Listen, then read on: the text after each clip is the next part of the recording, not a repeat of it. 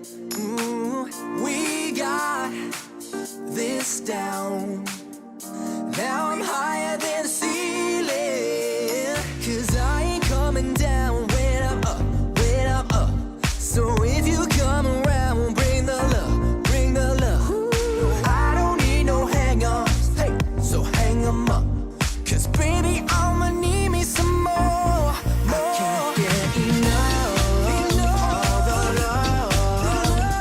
Give me that good time feeling, give me that good time feeling. Get enough of the love. Give me that good time feeling, give me that good time feeling. I can't get enough, no, I can't get enough. I can't get enough, no, I can't get enough. Can't get enough, no, I can't get enough. Ooh.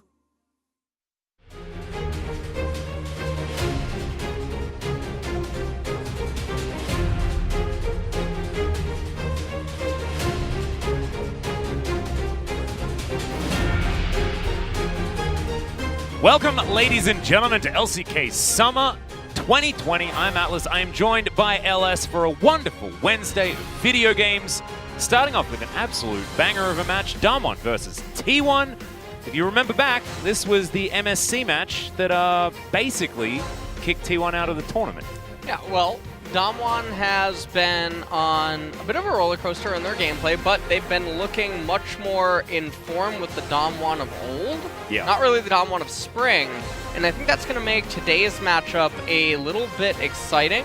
And this is also going to be another important one for T1, who have been up and down as well. I mean, this is pretty shaky, but both teams, obviously, two of the favorites in the league. Yeah, and I feel like this week is a week about Gen G and T1, to be perfectly honest. Both of them coming in at 3-1. Both of them are only falling to DRX. As you can see, DRX still top of the standings with a 4-0 record. Their game score, not super great because they like to go the distance with the majority of their matches. Only 1-2-0 under their belt at the moment. But T1 and Gen G all tied up in 4th place. The only tie that we have remaining after week 2. And it could honestly still be a tie at the end of the week with only head-to-head coming between these two teams because they will be facing off on Friday. Yeah, and I mean, Damwon, they really want to get this win over T1 underneath their belt. The RX is really escaping a lot of these teams right now with their current standings. Obviously, their points might not be the most impressive. They're tied with Damwon, but they are 4-0. And Gen G is going to play later on tonight, and they should be slated to be super heavy favorites against 100%. Sandbox. Yeah, we might be speedrunning our way out of here tonight, Ellis. To be perfectly honest, you might be home before midnight. As we have a look at the POG standings, Mystics still out in front at 400 points. They were all back-to-back in his first 4 matches, so definitely very impressive there from him. But Beryl's catching up, 3 of them on his support Pantheon, and we'll see whether that's going to be looked at as far as the draft is concerned in our first match. And then Rich and BDD coming in 3rd and 4th, also on 400 points. So I guess they're not 3rd and 4th, they're just also in 1st. There's a lot of 400s. It's the 400 club. And honestly, it's very impressive for Beryl. Getting it as support is usually pretty hard. Yeah, and also getting it on a team with Showmaker and Noguri who steal away Pogs every single chance that they get. We're going to have a look at the pick ban stats. Currently, Varus is 50-50, which is absolutely on Sandbox. They decided to play lethal tempo, and that's going to mean that the Varus is going to lose. Yeah, and Trundle, I mean, he's down there 100%. I think this is one of the more hilarious champions that keeps getting banned away or picked as much as he is. Currently 5-10, 33% win rate. Karma, obviously very scary. Varus, I expect to be permabanned in all of the games tonight.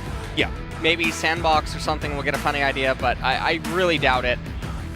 And then Callista, she's there as well. And the other interesting thing is T1 is, I believe, 100% win rate on blue side. Yes, they are. Currently their win record. And they have 5 wins on blue side, 0. Yeah. Both of these teams, Damwon and T1, are particularly bad at playing red side, which is so peculiar because in a meta where so many counter picks and inherently better team comps are more powerful, you would figure red side would be more advantageous. Not to mention, there's Nogri you can counter pick for, who has a champion Ocean. Showmaker's exactly the same, exactly right. And even Beryl, who has this eclectic support champion pool, can counter pick for bottom lane. They have like 3 very, very good counter pickable players on their team, and they haven't been able to make red side work nearly as well as their blue side. One of these teams, though, theoretically, could be losing on blue side here tonight, unless T1 goes for that 2-1 victory with a win in games 1 and 3, then theoretically we could still have that blue side win rate working out for both of these guys. But maybe we'll see something change as the clash between the two teams with the highest average kill numbers. Hell yeah, we're getting more bloodthirsty here in the LCK for the Summer Split. Well, and we'll also see Kana versus Nuguri, and I mean, I feel like that should be a slaughter. Even the solo player of the game versus in the Sandbox series, that was good for Kana against Summit. Yeah. However, Sandbox obviously, as a whole, having enormous amounts of problems right now. It's the Mariana Trench over there. It's certainly, there are some depths. Yeah. There are definitely some depths. There are some creatures down there that we don't necessarily even understand yet because we can't handle the pressure in our submarines. But we'll see whether Damwon and T1 can give us an actual showing that can breathe some new hope into the LCK, because we've had some messy games. We've had some games that have made us wonder whether we're up to the caliber of regions like the LPL and to a lesser extent the LEC. And I'm looking forward to seeing whether we're going to get another pop-off from Showmaker. This guy is, I need to have a look just to make sure that he's still rank 1, and he is. He's rank 1 and 3 in solo queue at the moment. Still going to be that solo queue god. As soon as you get him on your team, you realize you're just going to win. But this is the really interesting stat. Yeah. T1, you know their dominance over this year and last year, but Damwon have beaten them the majority of the time, and recently as well. Yeah, and I mean, Damwon, it's surprising, even in 2020 spring, they actually managed to get the leg up, and it's been favoring them for quite some time now.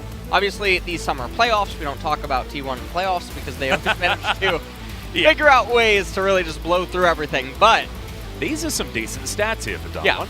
Average win time of 26 minutes, by the way. That's extraordinary. Their last match against KT, they broke the fastest game record by getting a 23-minute and 30-second win, and then they broke that record again in Game 2 by winning in 21 minutes. So this is a team that does not screw around. Let's just say that. They get down to winning real fast. And that's with compositions that involve Kassadin getting pentakills at the 18-minute mark. Yep. It's dumb. It absolutely is. And, I mean, a little bit surprising, Damwon here. Only first place is like, you have to wonder if there's something better. Are we impressed yet? I don't even know. All right, guys. Well, this is going to be your starting roster. It's not going to be Cuz in the jungle. It's going to be, once again, LM playing for that more early game style. He has certainly popped off. I think he was sitting at like 36 KDA or something in back-to-back Olaf games, then played back-to-back Trundle games, and he's still remaining on like an 18 KDA overall throughout the season. So very, very good performance thus far. Kana getting the solo pog, though, is what we need to be talking about, because as we move over to Damwon, it's Noguri that he has to contend with, and I expect Kana to get solo kills in the lane, but I don't know whether that means anything, because Noguri still wins after that. Yeah. We'll see how many isolated deaths Nuguri can manage to get here today. Yep, he's racking them up like it's something that he's proud of at the moment. Well, here we go. Let's take it. They didn't put it here. Solo kills instead of isolated deaths. Right. I guess this is like when you have a play and in your mind you're thinking, oh wow, that guy really messed up. Yeah. But instead you're like, oh, look at the other guy though, nailing it. But this is an incredible stat for Kana. This is LCK first, not even just top lane first. Yeah. He has the most solo kills in the LCK at the moment. And Kana, for such a young player, for a rookie, coming in 2020. We remember when he debuted for the top lane in the Kesper Cup. Yeah. I got a message from Joe Marsh, and he's like, we got a bit of a surprise for you, my dude. And he's been certainly very impressive since his inception in this team. Yeah, he's been doing extremely good. And he's been very sturdy. Which is that damage per death, by the way? for Noggery? Damage percent? Which one? The third last stat. Oop, I don't know. panned away.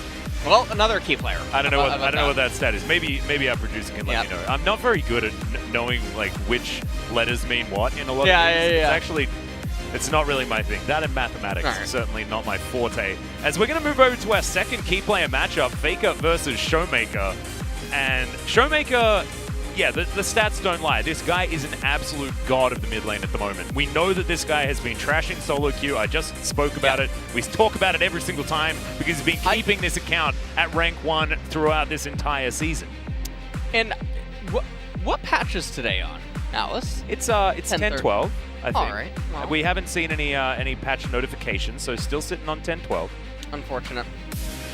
AP Kog'Maw was recently buffed, and Showmaker is one of the most active users of it, historically. Ooh, yeah, that's true. Mostly in solo queue as well. It's like whispers of his AP Kog'Maw.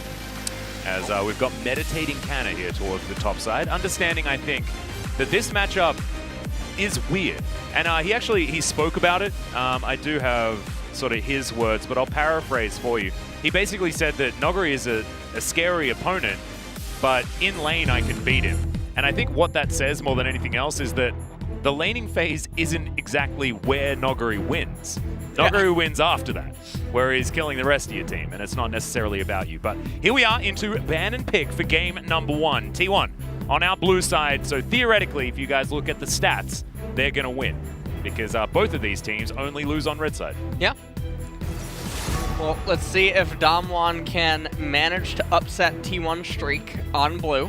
Where's the Varus man? There it is. There it is, yeah. Now, I saw Wada tweet before the game. He was asking for something a little bit unorthodox, and, you know, I told him that here at the LCK, we like to spice things up a bit. We do like to, you know, a couple of B1 Callistas, maybe a little we do Ezreal Aphelios. I think that mainly leaving Aphelios and Ezreal up and then picking Ezreal at B1 is ideal. Well, obviously. Exquisite, honestly, yeah. And then you... How about an R4 Lee Sin? R4 Lee Sin's pretty good.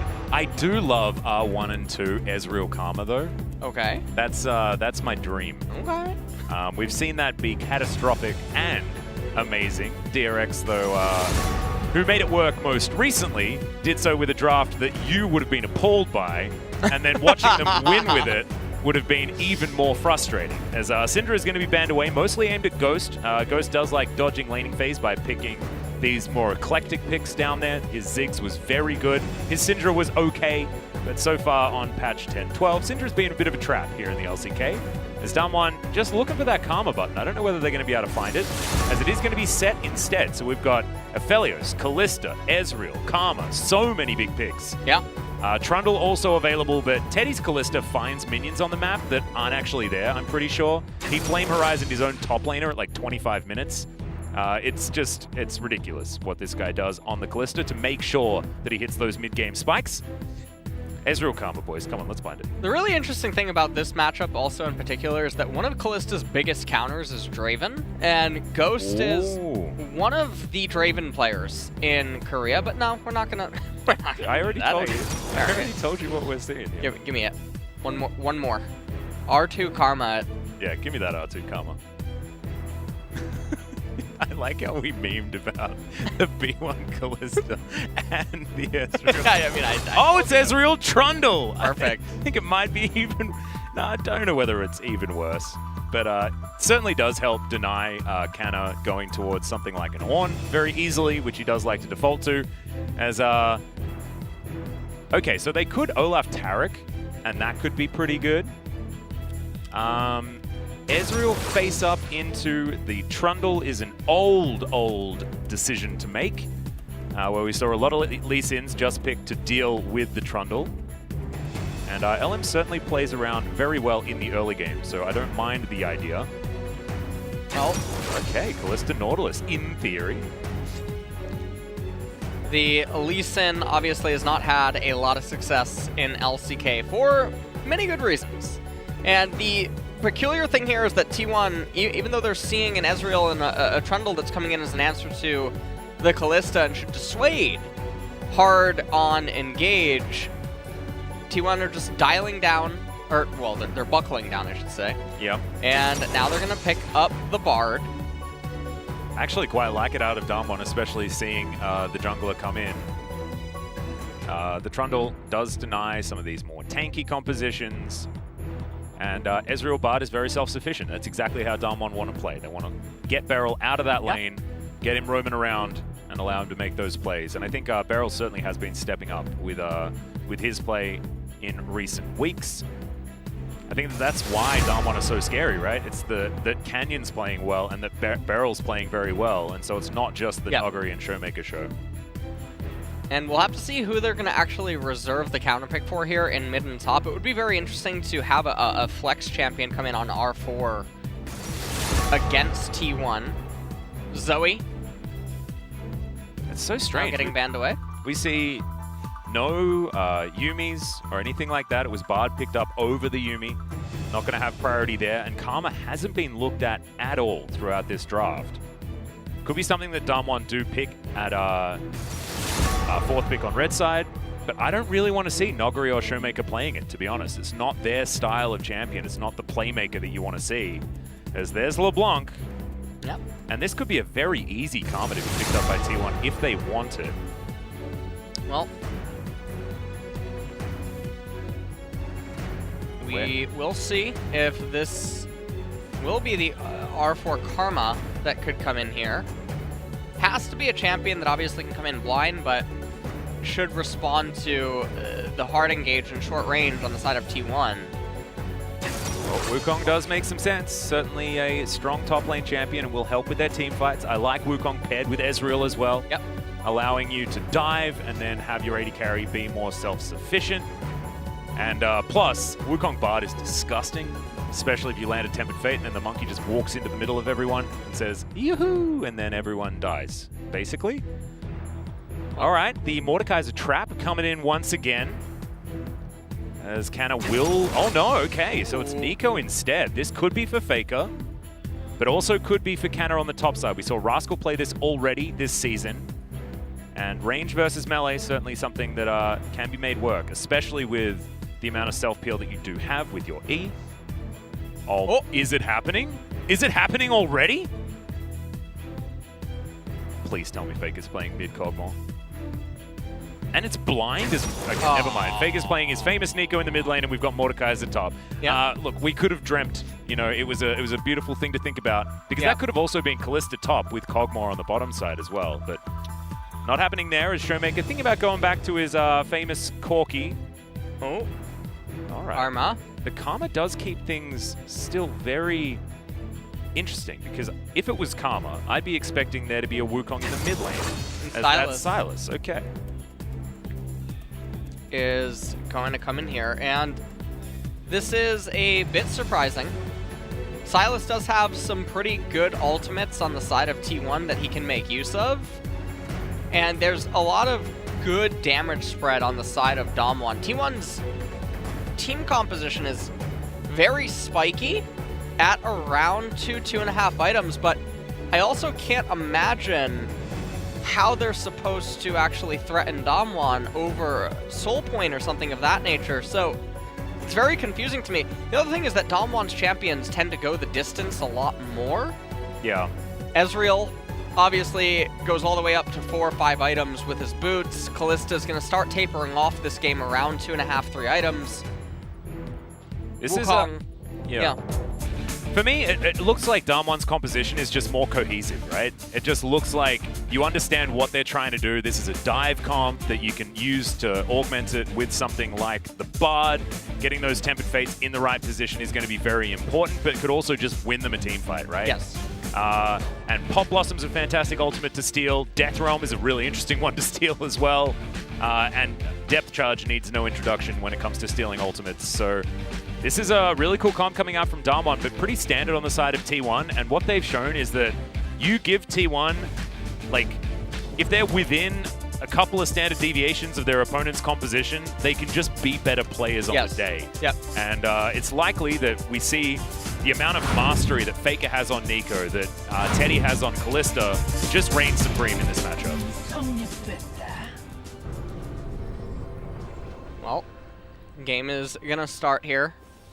I think Damwon has enough of a late game edge to where things should be fine, but in addition to that, I think there's a lot of good skill expression that is handed over to Nuguri, at least in regards to this matchup in particular, where I think it should be fine enough for them, but we'll see again if they can manage to convert it into a win. Lee Sin does not have really any kick targets. There's no one for him to kick.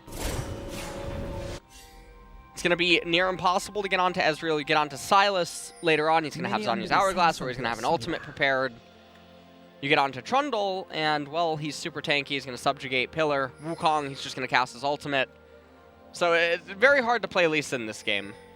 Yeah, and actually, if you kick Wukong, you're basically just losing your team that fight, right? Because yeah, or he it's a free yeah. Ember Strike in the end. So it can be quite scary. But you can see no shenanigans in the earlier stages. Some wards just for defensive purposes in the bottom side. River for T1, as Showmaker finds himself once again in a melee versus ranged matchup. And this is a stat that I was looking for. Faker, his Nico stats are damn impressive. He was, in fact, probably one of the best Nico players we've ever seen as far as utilizing her passive is concerned. He plays the mind games. He does the funny business that really does separate the great from the good as far as Nico players are concerned. Yeah, Look forward to seeing what he can do. Few players that actually actively utilizes Nico's passive. And we'll see what he ends up doing. This is going to be a very awkward game to try to play Nico with. It's going to be very difficult for him to get flanks off, but his ultimate is going to be super useful against Trundle and Wukong. Well, that's a lot of damage. Exhaust going to be used there as Teddy not going to find the rend onto Beryl. Which is why that exhaust came in, to make sure that Beryl had enough time to outrange it. But that is still summon a spell down at level 1. Only now is level 2 being picked up. As we have a look at Ghost's stats, really interesting. Just the fact that Ghost is such a role player for this team means that Teddy, yes, he will have run of this lane, but it's not about bottom lane for any Damwon match. As Kanna's going to get the worst end of that trade, but we're expecting that as far as the Wukong and Mordekaiser matchup is concerned. As Varasp comes in and Nuguri uses it as a bit of a taxi, but you can see Kanna utilizing his passive very well. And overall doing stuff pretty okay right now. Elem's another max range dredge line as that magical journey was beautiful. Beryl should be able to find a Q, but no, it was on cooldown. And that's going to get him out of the way of Elim's Sonic Wave and saves the life of Beryl on the bottom side of the map. And you can see now Trundle, he's going to move over onto the left-hand side. And interestingly enough, Nuguri ended up doing a cheater recall. Ooh. We don't get to see them that often here. This is very exciting. In the LCK. We'll see how it pans out for him. Trundle now in close proximity to top. Now Mordekaiser is able to push really fast. Yep. So the wave does go into the turret. Some champions is obviously going to be less effective against than others. As Effort lands another one, which is just extremely impressive.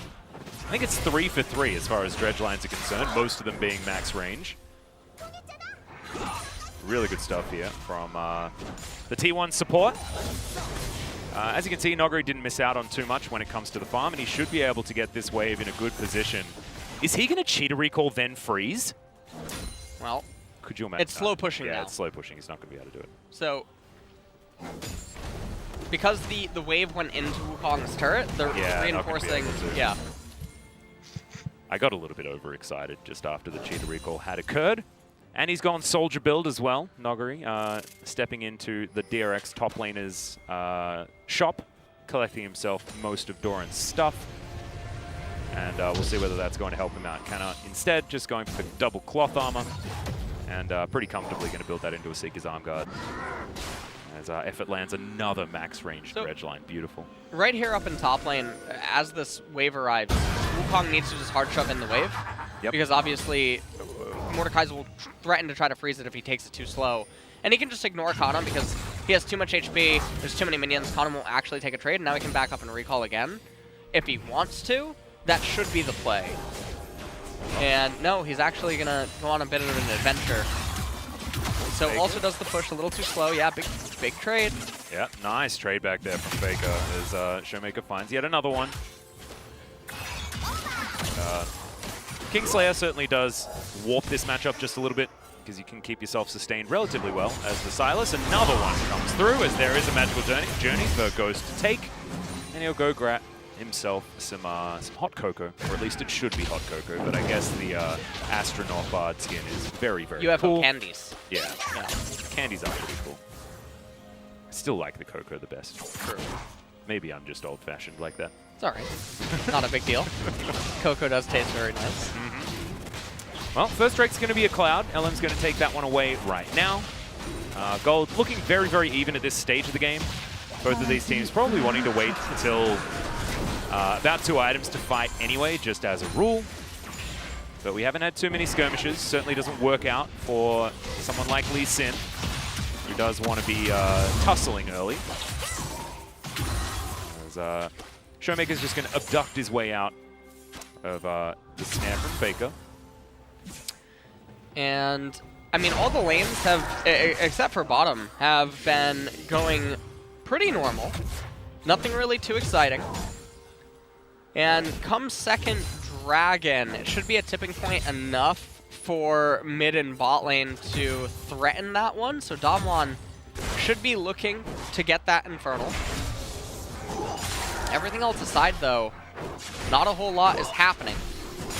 Yeah, and if we remember back to the last time these two teams faced, I believe it was a 45-minute game between T1 and Damwon that Damwon stole in the end back at MSC. So certainly both of these squads know how to go the distance against one another. But the fact that Damwon were able to win in the late game like that against a team like T1 was the thing that was so impressive. So I know there's a lot of T1 fans that are watching this thinking, oh, it's an even game, you know, in this early game. That's only going to be good. But against Damwon, I think that you can ask a few extra questions about this. At least historically, anyway, as Canada does have this wave shoved in.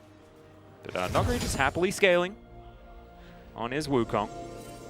Yeah, and lots of wards just being placed down. Not a whole lot of action yet again. So I guess I can ask you, you know, what you've been up to on your esports weekend, Monday. Well, I've been, you know, I mean, the co-streams, Yeah, which yeah. you are invited to anytime, by the way. All right. All right. I mean, we could maybe cast one.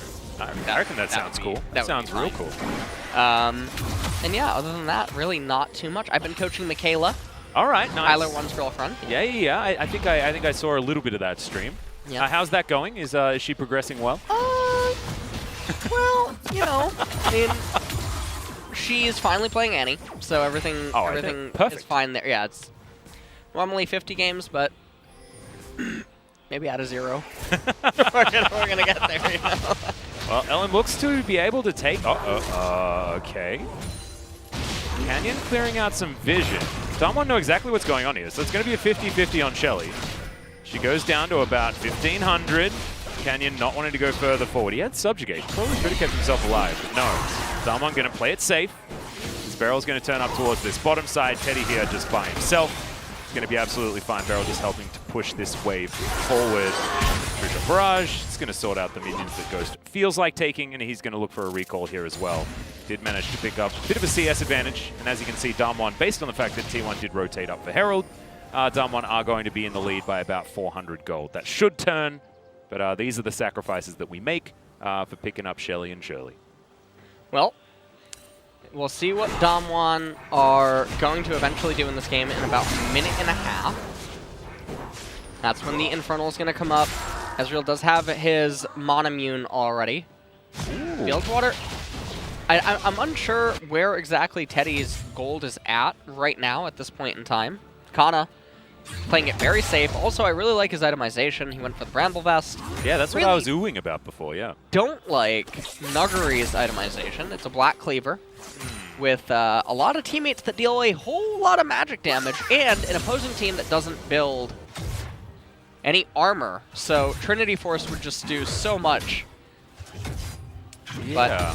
But not quite sure. It's a very strange one. Just maybe for the lane matchup, wanting to make sure that this Bramble Vest isn't going to ruin Nuggery's day too much, but that's sort of the only thing that I can really see that could be a benefit. Canyon moving into the river here, puts down a control ward, and we'll be able to remove Cannon's one pretty immediately, unless he deems it a little bit too unsafe, which is where he is right now. There are 3 Lee Sins on the map for that small window of time. But Faker is going to stop being confusing as finally Ghost finds his E button at the correct time. And Nuggery once again has a minion wave at exactly the point that he wants. Could be a freeze potentially if he wants to, but those minions are pretty low. Ken is going to move on down and look to clear out this control ward. All right, Canyon just jumps in on top. LM already in the river though, as the Death Realm is utilized. Teleports come through from Damwon. Now is Canna looking to try and get out of here. His own Death Realm actually ruining things for him, as that's not the real one. And LMs are everywhere on this map right now. Lee Sin's just swimming through the river, left, right, and center. Now, this does mean that Teddy and Effort should be able to start up the Infernal Dragon, though, completely for free. And yeah, LM, he's just going to run down here. He's going to help them confirm it. That looks all too easy, as it looks like Damwon not even that interested in fighting for Drakes at this stage. They just want to get onto Canna, who doesn't have Death Realm. Should be a kill, but this might be a kill as well. Depth Charge comes in. Tempered Fate comes down at exactly the wrong time. And now Canna's going to have to vacate the area, but there's a teleport lying in wait, as LM will teleport in. That is, of course, Faker, guys. But I just like reading what's on the screen. Yep. Zarbarrel should be able to find LM here. I think he knows what's going on. Well, just wait. Oh, wow, that was very, very close. Cosmic Binding is going to land. Kick back there. It's a lot of fear as Showmaker comes down into the river. That was very, very strange what happened just there, as he hijacked a depth charge, I believe, but it didn't really do too much. It was very strange. Yeah. And right now, I mean, T1 are just in a very good position. Ocean Drake's coming up in 4 minutes. And they've managed to, they've managed to have very good control over the game thus far. Let's take a look at how this even happened. So, you know that Teddy and Effort are missing, and Ghost just very, very far up in the lane. That is a very bread and butter kill. Oh yeah. 이거 딸만해. 딴 거 같아. 이제 딴 거 같아.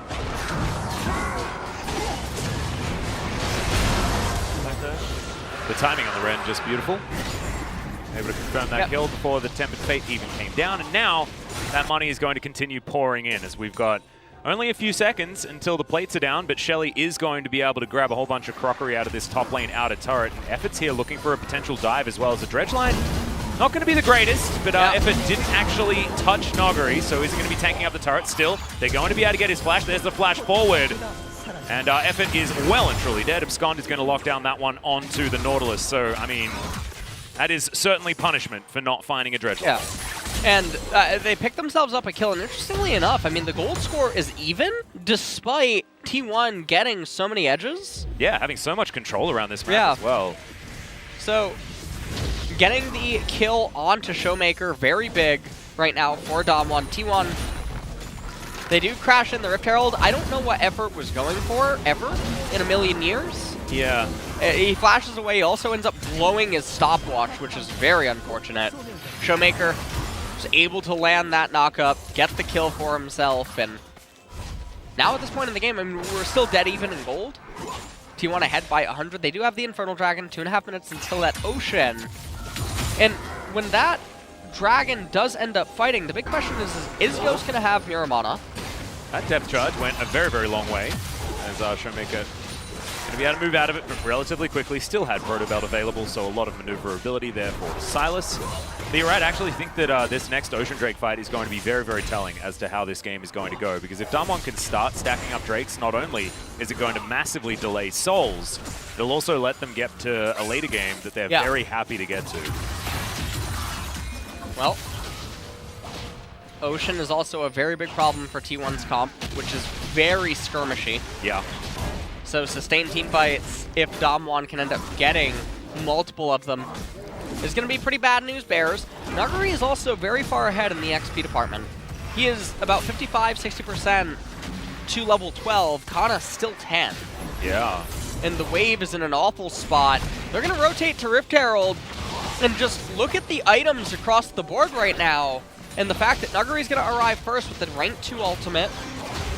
Yeah, this is actually really scary. Magical Journey will get Damwon all the way over here as Shirley is going to be disengaged from. And there's an Ellen, seemingly face-checking, but it's going to be Faker, just scouting around, making sure that he knows exactly what's going on. Damwon with a lot of vision in this area. This Ghost will pick up this minion wave towards the top side. The bottom lane just being neglected by both sides. And I think, yeah, Damwon were getting ready for a fight, but T1 not looking to try and take it here at this stage. And, well,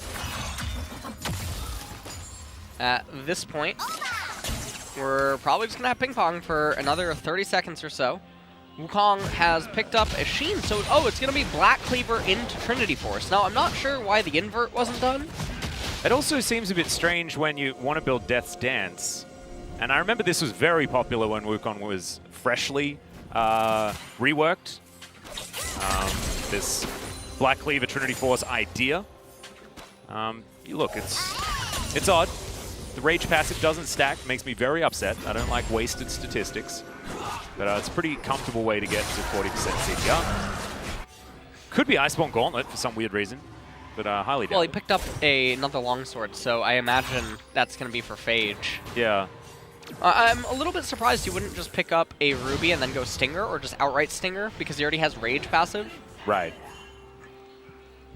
Could be for something else, but we'll just have to see. The Mad Scientist Nogari will let us know what's going on. But that Sheen can only be 2 things.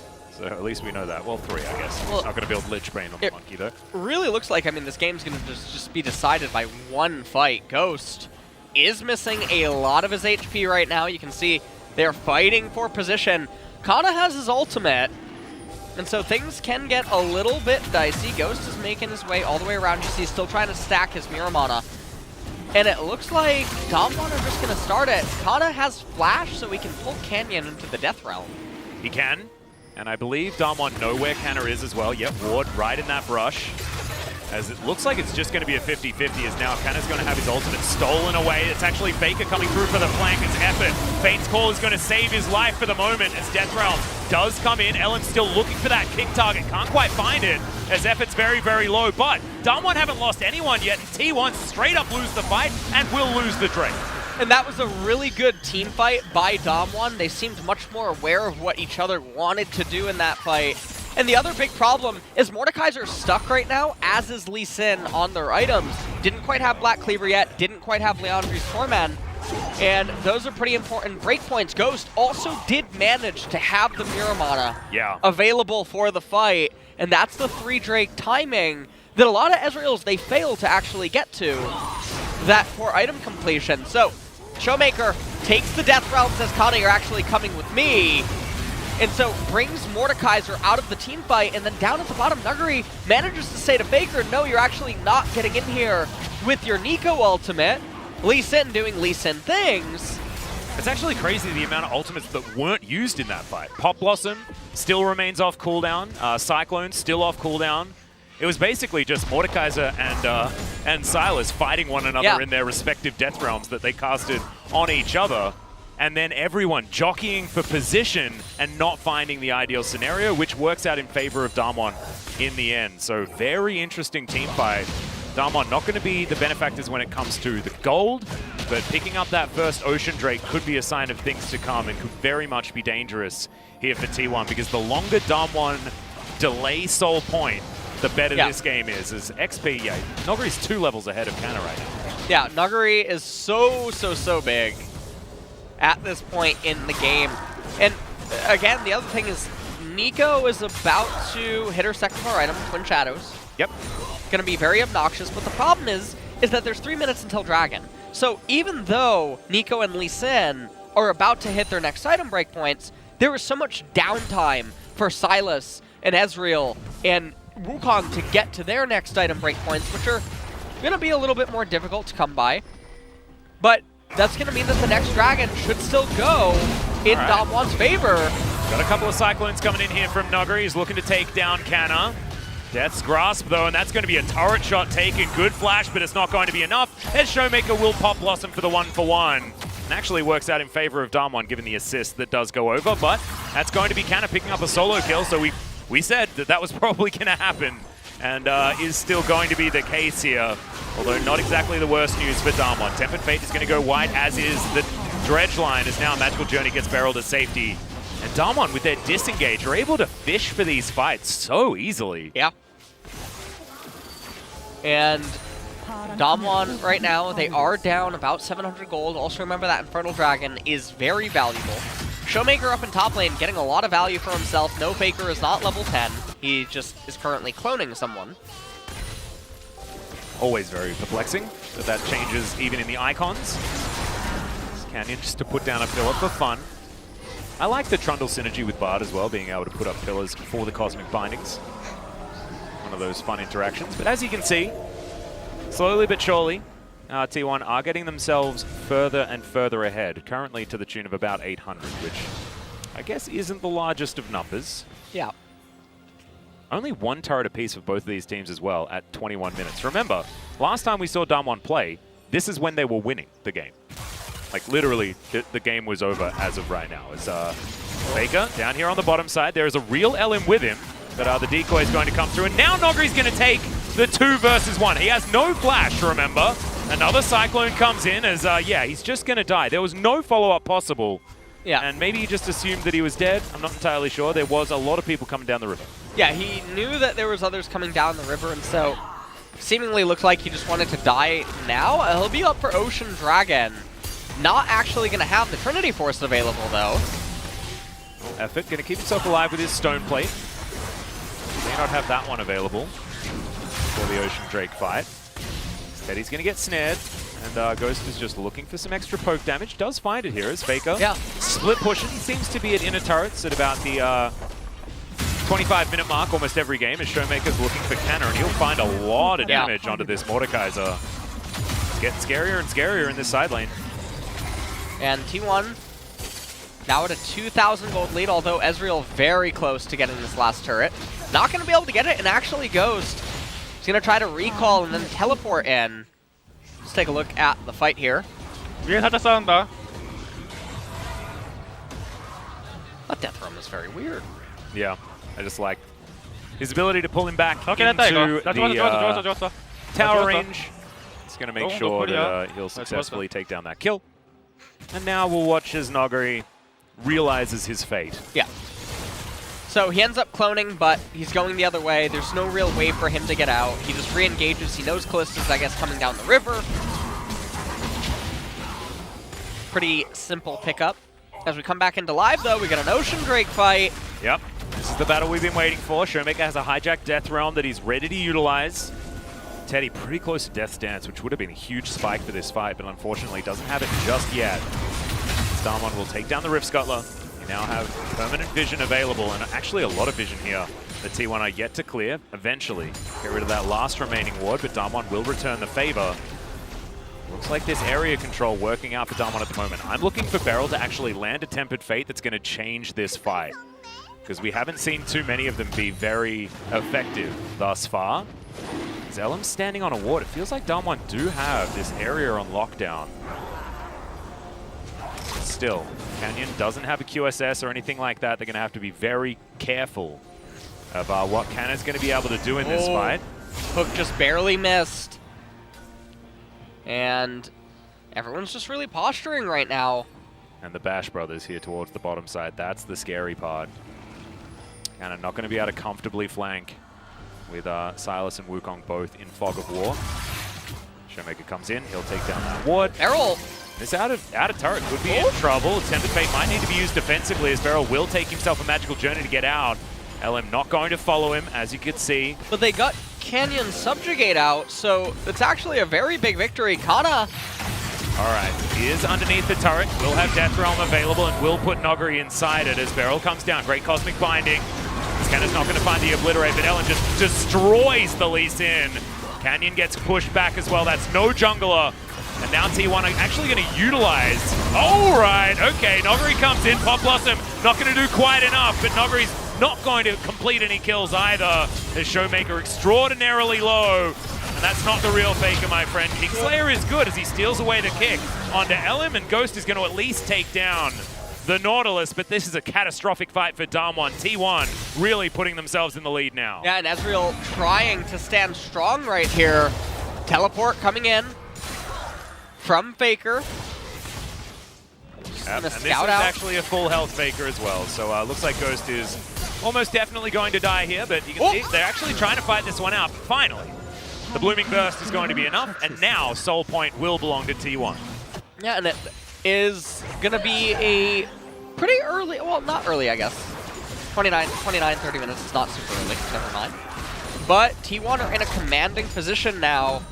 It's going to be pretty hard for Damwon to fight that next one, especially Ezreal delayed his next item by a pretty big deal. Pay attention to Beryl, by the way. He had total vision of all of this happening. He just gets completely destroyed. Elim with a very easy kick onto Canyon. And this whole thing is a byproduct of Nuguri and Showmaker just being off doing their own thing. Yeah, and then the face check at the same time, which was just really strange.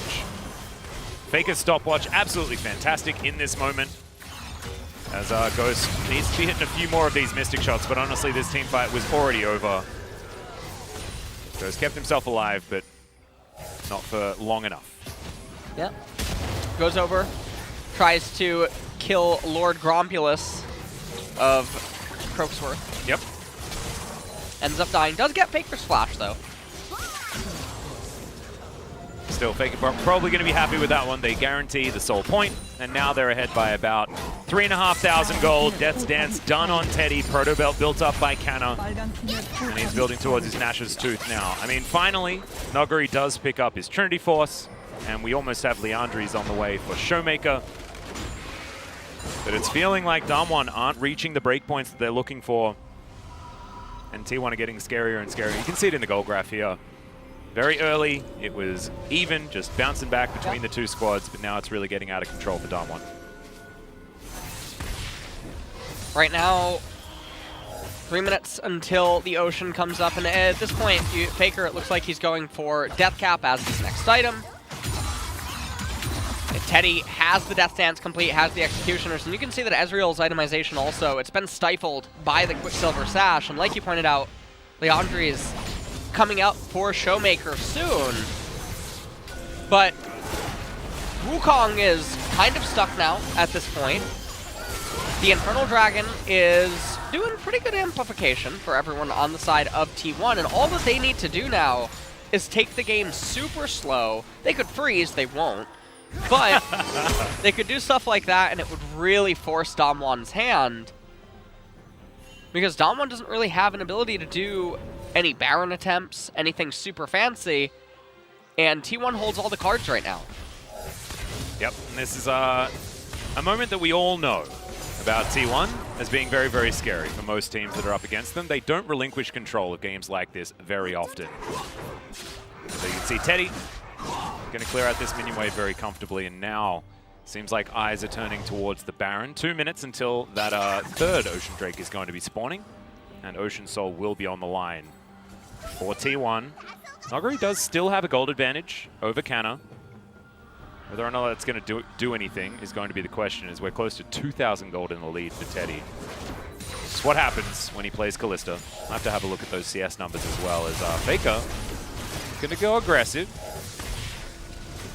Finds himself a LM underneath the turret, but no one's going to be buying that one. Because now the back is going to be coming in from Showmaker. He has teleport available, but I believe this is going to be Leandri's, and he has completed it. As we move to 1 minute until that Ocean Drake, and every item spike is important here for Damwon. Well, this is going to be the do or die. Death Stance on Ezreal is going to be pretty key in this team fight. Looks like even Lee Song is trying to get to it as well. I mean, again, Teddy's 350 CS at not even 30 minutes yet. Yep. It's just crazy. It happens. It does. This time around, Canna is being Flame Horizoned by him at about 28 minutes. I think it was a little bit of a shorter time last time. But it just shows that they have been giving a lot of priority over to Teddy, and that he's just very, very good at farming minions. As Damwon once again in position, as Beryl going to be kicked back at this stage. Tempered Fate available. In fact, everything is available Summoner spell-wise for both teams, and every ultimate. He's being thrown around, but none being taken here by LM. And Noguri with Showmaker on the flank. So many of these Sonic Waves are connected. Yeah. Actually very impressive here by LM, who's creating a lot of opportunities. Well, 5 seconds is remaining. Yep. As here it is. Now, Death Realm, obviously going to be really scary. All T1 needs to do is get the dragon. If they get the dragon, they will win the game. That is, honestly, that is a pillar of nightmares. That pillar was absolutely extraordinary. Now, Showmaker does have a Death Realm. They are going to burst down this Drake, but now are they going to be able to win the teamfighters? The decoy was stunning out of Noguri, and the thieves, Damwon, are just going to steal away the Drake and make their getaway. Yeah, and they've bought themselves 5 more minutes now of time for Ezreal to get towards another item. And obviously, Sterix should be able to come in and be completed. This is huge. This is a very, very big... Oh, all right, hold on. looks for the Pop Blossom, does not find it. It's now a big cooldown that's been utilized. It's now Kana looking for this pincer. Kick back onto Ghost, but it's not going to work out there for T1 as now Noguri has found Teddy in the back line. Massive damage. The exhaust comes through in the end, but Teddy's able to reign supreme with the help of LM. Effort may not be as lucky as Showmaker's fighting. Kana goes golden as he was put into the Death Realm, and Faker's not going to be able to find the snare. Does find the Super Soaker, but it's not quite enough. Is now Damwon. It feels like they think they've won the fight, but Ghost looking for this 1v1 against Faker. Kana sidesteps the Tempered Fate. And Damwon can't quite manage to get on top of these T1 members as Faker should be falling down now. That's the real one, and he's going to be going. Damwon, do they think that this is time for Baron? That's the big question. The rest of T1 are in the area, and they're not going to let this one start this for free. Yeah, they need to give the blue over to Ghost. Ezreal is able to carry the team fight. Oh, effort! Oh no, he is caught out of position. A depth charge picked up on the way as the magical journey just might put the rest of T1 in the Death Realm as well. Teddy looking to try and kite this one out. Does get a big rend as True Shot Barrage will be the end of that Callista. Damn, he played that one out as much as he possibly could. But Damwon will be able to pick that one up. It actually was such a decisive win for Damwon that it caused a sneeze in my co-commentator. Yeah. I got allergic right there. Yeah, allergic reaction to incredible team fighting. Did that come out on mic? No, just I don't. Oh, okay. I could hear it because I have ears in this room, but I don't think so. Perfect. As Damwon should be able to take down this Baron, and this is eerily reminiscent of the matchup at MSC, right? Like, it was a game that T1 were in control of and then lost control in this more late game stage. Comps certainly dictate that Damwon should be doing well in that department. Yeah. Around the stage of the game is the tipping point for Damwon to start coming in and taking things over. I mean, look at Lee Sin. He is such... It is so impossible for him to find a kick target. And aside from that, he's just safeguarding teammates. That is all that the champion does at this point. And even when you get a kick target, it's not real, because there's no one to really kick at this point in the game. Kana tried to do a really good job taking down Showmaker. Faker came back in, missed the Tangling Barbs onto him. Even if he hits it, I'm not sure what happens next. And you can see T1, they're coming over here, and I don't know for what reason, because there's never a world where they can actually contest. So they already knew that they were on Baron. Even the Lee Sin bug, not actually going to help. I didn't notice Showmaker like entering the stratosphere as well. It was one of the biggest knockups we've ever seen. But we've got a team fight happening right here. Depth Charge going to come through. Death Grasp is fantastic as Ghost does have QSS. Teleports coming through everywhere as Kana's being bounced around in the bouncy castle. It is Damwon's team comp. Death Realm is going to save him for the moment as in goes Showmaker. Pop Blossom finds no one though as the Fate's call is just fantastic. But Noguri will find the Cyclone and Damwon will find the team fight. Faker gets a Pop Blossom, and is it going to be Teddy's time to shine? He decides that it isn't as the flash forward from Beryl. Can they get on top of him? They can. And Damwon will take down T1 around their own inhibitor turret. That's the ace, and this may be game. No, this is absolutely going to be game. They have 4 members remaining, and that's going to end T1's blue side streak. Oh, wow. What a gigantic victory for Damwon as they do take down these Nexus turrets very comfortably. It was back and forth. But in the end, Damwon find the team fights. And this is going to be huge for Damwon's momentum. My goodness. Well, that is very big for Damwon as they now go over to the blue side. Ghost doing phenomenal in that game. This is almost a Ghost POG. I don't know. Maybe? Yeah, I think it is. Yeah. That's crazy. Yeah. On Ezreal. Well, T1, I don't want to say it was impossible for them to win this game, because obviously it was. They had that Ocean Soul Point Drake stolen underneath their nose. Yep. After having more than enough time to prepare. They had the advantages very, very slightly in the early game. They got the first 2 dragons. They got an Infernal, which was really helpful for them. But weren't able to convert it into anything. B1 Callista, R2 or B2 Lee Sin. Yeah, I like. Did end up coming back to fight them. Yeah, it did. It did. But I think it did work when they needed it to, but unfortunately they weren't able to capitalize on the advantages that they had quite enough. So I'm not going to condemn the draft completely, but still, it didn't necessarily work out. And if Faker's Pop Blossom had have worked just that little bit better, it would have been so impressive. And we're going to be able to have a look at it yet again as Effort comes in and looks to try and close distance onto Ghost. You saw exactly what they were trying to do, but kind of just got poked out. Take a look at Showmaker. Lee Sin kicks the Wukong, but nothing ends up happening. And at this point, the Pop Blossom comes out. Teddy with a really, really good ultimate to save Effort. They lock down Showmaker, but the Zanyas, it's just so hard. Everything falls on Callista in the team fights, and everything is very scary. There's not a reliable way to stay onto Ezreal. It looks like Teddy was maybe going to be able to have enough Ren stacks to bring down Canyon or maybe Showmaker, but not quite in the end. And that was double stopwatch as well out from Showmaker that he'd saved for this team fight. So spent a lot of his time golden. You can see Teddy did everything he possibly could on the Callista. His Callista remains to be fantastic, but it just wasn't quite enough. And Damwon, they just waited it out, found their item spikes, found their power spikes when it comes to their team composition, and were able to come out ahead. Yeah. And now moving over to the blue side, T1 historically has had a much rougher time on red. Yeah. And how are they going to utilize the counter picks? That's going to be a pretty big question. And I think that Damwon are pretty happy to blind a lot of their champions into any team as well. They're just very confident at the moment. Yeah.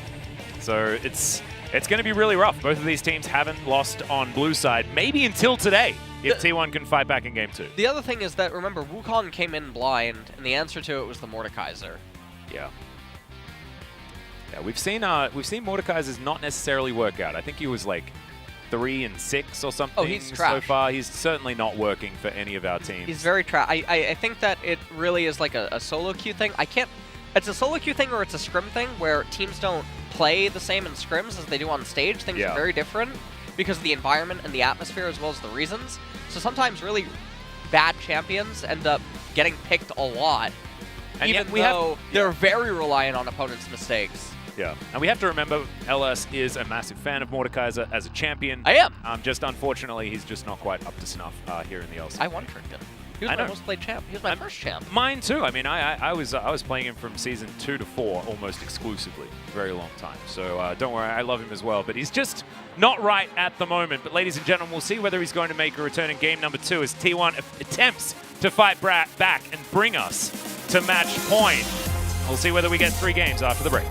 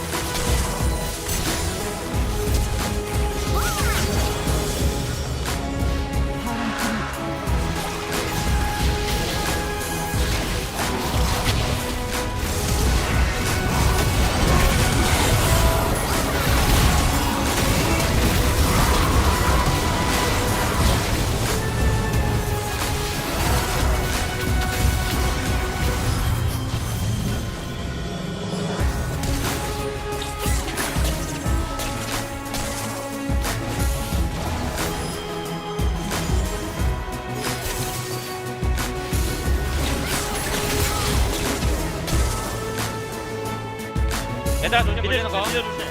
안 물려. 안 정렬 일로 봐줘. 일로. 안 물려. 봐줘. 아, 이치 봐줘. 야, 할말. 천천히. 야 끌려. 야, 봐봐. 아 나가봤다. 네, 봐야 돼. 야, 할말. 아 얘네 도망가다. 모대장 도망가. 모대장. 아, 파울에 볼래 이거? 모대 나온다. 뭐에 잡았어. 나안 죽거든. 오케이. 야, 리진. 아, 야, 앞으로. 끝내. 칼리. 야. 묶어줘. 아, 니코. 얘들아 그만 가. 천천히 빨리 돼. 아, 볼말. 빨리. 일로 와. 이겼다. 아, 이겼다. 나이스. 야, 존버 성공했다. 나. 이러. 끝내. 난 앞으로만 가지. 역전. 아, 존버. 아 우리 잘했다 마지막에. 너 돈까스 좋아해? 존버했다 뭐. 너 돈까스 좋아해? 존버했다 뭐 이제.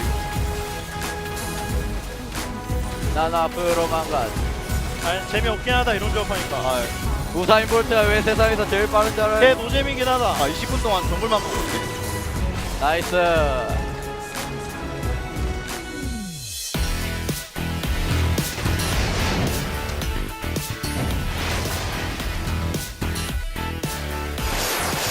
도착하자마자 바로 끝났고요. 그러면 여기서 전투를 열기도 쉽지가 않아 보이는데요.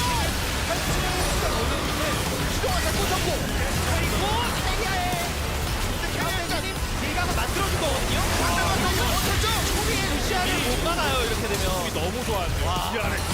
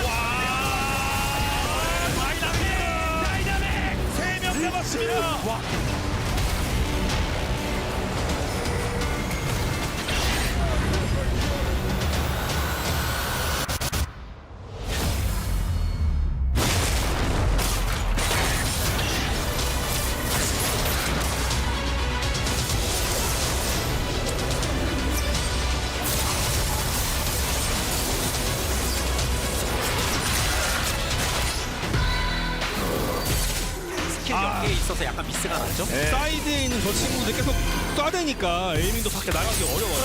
근데 에이밍에 못 때리면 사실상 박тер이거든요. 이렇게 그 난리 났죠 여기. 수맵까지 살아있는 자 있나? 원 플러스 원. 까마귀들이 고양이 싹 지나갔어. 어우 예. 그렇.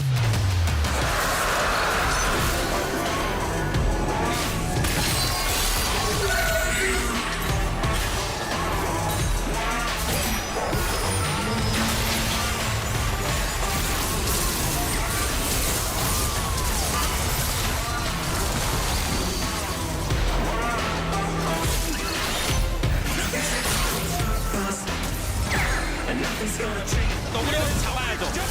너구리가 너구리 빠졌어요. 이러면 비비기. 너구리 쇼메이커 트리플킬. 오케이. 그러면서 쇼메이커 펜타킬. 쇼메이커 펜타킬 메이커.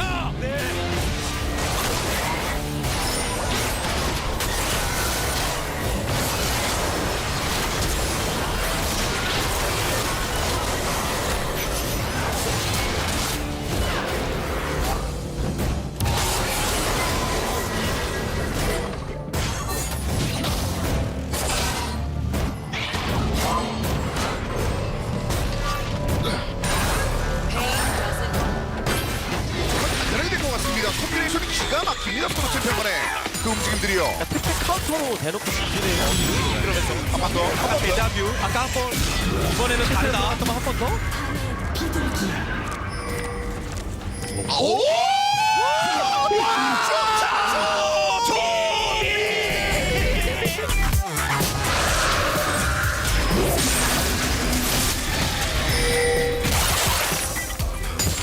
더 싸워올게. 가는데 15초. 오케이. 가자 빠질게. 야 태백 상태 안 좋아. 오케이. 나온 건가? 빵빵 멜타 돌게.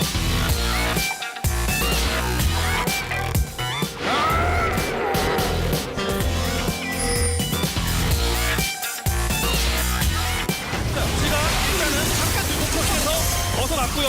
근데 이거는 주역빙 돕니다. 이 포커싱은 느낌이 좀 다른데요. 너구리 좋았어요. 너구리 씨. 넘길 수는 없는데. 너구리. 죽었다가 살아나긴 하는데 이거 고리와 이거 고리. 와, 너구리. 아 돌아볼게 호시야. 가봐.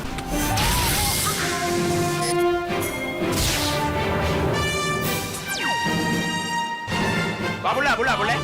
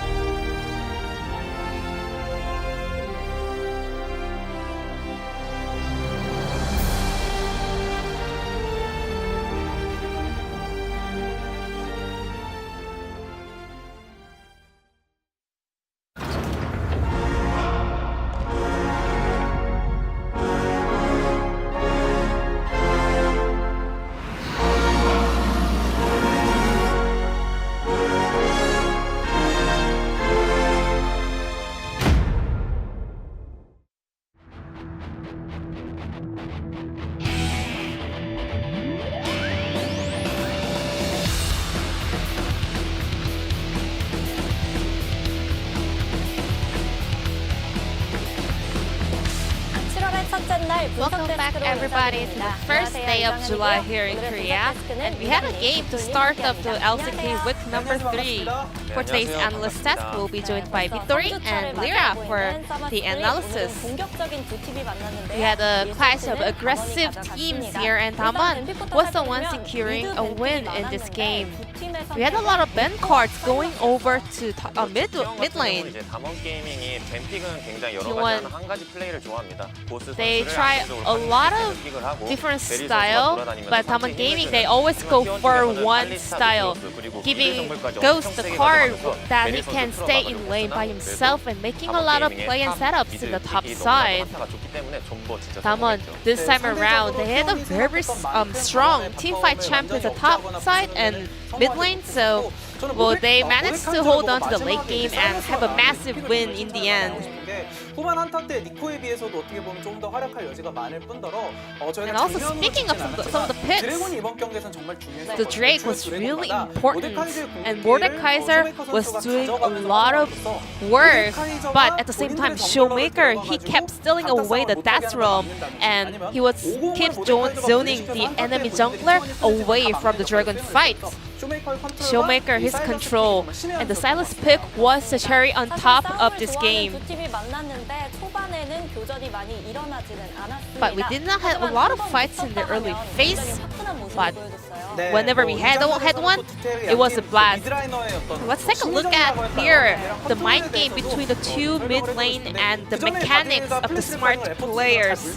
So T1 got a pick on board in the beginning of this fight, and we had a big team fight. Moving on to the bottom lane, Faker was going really low, and just watch the two mid laners over here. Faker walks a little bit back and then enters the brush to step outside of the red side vision, and he used his clone to the next brush. The Showmaker thought that the real Faker will be in that brush, so he queued the brush and then stole away the Elem's kick and kick. He's looking for a pick on 3 champions, Listen and also Kalista and Nautilus. So Faker was really smart with the clone faking, but at the same time, Silas was doing a lot of. Showmaker was also so smart, hijacking the enemy ultimates and looking for a pickup even when he was super low and playing 5v1. But that was not enough for the side of T1 because in the late game, there was no room for T1 to turn the team fights around. Damwon kept having a lot of team fight victory after a certain moment of this game. And watch how LM trying to set up for Ezreal pick.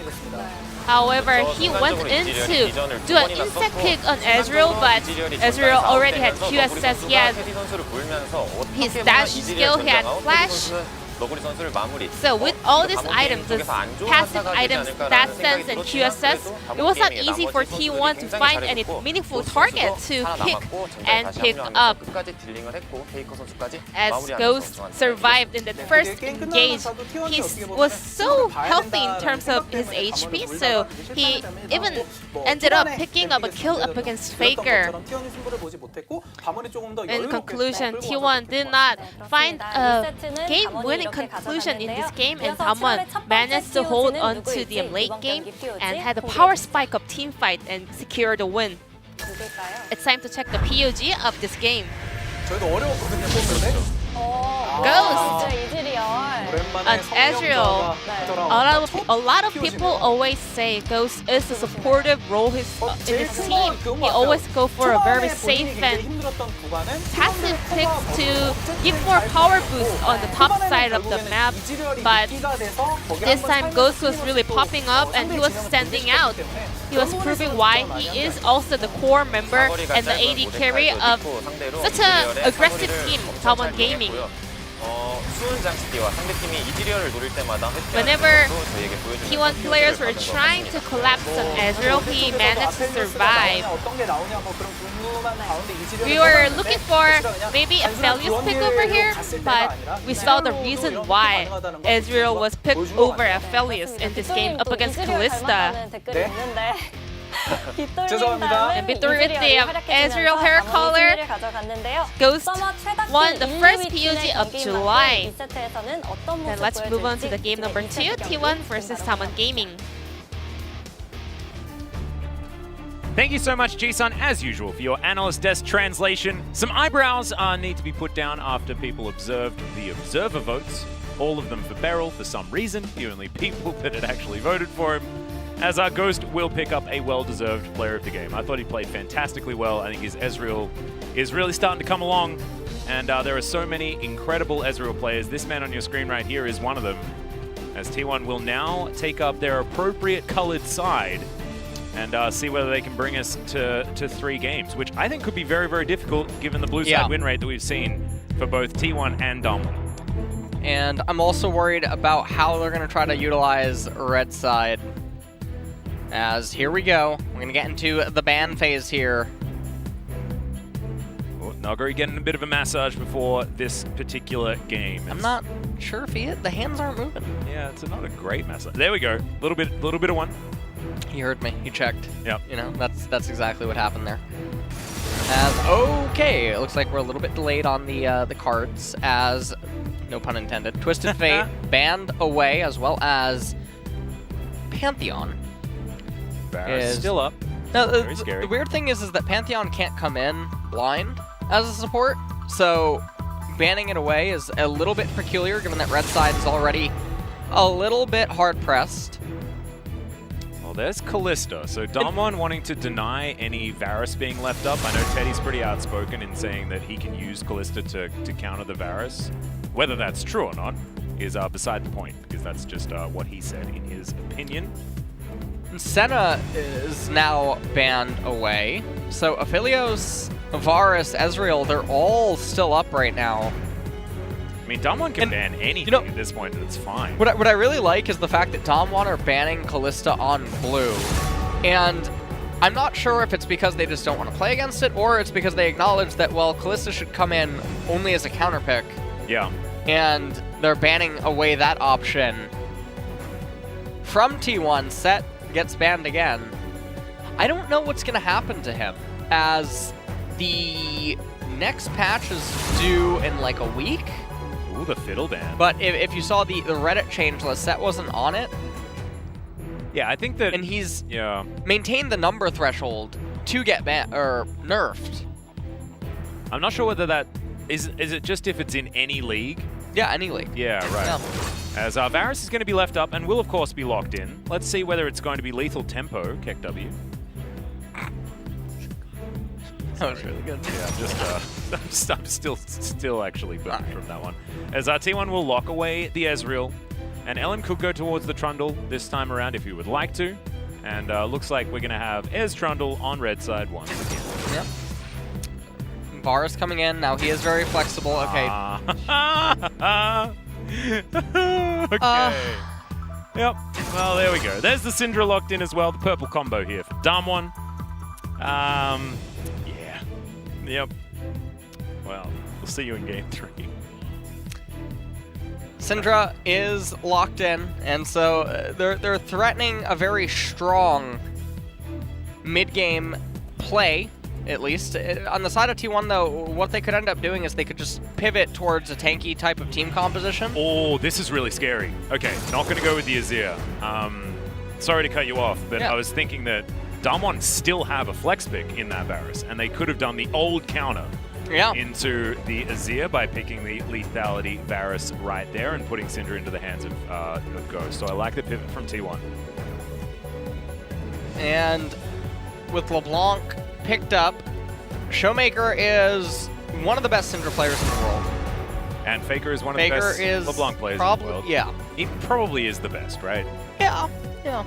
You know, I don't think anyone has the same level of history with this particular champion, dating back a very, very long time. So we'll have to see how it's going to go. This is just, it's a hype matchup anyway, right? Showmaker versus Faker is a huge one, but now Syndra versus LeBlanc is one that we've seen many, many times and can go either way, as Bard's going to be banned on the Damwon side.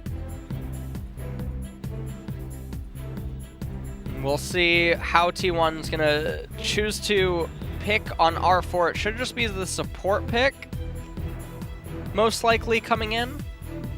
As I think with their current combo of champions, it's very hard to get value out of a support counter. As Karma now getting banned away. Yep, I actually like Karma being banned here, as Varus Karma would have been basically impossible for any bottom lane to deal with. That is just so much poke. And lockdown. It's now Damwon a final ban. Might look towards top side. I wouldn't mind an Ornn ban here or something like that, unless they want to continue. There we go. They could have continued to take out supports, but I think getting rid of Ornn when Canna does like to comfortably pick that one away, it's a good choice. Now what's Teddy going to do? We're expecting a support. Well, support on R4 would be pretty good. The problem is they have to do like a generic no, they're not going to utilize the counter pick whatsoever. They're going to choose another magic damage champion. So now T1 are up to 4 magic damage champions on their team. Yeah. Quite exquisite. Definitely outstanding move. Yeah, I can't detect any sarcasm. I think that they've just absolutely nailed it. As Barrel's looking towards the Thresh, it's going to be a very scary bottom lane. As I remember when there was a 2v2 tournament done on Magma Chamber back in the day, won by, I believe it was X-Special and Double Lift, and they would play Varus and Thresh every single time. Bit of a blast from the past, not entirely sure whether I'm 100% right on that one. It was a very long time ago, as that's going to be Sylas considered. And Sylas with a Slicing Maelstrom is certainly a frightening thing. And Subjugate also something worth stealing. This is definitely where anti-mage champions do start to become super valuable as well. I mean, Maokai even in a spot like this is very, very strong. oddly enough, you could even Mundo in this spot, because Mundo builds so much HP, Merc Treads. Yep. Spirit Visage, doesn't really matter that there's a Trundle in the team. And the thing about T1 is, some people, they probably hear me say 4 magic damage, and they're like, no, Ezreal deals physical, or Trundle deals physical. Trundle's physical is non-existent, because he builds full tank and he has Cinderhulk. So the majority of his damage is coming from Cinderhulk and Subjugate. Yep. Ezreal will deal some physical damage, but also very much of it will be magic as well. And so the last pick is a Braum, which is just handshaking the laning phase, but now there is so much CC. On the side of T1, you're incentivizing Mertreads, you're incentivizing magic resist stack. Whereas on Damwon's side, they have so much magic damage that this lethality Varus, assuming that Ghost is going to go that route, is going to be very, very valuable, especially in the mid-game, when that magic resist needs to be purchased in order to not get one-shot by a Syndra. Or a Silas, to a lesser extent. So, Damwon, once again, looking good coming out of the draft. They do have a Lee Sin, so that is always cause for concern. But if they can play this fast and loose in the early to mid-game, which their pick potential in this comp certainly lends them to do, then this certainly could be a pretty comfy one for Damwon. And they do have abilities to scale into later stages as well, given the fact that they have a very balanced comp. On the side of T1, though, they do have Faker's LeBlanc and Teddy's Ezreal, which is very, very scary. Currently on patch 10.12, Kennen is undefeated also, so that you have to bear in mind. And Effort's going to bring out the Carrier Special, which is the Braum, and did work very well into Aphelios in that particular matchup, but you can see how it could also be used to stop all of these piercing arrows wrecking your team. So let's see whether T1 can bounce back here in game number 2 on the red side, or whether Damwon are once again going to pave the way towards a 2-0. The only match that they lost was their only 3-game match. If they win in 2 games so far. Well, there's the World Cone sponsor, by the way. You can get yours today. Yep. Here in Korea. Well, if we have a decent break, I could pop out and grab one. You could, That's absolutely. assuming Damwon wins. But we're certainly very far from that, and T1 have certainly shown a lot of tenacity in the past. This Faker's going to pop over here. We'll be able to get a deep ward before popping back. Yeah, just uses Distortion. Gonna recall to replenish his mana. And so, very good ward placed by him. And like you mentioned, the Lee Sin is a bit of a concern. Yeah. T1 does also have Red Side Kennen. Red Side Kennen, much more difficult to find flanks with. And I'm really worried, because yet again, this is very identical to the Game 1 draft, where you can argue that the team comps are somewhat similar, but they're really not, because if this goes the distance to 3, 4, 5 dragons, around 3 through 5, Damwon's comp just totally takes over. Yeah. In terms of how potent it can be. But, like you mentioned, Faker on LeBlanc, Teddy on Ezreal. If T1 win this, it's more so going to be through the strength of the players and their proficiency on the champions, rather than the team really having a cohesive leg to stand on at that stage of the game. Yeah, no, I agree. I think it could certainly be Teddy just taking over by being Teddy, as that play damage was actually pretty high from Beryl. Going to chunk down Teddy just a little. As Noguri versus Canna here towards the top side. Should be Canna favored, especially in the early stages. But Noguri at the moment looking pretty comfortable. Kingslayer should be able to help him in this lane as well, as Beryl showing a 7-2 win rate so far on the Thresh. Doesn't play it all that often, but when he does, tends to win. Yeah. We'll see how he can manage to do here. They're zoning them off of a little bit of CS. And remember, in the last game, Ghost took a bit of a beating in the early stages. But now, with this matchup, he's going to be the one in the driver's seat. And it's going to be much more difficult. And that can also cause problems for T1, where Teddy is going to be a little bit stifled in the game. Now, Ghost and Beryl, interestingly enough, on Varus, once you end up dinging level 3, but on the 4th wave, you can also cheater, and then just recall into a very nice call. That's quite good. Very true.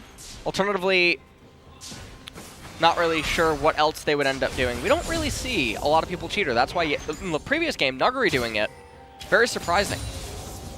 So there's the LCK win rate for Faker. I don't think we needed too much introduction on this particular pick. He's pretty synonymous with this champion. As Effort going to put his Unbreakable on cooldown, but as you can see, Damwon very happily pushing this lane in. And Beryl, I think that's a pretty high value. Wow. Yeah. If you're going to take Demolish, this is certainly the way that you do it, as Faker taking a lot of damage from Showmaker. The Ignite comes in, and now has to flash.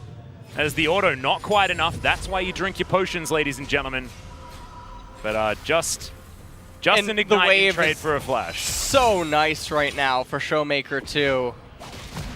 Very, very good display of control in this matchup. I mean, you saw Showmaker was never in lethal at any point. He was so healthy. And so this is one of the scary things where LeBlanc Syndra at the high, between players of this level, is actually Syndra favored. But the Faker difference. Barrel's taking a lot of damage as there's Ghost blocking as much as he can. Turret shot taken by Effort there, as now Ghost in trouble, has to flash to get himself out of the way, and now LM's going to turn up in the nick of time. As okay, looks like Ghost is going to be taken. Oh no, red buff ticking down, and that's going to be first blood. As LM's going to burn him to death with that Brambleback. And Ghost does have teleport, but he's going to miss out on the experience from that cannon creep. Oh, they're just going to dive. Yeah, entering the death chamber yet again. Hook is going to land there onto Effort, but Beryl's just going to flash himself out. Pillar's going to be there, and it's yet another kill. This is an absolute disaster for Damwon on the bottom side. Oh no, what are you supposed to do as Ghost here is the question, as it looks like he's going to be able to get one kill back, as now gets a flash out of Teddy to Showmaker. That's going to be worthwhile, but they're still just trying to play damage control on Damwon's side, bottom side of the map, and it's a 1,000 gold lead for T1. And that's very, very, very big. And amidst all of this, I mean, Lee Sin not really doing a whole lot. He is power farming, he is already level 5.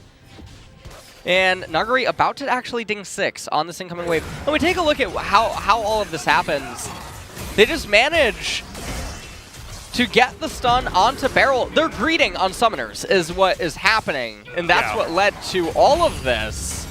Even that play, not really important whatsoever, and Ghost loses his life for it, so really good. LM comes down, like you said, the burn damage ends up being enough to kill it, and I really like Faker. He runs down. He already shoved in his wave into mid, so he's not really losing anything. And it's just a very clean opening to dive. Beryl probably hoping that someone hit Ghost during that, and he could lock him up under turret range, and then have a little bit of a better chance. Ghost actually focusing the correct person first. Yeah, able to get enough damage onto Effort there. Well, let's come back into live and see whether Damwon are going to be able to bounce back after this. I love Teddy's item choice. Going for the Sheen instead of picking up a tier in order to stack that earlier. He wants to have as many battle stats as he possibly can. You can see CS-wise, no difference whatsoever between the bottom lanes. Top side of the map also very even, with Showmaker having a slight lead as Ellen. All right, gonna get tagged as now Canyon gets smited. Chains are gonna land on a Showmaker, but he's absolutely fine. Ellen's just gonna move on over to his blue buff. Close to something happening, but not actually going to eventuate in too much. Yeah, not quite able to have something transpire here. And Kana versus Nuguri up here in top lane. Kana does have a CS lead right now, but eventually it starts tipping in Silas's favor very soon. So we'll have to see if Kana can do something with the Ignite right now before something else transpires. Faker getting tagged there by a Q, not the end of the world. Canyon gonna actually pick up the first dragon. Ooh, that timing on the Hail of Arrows, not exactly what you want there out of Ghost, as Showmaker finds some force of will damage onto Faker here in the mid lane. But they're controlling the area, and after T1 thought about a dragon, they backed away, and Damwon are gonna be able to take down the first one of the game. Souls this game are going to be either the Cloud or the Mountain, so it's almost guaranteed that we're going to get a Cloud Soul.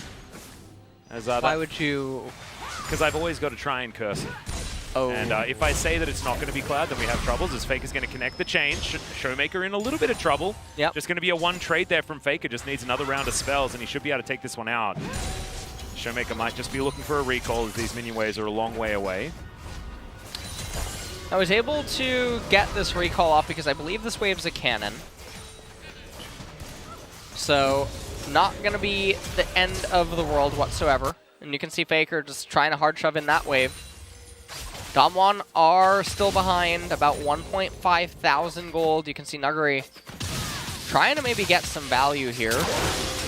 Not going to steal away the ultimate here, looking for Venn diagram. Yeah, Canna taking so much damage here, though. The Ignite is going to be ticking as Teddy teleports in. There's the Abscond, and there's the flash to the Lantern Barrel in perfect position. In order to save his top laner, True Shot Barrage just going to help leash this blue buff as Ghost moves on in as well, and everyone is converging on Shelly here. Yeah, everyone's rotating up to Rift Herald. Now, it's not really the end of the world for T1 to have utilized that teleport up to the top side, as now Damwon, with the team composition that scales better than the opponents now, going to be the ones that start up the Rift Herald. And this can honestly be a little bit rough. You can see Kana changes direction. He was heading down to bottom. Actually, it looks like they're just going to give this one up over to Damwon. Here in time. Yeah, exactly. Canyon should be able to take this one down. Does so pretty easily. So despite that, in the end, it does work out in favor of Damwon, based on a little bit of indecision from T1 and going for an inoptimal reset timing. T1 still in control, though, still in the lead by over 1,000 gold. And what that did was get LM super far ahead in the jungle, despite Canyon having that CS advantage and being able to steal away a few camps from the Trundle. Honestly, as the dust settles, it doesn't matter too much. Showmaker looking to try and avoid the chain, and he does so. The Showmaker's still in the lead by just a little bit, and actually has his wave pushing in, so it's going to be a little bit larger than that. Scatter the Weak is going to come in as Faker, going to give Showmaker the thumbs up, takes a turret shot, and then wanders back. What's very interesting about this matchup is, if you just watch the LeBlanc and Syndra movement in general, you probably think, what are both of them doing? But there's a very big leveling process if you really understand what both the champions are trying to do at certain points, which is why Syndra keeps moving back in at certain points, even though the chains are going to be obvious from LeBlanc, or why LeBlanc just stands within Syndra Q range. And they're really playing a lot of mind games with each other on spellcasts, holding distortion timings, waiting or anticipating some abilities out of Syndra, and likewise against LeBlanc. And Faker winning out a little bit more so in a couple of the times the camera's panned into mid. It's fun to see. Yep, also has the item advantage, so actually should be winning these trades quite handedly. But Showmaker with the Ignite pickup means that he does have battle stats in lane, as Showmaker's going to go back home as well as Faker shoves this minion wave forward. Waves are going to crash. It's going to be Lost Chapter completed here by Showmaker, who still has that 9 CS advantage. Identical items here for our mid laners, though, as Faker clears out a control ward. And our Infernal Drake is going to be coming up in just over a minute's time. It might be when we see a few extra scuffles between these two teams, and I think that's going to be the biggest test for Canyon, right? Like, if this Lee Sin doesn't start doing some stuff, that's going to be the where the question marks come in. That's a really big win. The cannon ended up dying, so Faker absorbed all of that, whereas Showmaker's missing out on it.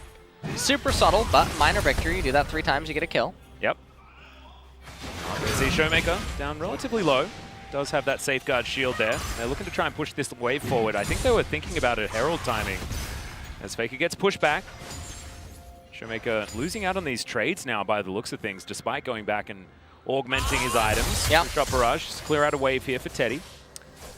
Now it's a little surprising. Tanking a lot of the minion damage. Only 20 seconds until this Infernal comes up. They see Nuguri down here. They know that he's coming around, but now Ezreal won't have True Shot Barrage. And Ghost has teleport. Yeah, Ghost Teddy has doesn't. TP. Oh, they might just actually summon the Rift Herald and get the entire turret. I don't know why you would give over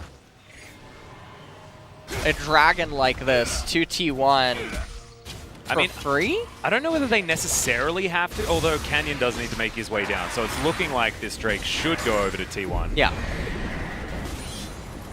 going to be first turret of the game going over to Damwon. They're going to split it up between Ghost and Canyon rather than just allocating it all into Varus. And the very awkward thing here is that now Umbral Glaive completed on Varus, but there's not going to be a neutral objective. So there's not really a whole lot of utility that item's going to end up getting. Yeah, So- Ward goes over. They do see that this Drake is going to be going down, so it's one apiece. As, like I said, Cloud Soul going to be coming in, so Drake priority going to be You've cursed lower. Yeah, thanks a lot. I mean, if I had have said, oh, well, it's definitely going to be a Mountain Soul, then this Cloud Soul was absolutely guaranteed. You know, I don't think that Valdez or Wadded would have cursed us like that. Thank you a lot, Atlas. Well, I apologize. Yeah, not a big deal. I'm happy to pick up blame, you know. Take one for the team. Have you played the new Pokemon? No, I haven't actually played it yet. I haven't seen anyone talk about it or play it. It's so...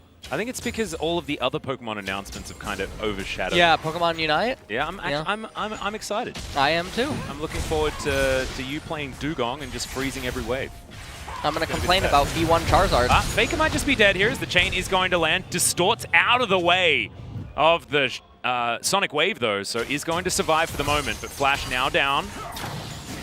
He's playing with fire, but still not going to be fully burnt just yet. As Damwon did get more plate gold, and that's why you see that that's gold gap is within 1,000 now. Well, gets a ward over. Ghost and Barrel just going to shove in bot lane. And we are going to enter surely a lull state now. We're just going to play ping pong a lot with all of the waves. That's what we like. Yeah, that's what we like to do.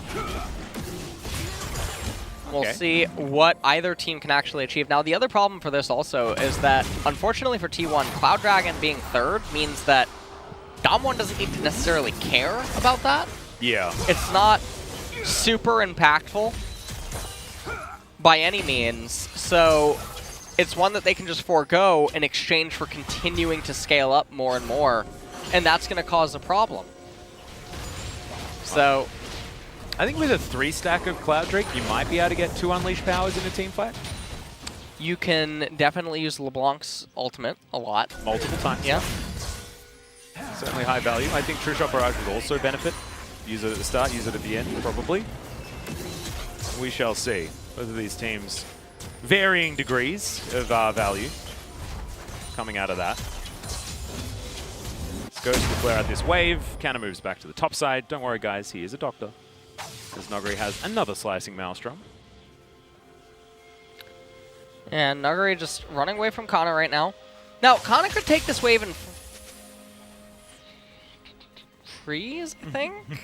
No, actually, the cannon would die too quickly. Never mind.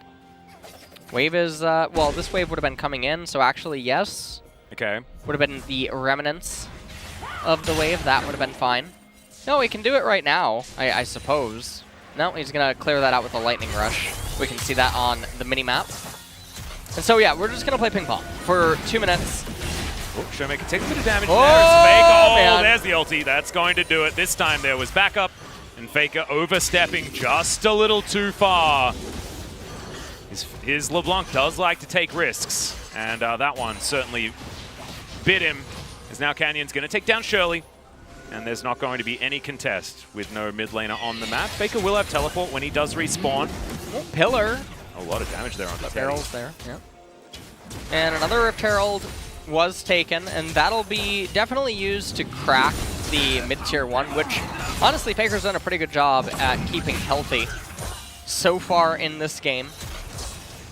That Cloud Dragon is up in a minute, and everyone's just been pretty much farming it up. And honestly, at this stage of the game, this is where Silas is just a better cannon anytime that he has the ultimate available. And last game, we saw Silas also be a better Nico, which it's pretty interesting. They chose one circular ultimate and then swapped it out for another one. Yep. So it's a little bit smaller this time around. Although I guess, you know, it's just a different kind of circle. Yeah. Not going to be landing any stuns, though, I don't believe, with Slicing Maelstrom, because that's the Marks of the Storm, which is, of course, the passive. So it's just the damage of the Slicing Maelstrom when you hijack it.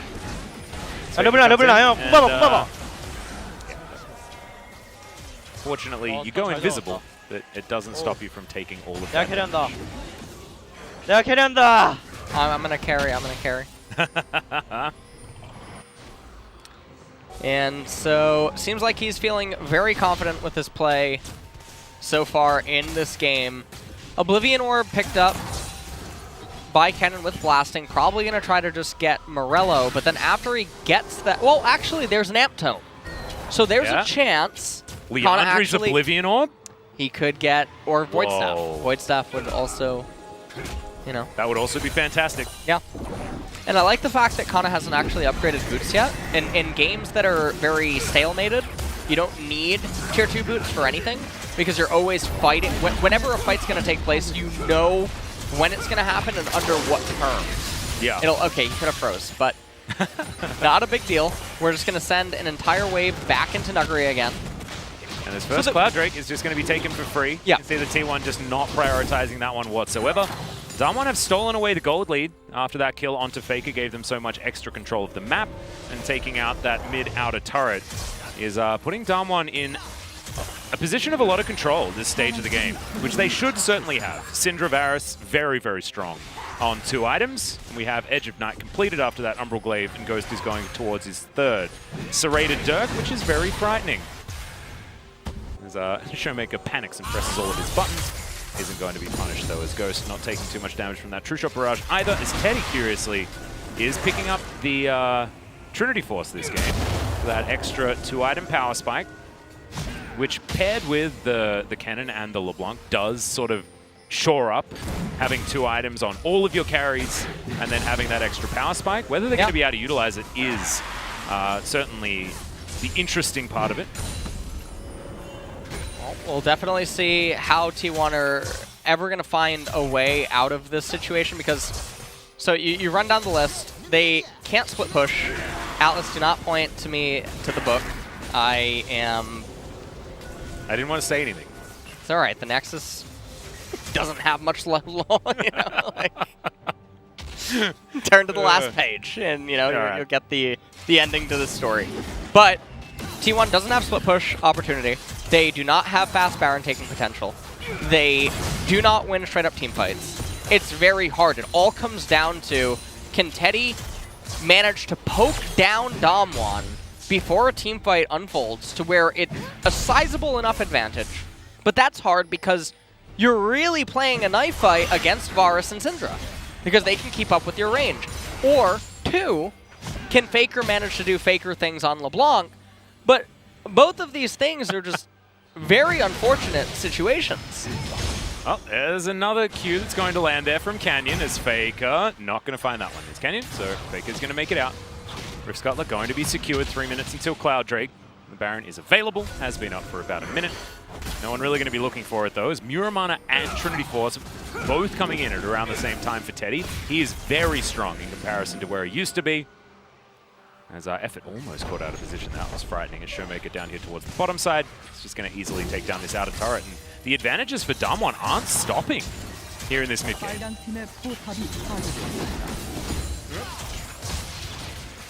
Damwon are just very far ahead right now. It's only a 1,000 gold lead. And obviously the Infernal Dragon is mitigating that a little bit, even if it's not apparent on the screen. But again, LeBlanc's about to get Banshee's Veil, and then she's going to get stuck.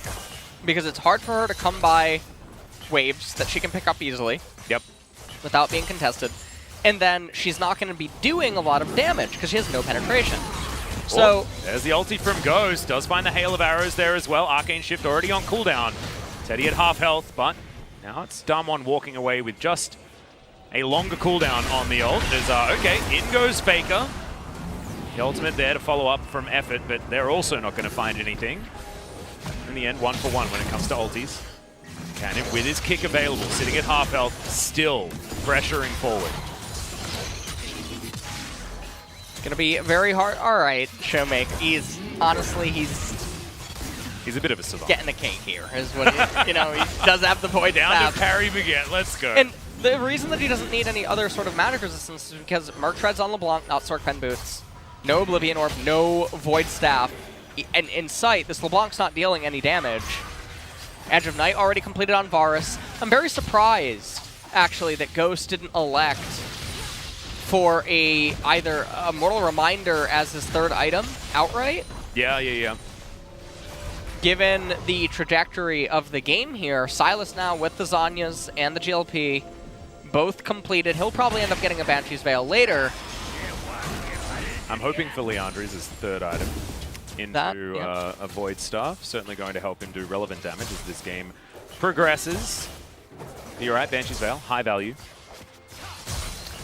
And things are very difficult right now. Spirit Visage is going to be completed here for Trundle soon, which will be pretty key for this Cloud Dragon fight. Ezreal does have the Triforce and the Mirror on him, which helps out. It's quite important because they need to deal as much physical damage as possible. So Triforce, very key. Black Cleaver on Lee Sin. If he can apply it to anyone, it's giving Varus a little bit more pen for his pure lethality.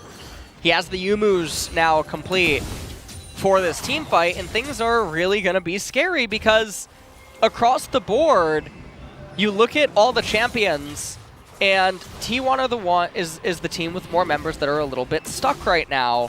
And I'm referring to Stoneplate's missing from Braum, Ezreal with Quicksilver Sash, whereas Varus is at 3.5 core items. It has 3 currently completed. As here's a fight on the bottom side. Cannon just getting exploded by Nogari. Goes golden. Nogari should have a Kingslayer back available over the wall, but almost falls to that True Shot barrage, but doesn't. For Damwon, and that means that all of that flanking potential for Kennen is now gone. Having to flash, takes the Lantern. Will keep himself alive, but damn, that was dangerous. The box comes in from Beryl. That is going to slow down the members of T1, but Damwon do have to move away from this Cloud Drake, and T1 are going to pick that one up. It should be a 50-50 as Canyon moves on in, but he's unable to steal that one away. Kickback onto Elam. He's burning down as Nogari looks for the flank, but he might be a little bit late here and doesn't have hijack for the next little while. But there's the Zonyas, and Canyon's going to be able to take down Epic. Faker exhausted over the wall. The Q is going to be dodged by the distortion from the T1 mid laner. And Damwon, they lose out on the Drake. It's just a Cloud, so not exactly the hugest deal, but Cloud Soul still a big deal. And Damwon grab a few extra kills. And at this point, Damwon, even though they end up losing the Cloud Dragon, they end up coming out victorious in the overall trade. And now we're going to go back to a 4.5-minute lull state. You can see Canyon and Showmaker moving up to top lane. They're just going to crash in the wave, steal away the Krug camp. Elam, not sure what... I guess he could see it through the Fog of War? Yeah, well, Faker's going to pop on over, looking for Canyon here as the back comes in. Showmaker was taxiing, and immediately the teleport's going to come forward. They know. He killed him. Yeah, Showmaker's going to be flashing out. Oh, no, but they make it towards their turret that is still alive somehow. I'm lost sight. I didn't notice the... the turret's still being there? Well, I mean, Canyon and Showmaker both lost their flashes, so I think it's still about as catastrophic as you were lining up, because now Canyon loses one of the biggest things that Lee Sin is supposed to do in a team fight that's coming up relatively soon. So we're going to have a look at this once again. Yeah. Kana just face-checking the brush, meets the slicing Maelstrom. He throws out one of his own and even flashes away, which is very unfortunate to not have that flash available on Kennen. And then right here, Ghost, he flashed into T1. Yeah, that was odd. So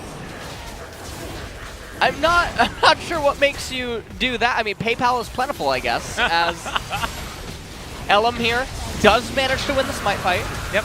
Which is very key. We're going to have a look at a bit of a fight here on the top side of the map. That tower that we just mentioned, as there's Chains of Corruption, that's a dead Elam.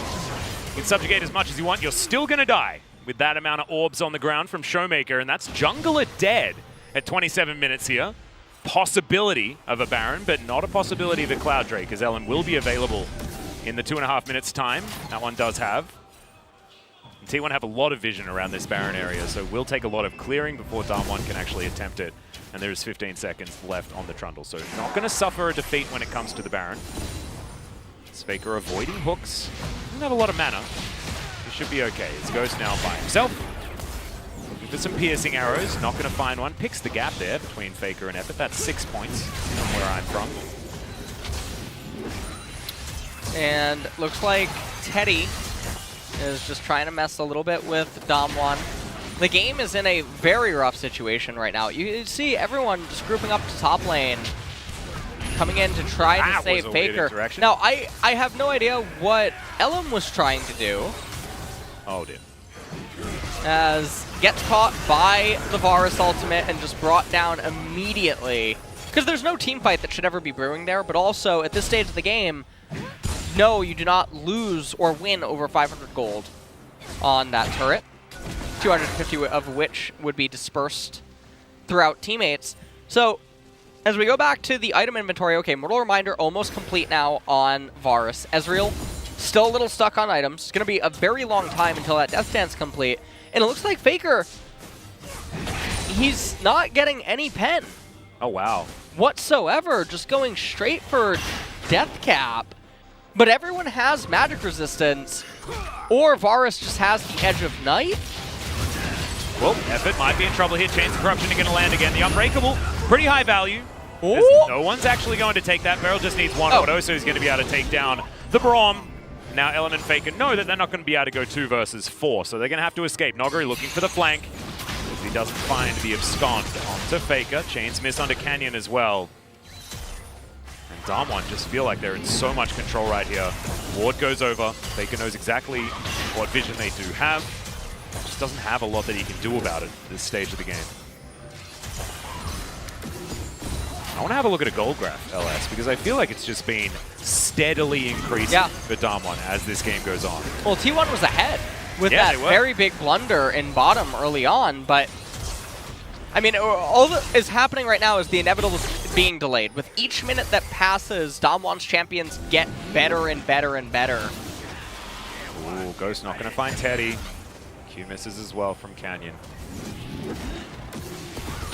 Got to find some of these piercing arrows, Ghost. That's your job here in these fights. Cannon going to clear out some vision. Teleport coming through from Noguri on the bottom side. He's going to threaten the inner turret. Force T1 into a difficult decision. This Faker's going to pop on over. Should be able to scout Noguri out here. Oh, face check. They might have gotten him. On over as he does go golden with his Zhonya's. Faker gets a control ward in. Misses the damage on the distortion, though, which is a big deal, and Noguri's going to take a lantern to safety. Very close to being an absolute disaster. That's true. Yeah. That is very okay, Varus. Yeah, that was very balanced. Yeah. I mean, I don't think there's any reason why Varus should ever get through. As Damwon looking to try and deny Soul Point here that T1 managed Noguri to might get pay. themselves near. Kennen found a flank. This is very out. Oh, man. Yeah, there is a little mouse in that brush, and Noguri's But still, Noguri's gonna... he's looking for his own flank here. You can see we're checking out that vision. It's going to be Teddy that steals the Drake. So somehow T1 find themselves at Soul Point, but no fight has actually broken out just yet, and Canna is in a great position. Noguri not going to quite find that one as the Slice of Maelstrom comes down, and he doesn't have Zhonya's. Still able to get himself into a decent position as Canyon somehow sneaks that Q through onto Canna. But no one to die just yet, and that Soul Point just ripped away from Damwon. And this is a very, very big win. Was that a death cap on Silas? Yeah, that's a death cap, my friend. Uh-huh. He's eating good tonight. That's what, you know what? Oh, man. Okay. Sometimes you just got to buy a cool hat, man. Just how things go. That is very rare to see, I think, in a game going on this long, but really good steal away by Teddy. Very clutch. Because otherwise, this was Damwon threatening Soul Point. And right here, Kana, it's very unfortunate. He can't really find a way in. And luckily for Noguri to actually be there, you know, because they had no idea that Kennen was waiting in the wings for something to happen. Ooh, Canyon. Yeah, the thing about Faker's build that is so strange is there's so much HP on the opponents, he has 0 penetration. So Silas has quite a bit of well, I mean, he has the Merc Treads as well as he probably has runes. But also, coming in. Silas has healing, so you're going to be boosting that with the cool hat as well. Yeah. Whereas LeBlanc in a different scenario there, you can understand why as shielding, healing type champions, you get double dipping when it comes to the Rabbids Death Cap. Like Karma, for example, definitely wants flat AP. Orianna wants flat AP because it gives you more damage and more protection. Whereas LeBlanc not going to be in the same spot. Still, will be able to burst down, especially once the Void Staff comes in as the 4th item, which I would assume does happen. And Death Stance is on Ezreal now, so this is really the break point where he can start to try to pop off. Yep. And it will be a little bit more difficult to bring him down in the fight. Having a look at the gold, it has swung in favor of Ghost bottom lane, and actually it went from everyone on T1 having an advantage to now everyone on Dam 1 having an advantage. They do have over a 3,000 gold lead at this point in time. You can see Showmaker actually sitting on a fair bit of gold here on his Syndra. This is where taking Ignite, though, doesn't feel as good because you can't sit in a side lane and then teleport. So the map control not going to quite be there as much for Dam 1 as you'd expect in a game where they do have so much control. And looking to clear out vision. These are the games that historically T1 has managed to just sort of remain resilient and end up stealing away a victory from the jaws of defeat. One of the games that, in particular, that comes to mind was versus DRX. Yeah. One of the Caitlyn games, where it should have been unwinnable for T1, but they managed to actually find a way to break through in that game and come up with a win. We got a lot of bubbles. Everyone here with a shield, as Faker's going to have his broken. The rest of Dam 1, though, should be able to take down this inner turret. Bubbles popping everywhere. No Zoe in this game. No, there's no Zoe, but there are, multiple edges of night. There's also no Namis. Oh, that's true. Yeah. So it's the most bubbles for actually the least bubbles in a game. As Teddy's going to clear out the vision, Dam 1 have put down, but they do have that cheeky little ward there. As we're going to have a look at Teddy and Ghost and the items that they've managed to put together. Molder Reminder just done for Ghost. He does have another Serrated Dirk in his back pocket as well, so the lethality is practically maxed out at this stage. Looks like it is going to be Duskblade to come in next. It's going to be a lot of CDR and a lot of lethality. Not a lot of bubbles, as he has that one removed. Teddy's got his QSS though, he's got his Death Stance. And the Ezreal is going to be frightening, and we know that Teddy does have carry potential late game. He's 45 CS in the lead. He's farming better than anybody else on the map, as is what Teddy does. 50 CS ahead of the clock as well, as per usual. So it doesn't matter which champion he's on. He's just always able to find more minions than most people can. Teleport to come forward from Faker. As now Cloud Soul on the line for T1. We'll see whether Dam 1 are actually going to fight for it. You could imagine with their composition they want to. As Noguri once again in flanking position. Okay, Canyon almost gets popped. The Faker doesn't even lose his Banshee's Veil. That's very big. Okay, hops on over. True Shot Barrage gets a lot of value as Faker pops back to his distortion. Dragon actually deals about 400 damage to Faker. Could actually be a big deal. And now his Banshee's Veil has been popped. As Noguri off to the side, standing in vision as Faker's looking to try and knock him down. There it is. So Salt Boy for both teams as Canyon is able to take that one. And now Faker fighting against Noguri. I'm not sure what that chain was doing. As Noguri's not going to be able to abscond his way back into that fight, which is probably good for Dam 1. As you can see, Faker does 4,000 damage. They lose the Drake. The piercing arrows still rain down from above. And at this point, it's just going to be another 5 minutes of posturing. Probably back and forth. Neither team, maybe any team that starts the Baron right now is at an innate disadvantage. Yeah. Dam 1 might be the ones that think that they can get away with it. Nice steal there by Syndra. Nice attempt to also then use the Ezreal ultimate in hopes that while it's in the air, Ezreal can try to steal it. Mind games, mind games, mind games. As Showmaker's throwing everything around right now. This room must be a mess. Yeah, I'm thinking so. And this is very big for Dam 1 as well, because this was going to be one of the fights that would likely be closest, because Silas he was sitting on 3 items only. He's probably going to get his 4th by the next fight, but then also Syndra is sitting on so much gold that Showmaker's going to be able to get to death cap. And that is so scary. I mean, they're for going to have Tenet in particular. They're going to have death cap void stuff on both of their carries, which is ideal. As far as damage potential in the late game, it's real frightening. As Faker is going to be able to take down this outer turret finally. It's going to be their 2nd tower of the game. T1 with a lot of standing gold on this map. If they do manage to steal a team fight, then the gold swing will be very high. Ooh, Showmaker still doesn't have enough for Death Cap. One of the interesting things here is the Dead Man's Plate seems to be the item of choice for Trundle, but I feel like that doesn't really do anything.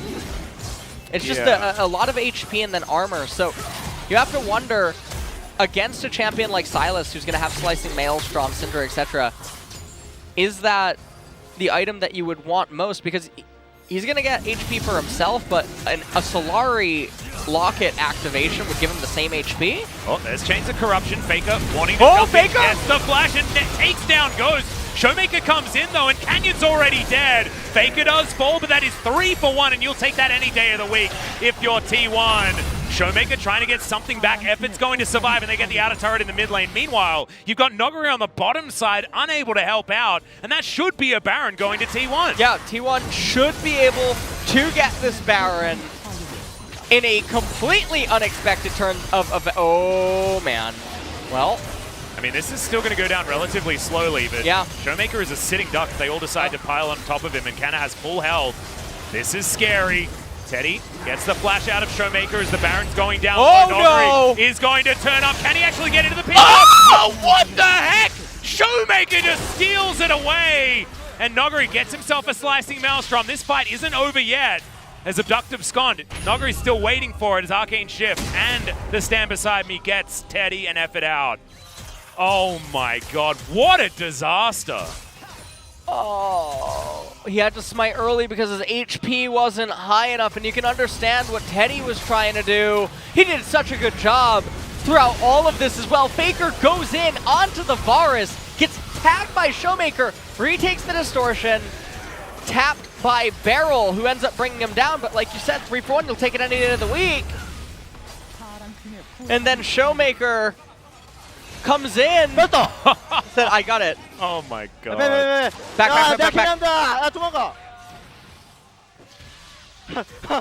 Haha. Oh my god, Showmaker. Sometimes I swear he just has too much fun. As Ghost can take a lantern if he wants to, but Faker's just going to distort his way out. This game isn't over, guys. But now Showmaker has his Rabbidan's Death Cap. He has his Void Staff.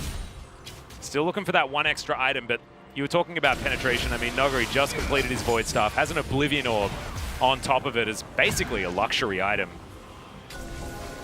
Well, it's getting real frightening. I apologize for that one, Atlas. Oh, the little steal ended up getting a little last screen. That's okay. Noguri's going to go golden as the rest of Damwon need to come on in here, but I have a feeling Noguri will be dying. No, he's not. Keeps himself alive.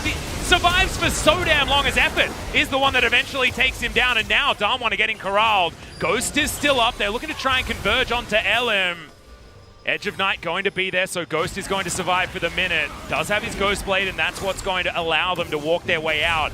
It looks like it's going to be Cloud Soul going over to T1 as Noguri, 40 seconds until he's going to be up.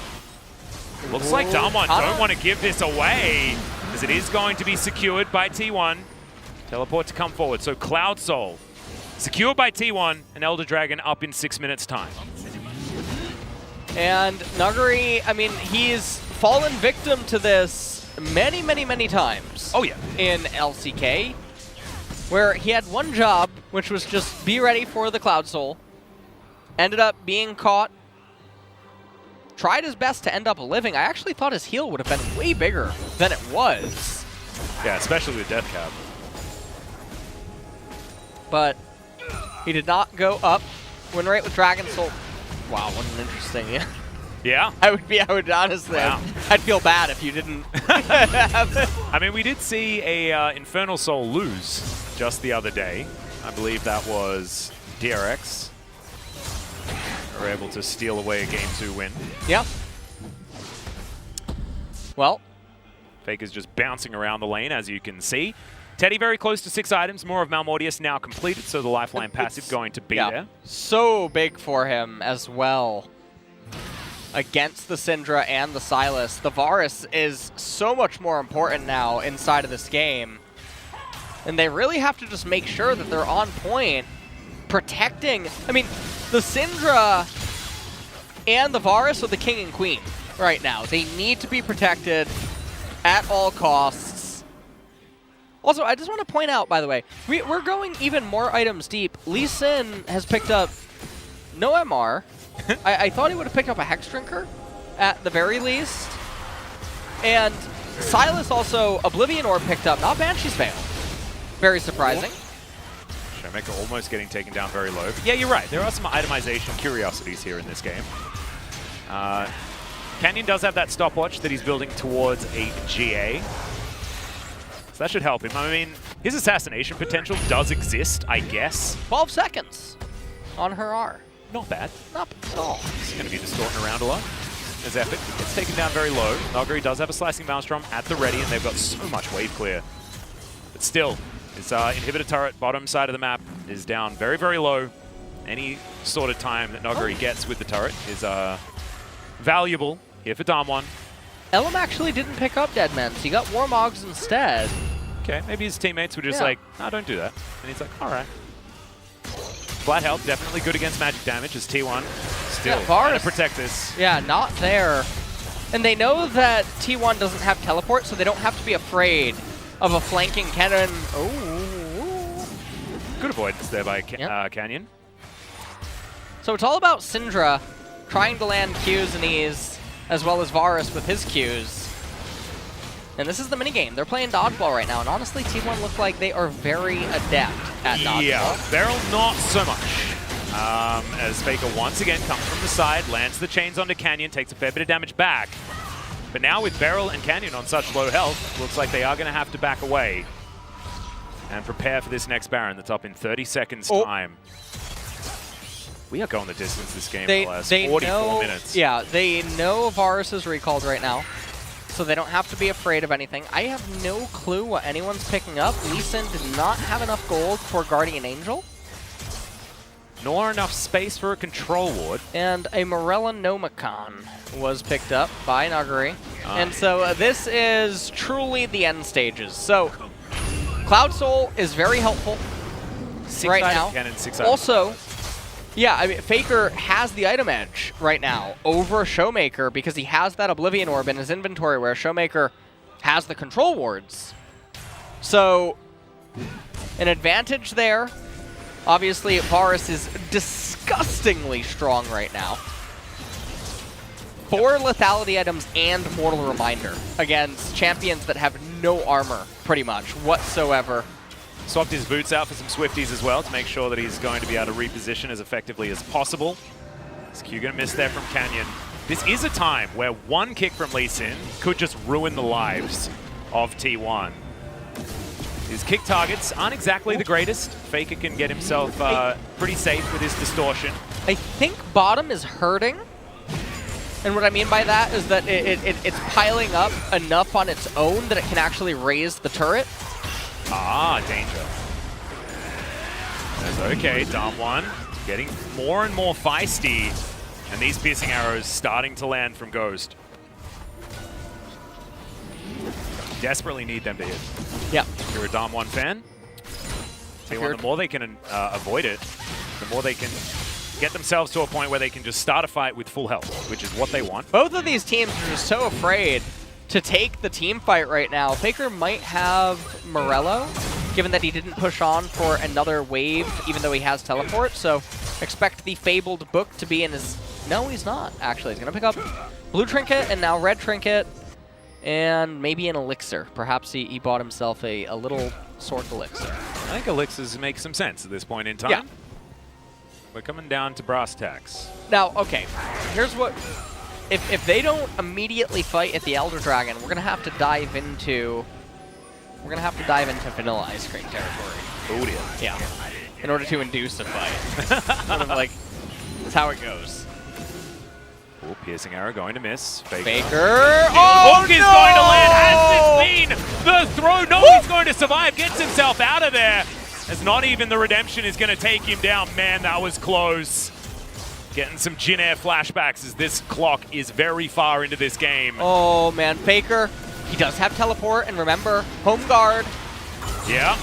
Zelda Drake going down low. Oh! Rushot Barrage does a lot of work. And now Canyon wants to get out of this pit. He's going to safeguard his way over, and T1 are going to pick up the aggro. Exactly right. The cannon lying in wait. They must know. Oh dear, Faker popping on in. Damwon are going to go low as Teddy immediately cleanses and flashes to get himself out. There's the unleashed power as Canna's going to get ignited. Faker looking for Showmaker. The chains connect, but no, doesn't get the damage. The Elder Drake still in here, still very, very low as now LM's getting taken down. Oh, it's going to be secured and Damwon get themselves the Elder Drake. Effort's going to go down as well as Canyon looking for more as he takes down Teddy basically by himself still with his GA. No, actually, that was popped in the ensuing fight as Nogari very close to locking down Faker there with that chain with the abductive scond, and finally is going to take him down. Canna looking for the opportune fight. He's going to get rid of the Lee Sin, but I have a feeling that now he's just going to die. And Damwon once again should have match point in their hands as they're looking to take down T1 2-0. And that's going to be it, Atlas. Damwon managed to get Exodia on their side at the very end in the team fight with the Elder secure. And Showmaker, he actually whiffed on Kana, missing out on the lethal that he should have had. Faker trying to do his best as well. There were so many things happening in that game, but congratulations to Damwon. Huge battle for these guys as they take down T1 2-0. You might look at the scoreboard and be like, oh, easy 2-0, whatever, but these were very, very long games. Yeah. And Damwon really had to fight for it, but it was a very different series than what we saw from Damwon against Gen G. That was messy. It was scrappy. It was solo kills in lane, and then Cannons fighting back, and then ultimately Gen G having better team compositions. This was a slugfest between these two squads, played mostly around who started the fights correctly and who was able to play that game of chess in a macro sense to get themselves leads. Well, Damwon managed to remain resilient here in this game, and T1, they almost pulled off the traditional T1 thing where they have a grossly outmatched team composition, but they drag it all the way and then still almost actually find a way to come back. And these situations are so stressful on players as well, where every action can just result in the end of the game. Yeah. And it's very stressful to play through. As a pro team, Kana never quite able to find the flanks on Kennen. It's very unfortunate. You can see he had the right idea a lot of these times, but just unfortunately unable to find the coordination to get it all working. I think that Canyon's Lee Sin in the end was actually great. In that last Elder fight, we talk about this all the time. You know, it takes that one miracle moment where you get the right kick, you get the right smite, you lock down the right target. He was able to take an Elder Drake with his smite and then kill an Ezreal that was preparing to win a team fight right afterwards. That'd have gone the other way, you know, like if he's going to be taken down in that fight instead, then that is just T1 victory immediately. But wasn't the case this time around, and Damwon were able to utilize their team composition to great effect. I think a lot of you at home are probably sitting there going, why was Varus left through? All of these sorts of things. In the end, I don't think this game was about the Varus necessarily, but certainly it would have been better for T1 if he didn't exist in the game. I mean, Ghost really did turn it on in the late to... What do you call after late? Is it uber late? Yeah, Hyper late? I guess so, yeah. Bedtime. Yeah, we're going to come up with a name. Hyper late? I think hyper late's good. Yeah, so Varus really did come online in the hyper late game a little bit, and he started posing a threat because he had 4 lethality items, Mortal Reminder, and the boots. So he was just hitting like a truck. But Showmaker really got them to that point throughout the early game, the mid game, the bridge from mid into late. He stole the Baron. Yeah, that was so big. He did. And it feels really bad if you're a T1 fan and you're watching this because they had to climb up Mount Everest to get to those points and overcome the deficits that they were presented with. And it was once again a loss with Dragon Soul. First time so far this season that T1 has suffered a loss after collecting the Dragon Soul. And they put themselves in such a good position with this exact play. It felt like Damwon were playing on the back foot for so long purely because of this.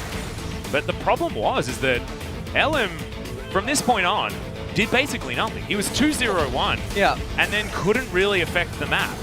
And it's really hard for him to do so when you look at all the lane setups outside of maybe mid lane, but Showmaker was really putting on a clinic in terms of overall control. Faker, remember, managed to barely escape the solo kill. Yeah. Super early on in the game. And then right here, he's trying to do so. He doesn't have the pen for this anyway, so I don't know. He was What? just trying to poke, right? Yeah. But overstepped just a little bit. This was the Slicing Maelstrom versus Slicing Maelstrom fight that Noguri did win pretty handedly. Although that True Shot Barrage almost was enough to take him down. There were so many fights that were just on a knife's edge. Like, this was sick from Faker. This was really good. Managed to get in there. Still ended up dying, unfortunately, for himself. And then remember, Showmaker with, I guess on Cinder, it's the Queen Maker here, is what ended up happening, as Elim had to smite for HP, and he goes in with a W. Oh, no. Yeah. Very, they probably actually could have pushed the agenda there, but they didn't. And this, another team fight, the Chains ended up whipping on the Elder, and Showmaker whiffed on Kana, couldn't get it. And also, I think if that chain had actually proc, Showmaker might have just been dead from that. So we listen to Damwon.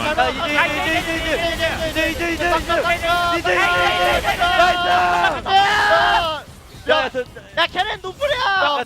Cannon no flash. Wait a second. 야나 레드 좀 줘. 레드 좀 줘. 야 메리네 미친 그래. 야 진짜 아니야 이거? 야 그래 나이스. 야너 잡아. 나이스. 야 오케이 이겼노. 오케이 이겼노. 야 스트레스 지렸다. Now, this is probably very emotional and relieving for Ghost, because remember, he was teamless. Yep. He got kicked off Sandbox. He started a stream where he said he wasn't going to rejoin Pro Play unless he got ranked 1, but then ended up joining Damwon. And honestly, I really feel like in a lot of the spots in many of Damwon's games, if it was nuclear, they would have lost. Yeah, I think so too. So, and look, really been a very helpful addition to the team, and Showmaker's damage does not represent what his gameplay impact was in this game. I gave the POG over to Syndra. If Varus gets that, I'm going to be very upset. I think Canyon might be vying. Canyon's for a candidate for the steal, but the steal was possible because Showmaker got them there with the Baron steal. Yep. But also able to take down Teddy at the same time. Yeah. Kennen and LeBlanc. True. In the final fight. Yeah. He removed 2 champions by himself. Did drag Silas into the mix, but then Silas rejoined the fray, whereas Kennen couldn't. Yeah. Very unfortunate. This is about the pieces actually working out together, and LS is going to be correct. As Showmaker is going to pick up the player of the game. As he had the more like moments collectively throughout this game. Well, he just did so much in so many of the team fights, adding so much value. Barrel, that was a really nice attempt. Super sick. That was very, very, very close. That would have been extremely sick had he managed to land it. That would have been 500 points, I reckon, if he makes that play. I didn't actually see it happening, as there's just been so much happening here as we get it frame by frame. If that Baron steal didn't happen, I don't know if T1 still wins, but they would have been in a much more commanding position. They probably would have gotten at least an inhibitor exposed.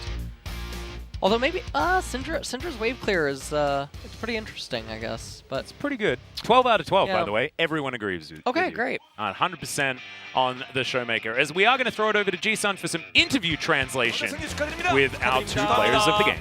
Thank you very much, guys. This is Season beginning with translation, and let's hear from Ghost Showmaker taking down T1 with 2-0 score. It was a really hard game, but still, I'm happy that we got this win. I'm extra happy that we took down the strong team and the unanimous POG of game number 2, and even with the embarrassed still, Showmaker, how do you feel? 되게 오늘 좀 저희가 today. 못했는데 We were underperforming, but we were super lucky and we got this win. So I'm really happy. 못하는 부분은 초반점 어려워서 그랬던 걸까요? 어떤 부분이 Why do you say you guys are not performing well? Because of the early game mistakes? 평소에는 좀 빨리빨리 Usually we always end game early and have a lot of fights, but today 평소대로의 모습이 안 나왔던 것 we 같아서 weren't really being characteristic of ourselves. 예, 23분 21분인데 예. Yeah, the game was 23분 a little bit 나면은 날이면 extended 나오는 게 today. 아니잖아요. That's true. 예, 오늘 어느 정도로 끝냈으면은 뭐 30분 So, 안쪽에 T1 잡는다 이런 생각도 하고 What was your 왔으니까 goal 오늘 for the 그래, game duration today? 그냥 저희 빨리 퇴근하자는 I mean, we always want to go home early, 좀 늦어진 것 같아서 but it was a little bit lengthy today. 자, 이제 경기로 돌아가서 먼저 1세트. 야, 그동안에 Anyway, let's go POG back 못 to the 받았어요. game talk. 우리 성령좌 고스. Ghost, you finally 이거 won your 그동안에 POG. 팀을 위한 희생도 많이 했는데 You always 그러다 보니까 POG 가 satisfied 약간 for your 멀어진 게 team and you 아쉬웠던 were 거, 아쉬웠던 getting a little bit far away 아쉬운 from 것 the 같았습니다. POG and that could be really hard for you. 팀원 다른 팀원들이 받아서 To be honest, 이기면은 괜찮은데. Well, as long as our 한 번쯤은 teammates 받아주면 좋지 않을까 can get it 생각했는데 and we can win 그게 games, T1전이 돼서 it's okay. But 그런 것 sometimes I really wanted to get one 그러면 in 팀마다 some day. 색깔이 But I'm 다르잖아요. happy 일단 that I 다몬 got it 같은 in the 경우는 T1 대표적으로 베릴 series. 선수가 굉장히 활발하게 돌아다니고 For 고스트가 Tamon, 약간 혼자서 Beryl is 바뀌는 always 그러면서 roaming 약간 around and 희생을 you are 하는 그런 always 포지션인데 alone 밀어주는 걸 in your 선호하세요? 그렇게 lane. 좀 희생하는 So, 걸 what do you 좀 prefer? Do you want to sacrifice for your team or do you want to get all the support from your 픽에 teammates? 따라서 그냥 양쪽 다 할 수 I 있다고 mean, it depends 생각하고 on the draft. I can 그냥 play 상황에 따라 for the 맞는 both 플레이 하면 styles. 되는 I just play the style that is really the best for our situation. 그럼 이제 쇼메이커 선수에게 궁금한 점이 이제 이 세트 때 I have a question over to Showmaker. 어떻게 보면 LCK You 내에서 played Syndra for mid, and you are the only player with the victory on this champion in mid lane in LCK here. 뭐 그렇게 봐도 되는 건가요 지금? Are you the only player who can really pull it off on the mid lane? 그런 두 명만 지금 1승입니다. 각각 1승 팀들 안에. 좀 그런 건 아닌 것 같은데 좀 I don't really think so. 신드라 할 때마다 뭔가 But whenever I play 잘 Syndra, 풀리는 것 the 같아요. game goes so smooth and well. 팀은 계속 연전 연승하고 있으니까 특히 이 경기 같은 경우에는 바루스가 열렸어요. 이거 어떤 생각 Game 들었습니까? 2, Varus was open. What was your reaction at the first place? T1이 바로스를 열고 Last time you saw T1 opening Varus and 생각했는데 picking the counter 그러더라고요. champions of their team. 그래서 So I was a little bit expecting it, 더 and 잘했어야 they really did 되는데 this 좀 time 더 around. 많이 못 맞추는 However, 게 아쉬워요. I should have done better. But I'm a little bit sad that I couldn't land my Q 열어주기도 하거든요. a lot. 고스가 생각하기에는 지금 뭐그 Then what is the tier list of the AD carry champion here in this meta? 알려주시겠어요? 일단 다른 팀들이 저희 팀 상대로 바로스 계속 열어줬으면 Well, 좋겠고요. I hope other teams keep opening Varus up against us. 그리고 다른 챔피언들은 And for 좀더 other 지켜봐야 하는 champions, 것 같아요. I think we have to watch and see. 앞서서 그 1세트 끝나고 저기 그 오프 더 레코드 보니까 And after the game number 1, we were talking about Decisive. Do you know why he's the fastest runner in the world? And we couldn't hear the answer from you. Why is he the fastest 다음 경기 이기면 말씀해 fastest runner? I will share the answer after us winning the next game. 다른 선수한테 안 물어볼 거예요. I guess you gotta win the POG to tell us the answer. 자, 그리고 오늘 바론 스틸 얘기하지 않았죠. And we 최대 cannot 위기였거든요. not 그때 mention 아군이 the 본대 쪽에서 Varus 잘리고 still. 쇼메이커 That was a 선수랑 very 이제 로드 선수가 risky and 남은 tricky 상황이었는데 moment 세간을 for 보고 Tamon 뭔가 Gaming. 좀 자신이 The rest 있으셨나요? of the 본인 players were 위험한 down 상황이었는데. and you were the lone soldier to 솔직히 그 시야가 좀 stop their 정확하지 Baron. 않아가지고 되게 자신 To be 없게 honest, we 갔는데 didn't have a lot of vision, so I was feeling really unconfident about that play. I was just looking for one or two picks. But I went there and everyone was really weird. You know, they were super low. So I just used my skills on Baron and I got it. 내가 캐리할게. And in the mic check, you kept saying, I will carry. Then when was the point of the game that you had this confidence that you can carry? Well, I had a very favorable lane stats in the early phase and also the pick on LeBlanc with the stun. So I thought that I was playing well today. 장 기록도 갖게 됐어요. Tamon now had the longest game duration of the split, but last time you also did the shortest one, 고스트 선수 뭐 팀적으로 and you also got the second penta of the split. So Ghost, what is your goal in terms of the record? 그냥 뭐 I only want to win LCK, and that's it. That's all I want. 그렇네요. 자, T1까지 잡고 연승 가도를 제대로 달리고 있습니다. Damwon Gaming, they took down T1, and 한화생명입니다. your next opponent will be Hana Life Esports. 과거 말씀 부탁드릴게요. 먼저 쇼맨부터 부탁드리겠습니다. 하나생명의 Hana Life, 좀안 좋은 성적. they are having some bad results. 약간 열심히 준비할 거라는. So I believe they will work even harder for their upcoming series. So accordingly, we also have to do our best to prepare the game against them. Hana Life, their bot duo is really strong. So we will try really hard to have a good game against them. This will be the end of the interview with Ghost Showmaker from Damwon Gaming, and I'm going to pass it back to our casters. Thank you. Thank you so much, Jisun, as usual. And now it's about a 45-minute wait until we get into our next series. Congratulations to Damwon. It was great to hear from Showmaker and Ghost. Yeah. For the first time this season, definitely. Feels like the first time in a very long time since we've seen Ghost up on the POG stage. But there we are. Damwon remain in second place, and T1 definitively fifth at this point. The thing that's scary is if Afrika are able to get a 2-0, then they move into fifth place instead. Yeah, and that's very frightening, to be honest, for T1. And the other thing is that, remember, they now have losses to two of the members on the left side of the bracket, and they still have some scary opponents that actually do remain for them. I mean, in next round match one. is Gen G, right? Next match is Gen G, and Gen G, I mean, I'm feeling a 2-0 most likely should be the prediction by most people against Sandbox. Yeah. Which this is looking a little rough.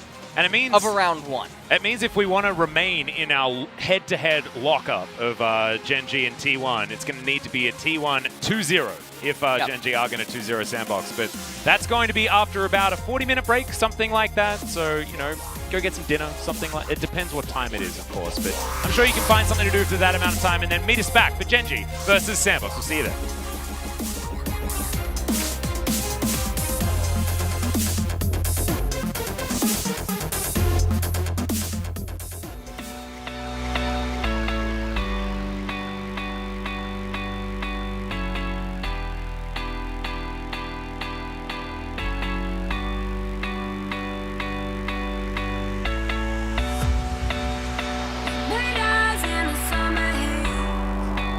We took a ride and we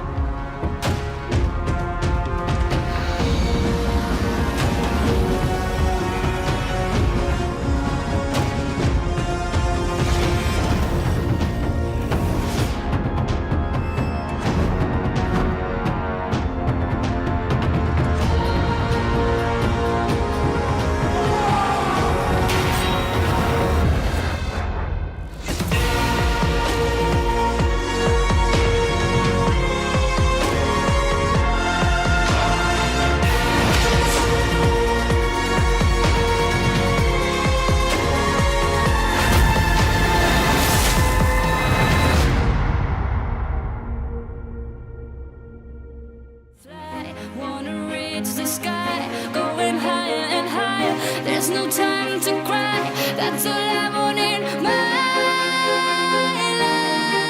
life. Baby, I can tell you how I feel now. No one's gonna try to make me fall down. I'm moving on, I'll carry on. I'm learning to fly like a butterfly. Baby, I can tell you how I feel now. No one's gonna try to make me fall down. I'm moving on, I'll carry on. I'm learning to fly like a butterfly. Even though you used to wait, I move my wings like a butterfly. I don't think twice, and that makes me feel alright.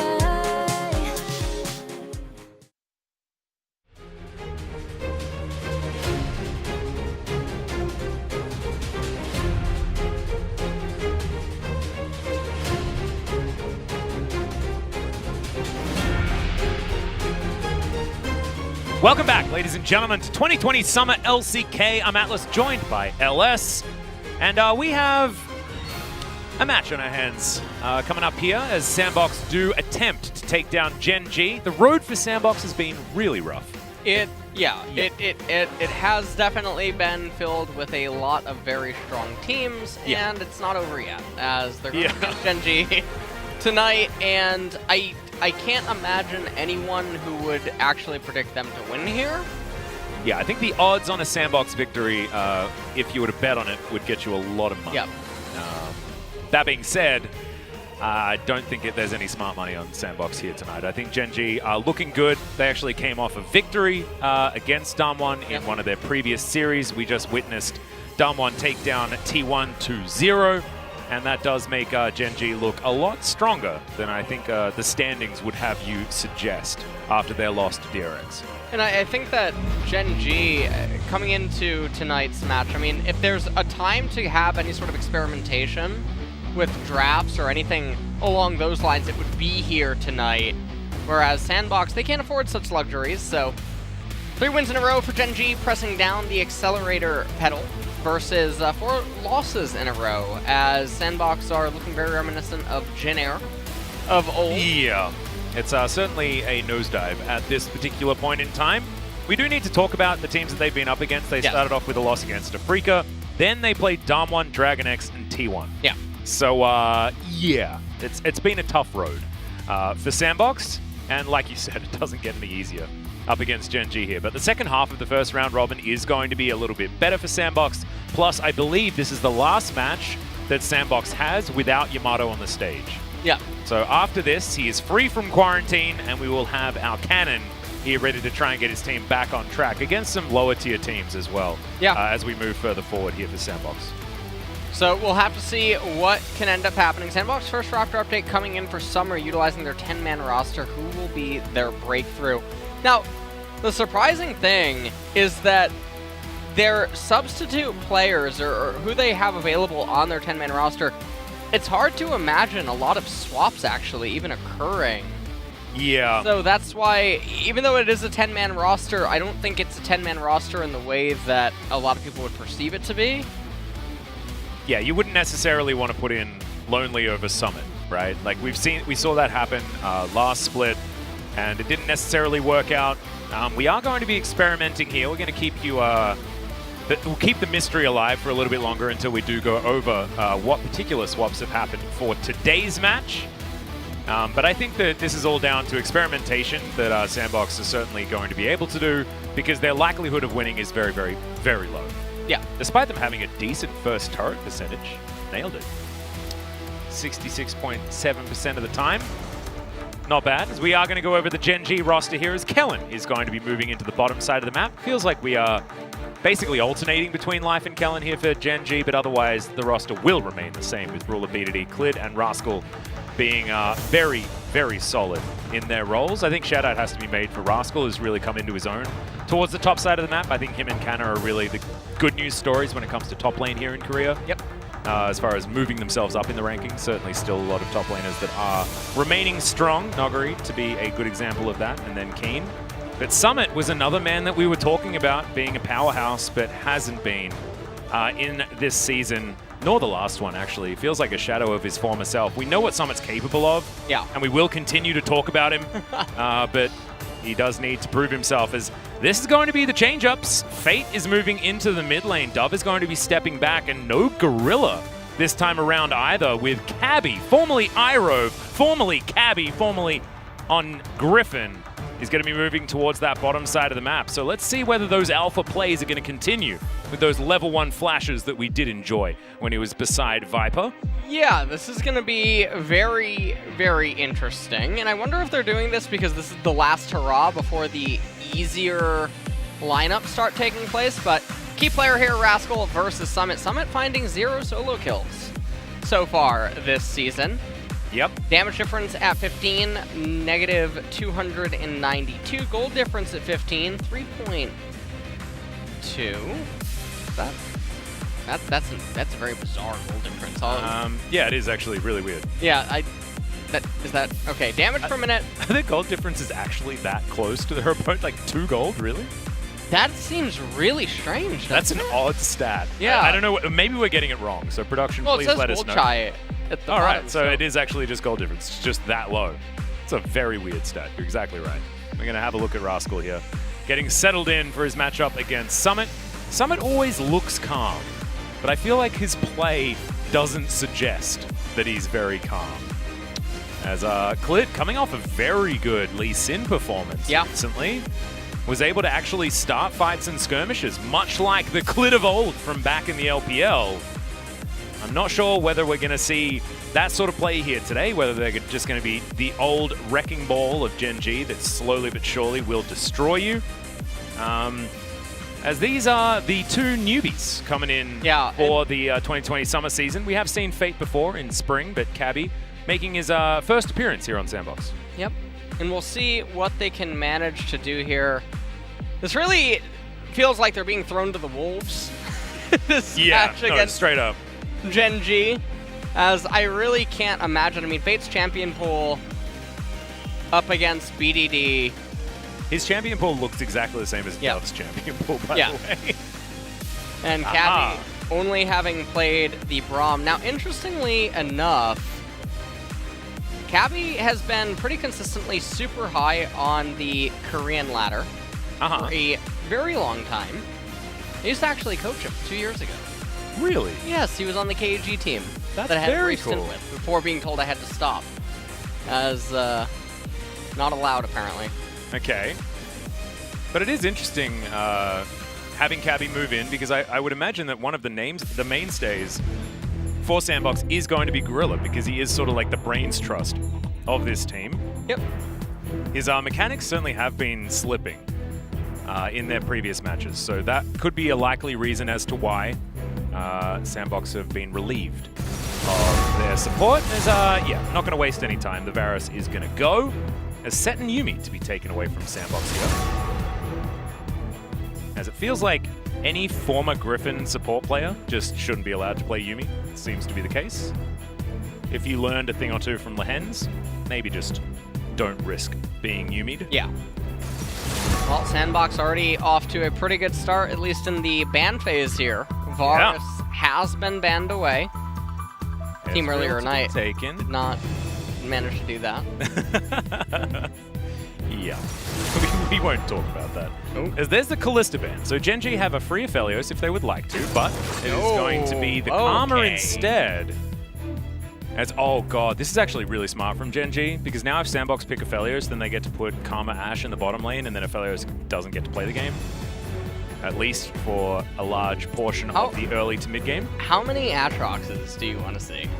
Well, I want to see only all-for-one Atrox. Alright. Or Aatrox, depending on how you want to I think you actually just gave me Nightmare Fuel. I completely forgot that mode existed, and there was a way to have 10 Renekton's and 10 Atrox. Alright, well, Azir and Trundle, and honestly, On Fleek does, he looks very bored. Well, I mean, he's about to play Trundle, dude. What are you suggesting? As BDD Z being hovered is an option into the Azir. Doesn't have a bad matchup. but probably wanting to flex that Karma for a little bit longer. 3 seconds to go. Cleared. Going to move over to the Ashe. And this is what we were talking about before. This is a bottom lane that Ruler absolutely loves. We saw him make a bit of a whoopsie as Ashe versus Aphelios, but ultimately it did not matter. And as we're going to pull out some Lee Sin here for Clid, we've seen Lee Sin being picked into Trundle all day. And it worked out for Canyon. We'll see whether it's going to work out here for Clid, as I'm actually just really happy to see his Lee Sin back. He was one of the best Lee Sins in the world in 2019. And very much looking forward to seeing him rise back to that prominent form that we knew Clid for.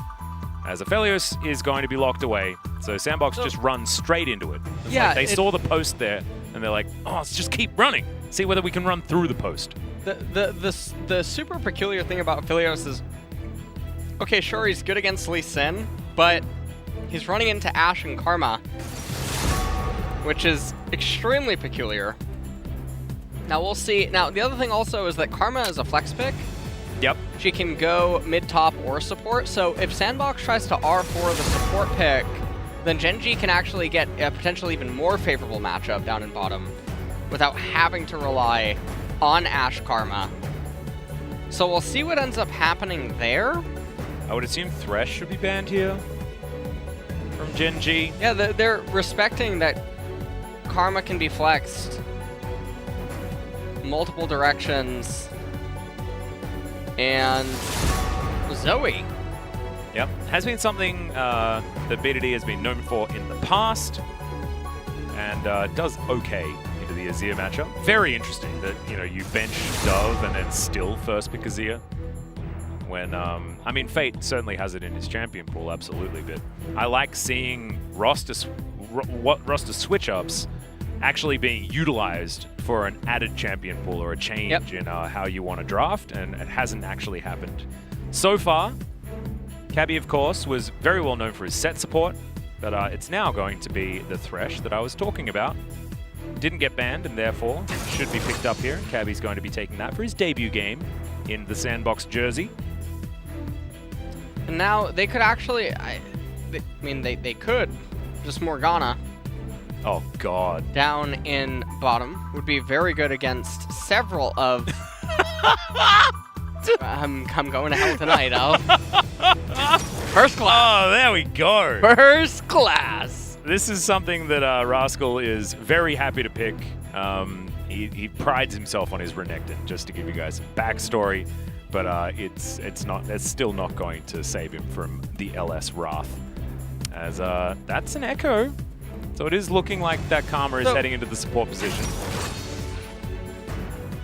The very strange thing is now they just picked B3, B4, B5, 3 champions in a row that are bad against Aphelios, and they're running into him. So if Sandbox can't win with this kind of a draft edge that started out actually pretty bad for them. Yeah. I really don't know what else to say. You have Ornn into Renekton. Yes, Azir versus Echo. Azir has control early, and then Echo eventually outscales him, but the problem is that ornaments are going to come online, and the enemy team is extremely vulnerable to mid to late game Aphelios and then hyper late game Aphelios.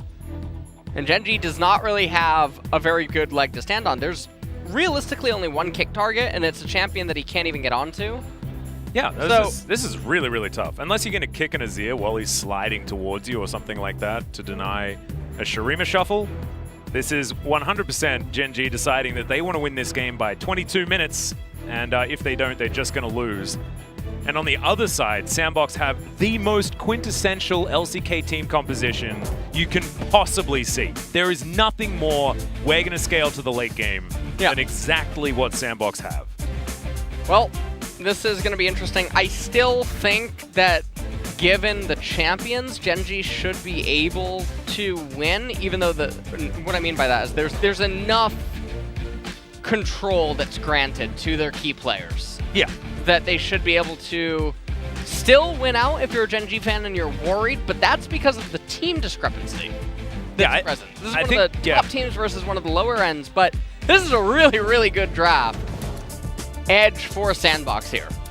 Well, it might be that Yamato Cannon has already inspired Joker there, who was the stagecoach for the final time before Yamato is going to make his way in. But I don't know whether it's going to be enough to save Sandbox. Let's see whether Gen G can get those early leads that they've been looking for, or whether Sandbox are just going to be able to scale their way to a victory. Ooh, Cabby's taking the unsealed Spellbook Thresh. I like it. Well, looks like there's just going to be a very safe spread here by Sandbox. Kellen going to move in here. And honestly, I mean, whoever does Karma's outfits, yeah, exquisite on this skin. I honestly, I got to tell you. You're a big fan? Yeah, I am definitely a big fan. Oh, yeah. Yeah. Looks very pretty. nice. Very pretty. Very elegant. I'm normally a Sun Goddess Okay. Karma fan. I think that was her first skin that she was given outside of her default one. Ash's skin reminds me of like strawberry shortcake. Yeah, a little bit. You know, it's making me, honestly, it's making me want ice cream. Also reminds me of like the Archer class, all of the clothing for Archer class in like a game like Aeon. Okay. It's like very Korean MMO style. Yeah. I like that a lot because we are here in Korea. If you guys haven't played a Korean MMO before, they are legit. Often requiring way more of your time than they necessarily should. As Ruler is going to pull the wave, but not going to be able to break the aggro. As you can see, there was a cute little ward put in the brush. Now, interestingly enough, what this ends up doing is causes the wave to move into Kellen and Ruler, and then they're able to just constantly try to harass Aphelios and Thresh. Yeah, this is how we expect this lane to go. It's not great. I don't know why I don't want to watch this because it's really, really hard for Aphelios and Thresh, especially in the early levels. Karma comes with an extra button, for goodness sake. Very unfair. Even Scorch taking on Karma. Definitely just looking for pure lane kingdom right now. Speaking of which, bit of a scuffle in the mid lane. BDD winning out on the trade for that moment, but not entirely sure whether that's entirely going to continue happening.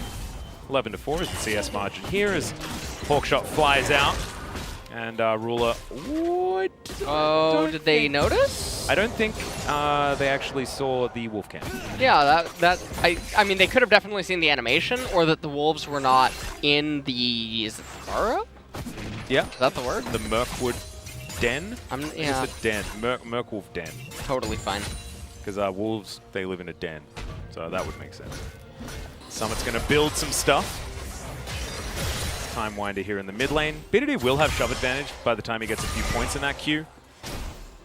Even though, you know, Azir does have fantastic wave clear. Echo pretty good at just throwing a Q in and then leaving. Well, 1.5 minutes until the Infernal will end up coming up. There's not a whole lot of action that can really happen in any of these lanes except for bottom. And you can see Ruler and Kellen, they're just going to come down here, shove in the wave. They have Lee Sin in close proximity, but they're not really getting any meaningful poke. And this might be meaningful, as we're going to need to fat flash through the wall. Rascal's going to nail it. That was the big bit of the wall too, so congrats to Rascal. Keeps himself alive, but a successful gank top side of the map for Sandbox. Things starting well so far. Yeah. I mean, not here. This is not good, but it's better than it could be. Yeah, I mean, the bot side is really not achieving what you would hope. They have a 7 CS advantage right now, but honestly, if you're Root and Cabby in this lane, you're feeling pretty fine. Yeah. Still haven't even lost a turret plate. And Ruler and Kellen just not ever really Okay. Hook comes in. That's the Inspire that comes out. That keeps a lot of the damage off Kellen. Still, it's a good call. Heal used by Cabby. Yeah, spellbook available in 1.5 minutes. Yep. May as well throw around some summoner spells. There's a lot of ping pong happening here in mid lane. BDD has already used his teleport, as has Fate. This cannon creep probably going to get denied. Nope. Very close. No, all right. Yeah. That's fantastic news for Rue. Very big victory there. Cabby even able to give that one over. As Root does have his flamethrower. The Infernum. Grabbing him there as well, so he can just be Ash himself, if he would like to be. But Cabby's going down real low, he's just soaking poke. And not a lot of sustain in this lane for this duo. So I think Gen G are going to continue to pull ahead. But Summit on the top side, I mean, he's benefiting so much from this. Yeah. The Ornn has a decent matchup into the Renekton regardless. And the better he's doing, the better his whole team will be doing. As if he can get accelerated ornaments, it's just closer and closer to Doomsday for Gen G. Okay, Root getting taken down real low as the hook barely misses. Yeah. Looking for another Q from Kellen, but we don't get it. We're just going to skip around a whole bunch of different champions. Oh, man. As BDD is going to walk over a control ward, but I honestly just don't think it matters. There's the parallel convergence, not quite enough there as he flashes on forward. First blood going over to BDD. He has his ultimate and was wanting his clone to catch up so that he could get a little bit more damage. And in the meantime, Clit is going to take down the Infernal Drake. So as we were talking about Sandbox having this game in a decent position, it flies away from them very, very quickly. Well, very, very unfortunate. They were not able to get any pressure relief bottom. Currently, On Fleek is on farm right now so far in this game. Just a little bit of World of Warcraft, not a big deal. Not a big deal. Meanwhile, up here in top lane, Bommy is immediately rushed for Ornn, which is really bad for his lane. Because now he forcefully pushes, which isn't as ideal as just perma-freezing. Really good roam by BDD down into bottom. Aphelios doesn't have TP, he's not able to get anything. Says, I'm going.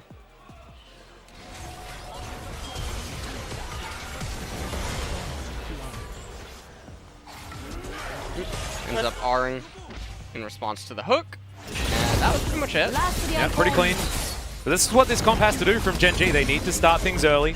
They've now got themselves an Infernal Drake, Ocean Drake going to be coming up, and then they could go for a Cloud Soul pretty easily after that. I don't think Mountain Drake exists today. It's just not one of those things. BDD trying to get that Time Wind to come back through the minion. Unable to do so. Summit and Rascal having a pretty slow day up here. Starting off pretty casually, as you can see. Pretty cool crocodile skin. But otherwise, nothing doing. We're looking for our Sunfire Cape as soon as possible. Is Cabby going to take a lot of damage here? Gives himself a bit of a shield as the exhaust comes through. And yeah, Rule is just going to auto-attack. Root trying to trade one back here, but Kellen, he will have his shield up once again. These are pretty good weapons for Root, but at this stage, not going to be able to win that fight. We're moving towards a 20 CS lead for Ruler on the bottom side. Yeah. And Clid's just going to pick up a Scuttle Crab. Meanwhile, in mid lane, I mean, Azir is up on CS, but that's not really going to equate to a whole lot. Summit without option to really freeze or do anything. Rascal just going to take a quick trade, pop the bone plating. Yep, but clears out all the minions as well, so doesn't need to worry about what Summit's doing from now on. As we have a look at this towards the bottom side again, Kellen walks up, gets one slow, by the way, guys. He's getting one slow. And then Cabby's just dead with basically nothing he can do. 100 to 0'd. And it's one of those kills that leaves you sort of just scratching your head. Because it's very obvious that they're unlethal, but also their lane state is in such an insufferable spot. And if you go into this game and you re-watch it, and you just pay attention to the trade patterns as well as the jungle pathing, there's very clear times where Aphelios and Thresh wants aid or resets at the cost of foregoing a jungle camp or something. But if you just play ping pong endlessly, then yes, mid is going to be fine, Echo versus Azir. Your Azir is going to be okay, Ornn's going to be fine against Renekton. But bot lane will bleed out if you don't help it. It can't win on its own accord unless Aphelios and Thresh just dramatically outplay Ash Karma. Yeah, and this is assuming that, okay, Rule's just going 1v2, as you can see. And Root just going to take it. Not able to get a hook through the minions there on Cabby's side. This is dominance for the bottom lane of Gen G. We expected this to happen. This is what this lane does.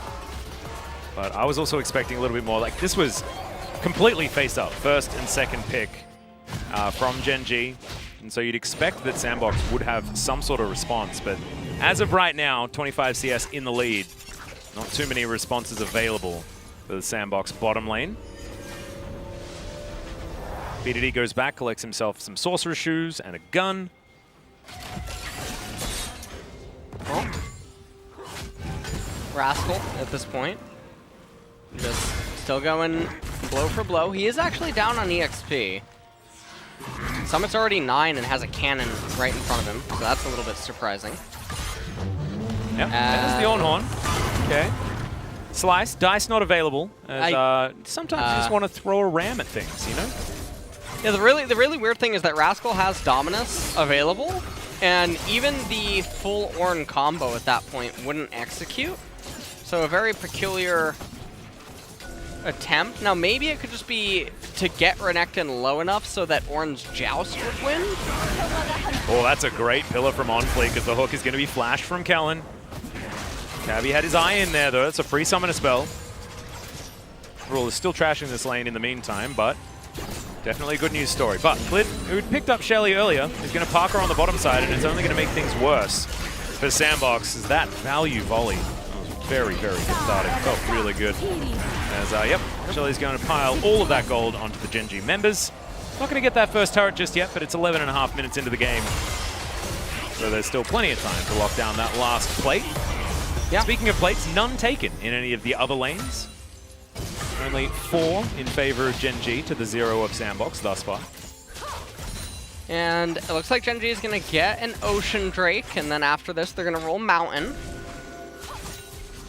Which, for Sandbox, would actually be pretty good.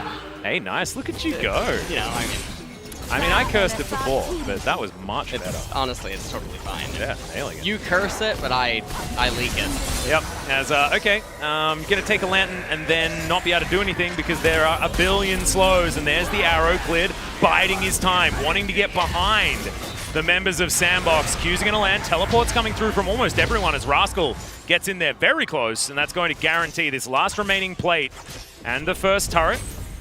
Now teleport to come through from BDD just to save that top lane outer. Summit had taken a plate from that one. Oh, a 3,000 gold lead now, but remember that Infernal Dragon is adding a little bit more. Summit up here. I really hope that Sapphire is not for a Glacial Shroud. No, it'll be for Catalyst. All right, I hope so. No, you're fine. All right. Summit's not going to let us down like that. Okay. No. Right. He never would. Never. He does. I mean, how quick can Valda, you know? I mean, well, Mountain Drake, 4 minutes until that happens. Black Cleaver almost completed. Cull almost completed Renekton. too. Yeah, Cull picked up by Renekton is a very nice addition. And actually, yeah, with the Blade of the Ruin King done, Gen G are moving towards a pretty good power spike to try and gather themselves a soul point, which they should easily be able to do. It's looking like the snowball's working out here, LS. How are we feeling? As far as like the amount of snowball that they need for this comp, are they at a good clip? Ruler and Kellen could have just frozen top, and Summit would have to drag over Trundle to unlock it, otherwise he would just hemorrhage hundreds and hundreds of gold each minute, because there's no objectives up on the map. So that was actually a perfect free spot by Ashe. Complete lost opportunity. Root and Cabby would have made their way up to top lane. They would have missed all these minions, and they would probably end up actually missing this next wave as well, which is something that's lost out on. And during lull states like this, I mean, this should be the next leveled play that should end up happening, but instead, we're going to play ping pong, and then things get a little bit weird, because realistically, there should be no kills that can occur, because both parties are completely aware of what to fight over. Of what to fight over, where everyone is on the map. And it's very easy to use deductive reasoning to conclude maybe what could be waiting for you in the Fog of War at any given point. Well, as we can see, Catalyst was completed, so, you know, it's not all bad. Summit is at least not going towards an Iceborne Gauntlet for his second ornament. It will be the Abyssal Mask, and he's still ahead in farm, up by about 15. Not going to talk about the freezing, which could have potentially given Rascal a bit more of an advantage. That's absolutely okay. And that was a very, very satisfying Cull the Meek. Everything else is just going pretty standard. I mean, this has been a very slow early and mid-game day. Summit. Ooh, Searing Charge was good. Buffered that one, as now he's just going to get smoked. And I don't know whether he's going to win this 1v2. He's doing a fair bit of damage here, but the kickback is going to deny the ram. Great timing there from Clid. Really well played. Bellow's Breath not available to avoid the Dragon Rage. And now Sandbox thinking about taking Shell. The funny thing is this is like an unintentional byproduct of what could happen if you were freezing. Even though Renekton didn't, the same effect is achieved where Ornn's super overextended. Yeah. And very prone to a gank. And at this point, I mean, Sandbox are just slowly bleeding out more and more. They're down 4,000 gold.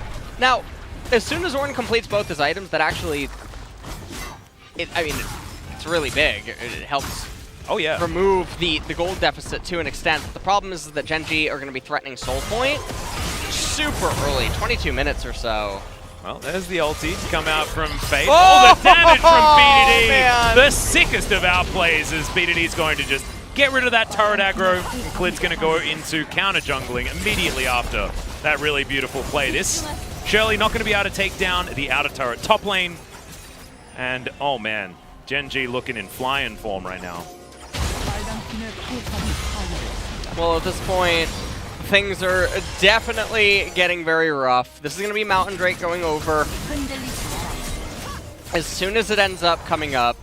And Sandbox, they're never really going to be in a position to fight over any of these Drakes because of the way the gold deficit is, but their hand's going to be forced on Soul. Yeah, and it's probably going to be one of the easiest soul points to ever be achieved by Gen.G if they actually get over to the Dragon Pit, which it looks like they will be able to. But let's have a look at this fight once again. Yeah. I love Echoes that use their ulti for damage, by the way. BDD could have used it right here. Yeah. But instead, he ends up waiting for the clone, and then Fate is... he honestly is feeling very, very bad about that. Yeah. The flash was also unfortunate as he died basically as that was happening. This might be a oh no, it's not a perfect game. They have a turret. They do have a turret. Unfortunate. They are one turret away from the perfect game though. Yeah. So there's that. Something that good old Quick Shot has always been telling me about. Max, stop talking about perfect games when there's no perfect game. It's like, yeah, but it's almost a perfect game. All right. As looking for Summit again. There's the kickback. Not going to be searingly charging that one, and Summit's also going to fail the flash over the wall. Soul Point, 5-0 in kills, up 6,000 gold. I think a lot of us knew that this was going to be pretty one-sided, but when it happens, it still does hurt a little bit.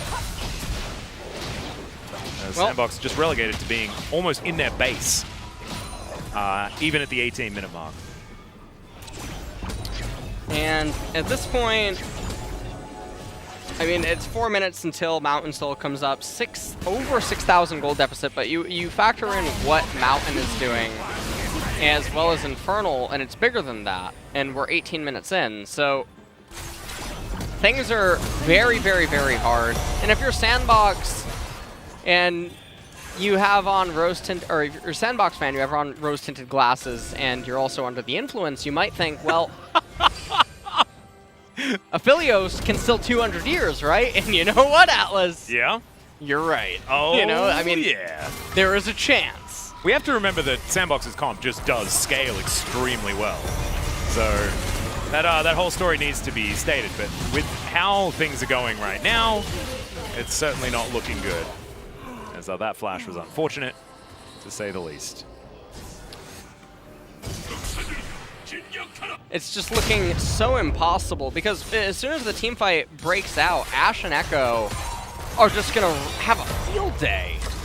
And the amount of CC that they have available to them, man, is just crazy. Right, and the other thing is the base levels. You have 1 in top lane, you have 2 in jungle, 1 in mid lane, 1 in AD carry, and it seems like the supports are even. But those base levels equate to entire absorbed skills or ability spellcasts from the opponent because of all the excess HP. So it's not just you get extra points in the abilities that you're leveling up. No, it's the resistances that go up each level, the HP that you get, etc. And this allows you to either sometimes ignore turrets because you get to just absorb damage and then still take the fight on even footing. But it's a very underappreciated edge that people can have over their opponents. And once they have Mountain Soul under their belt, 12% amp, everyone's getting cloth armors for free, and then the shield is just going to be too much to chew through for Sandbox, who have sustained damage. So I don't know if Aphelios can bail them out. Yeah, might need a few extra years maybe in order to make that one work. BDD, just in time, 2 minutes until that Mountain Soul is available. He completes his Lich Bane. We've got double Black Cleavers, only further augmenting Ruler's damage and the safety that he's going to be able to have as well. It's not a lot of diving that he's going to have to deal with, and Ashy into Trundle works very, very well because you get to kite him out pretty effectively, especially with Inspire Shield on top of it. I mean, you're going to need about 15 pillars in order to cause a nuisance. As we do have level 13 for Summit, so he does have a couple of ornaments completed for himself. Yeah. He's at least secured that, so that's a bit of extra money in their belt, theoretically, back to about a 5,000 gold lead if you're talking about raw stats. But then you're talking about levels and things like that that need to be factored in, so all of that money sort of goes back again. And you're still looking at being approximately 7,000 gold behind. Yeah, when you factor in the dragons as well. Oh yeah, true. Things are very rough. 1 minute until that mountain, and if you're Gen G, you just want to play it as cool and calm and collected as you possibly can. Yeah, don't want to let anything slip in these next 55 seconds or so. Everything is just going to come down to Root. He has 2 items right now on Aphelios. He needs to just make sure he has the right guns. Right now, he's Kog'Maw. Yep. And we'll see. Sivir and Caitlyn, I like to say. Oh, okay. Yeah. All right. Yeah. I named them all with Crown Shot. You know?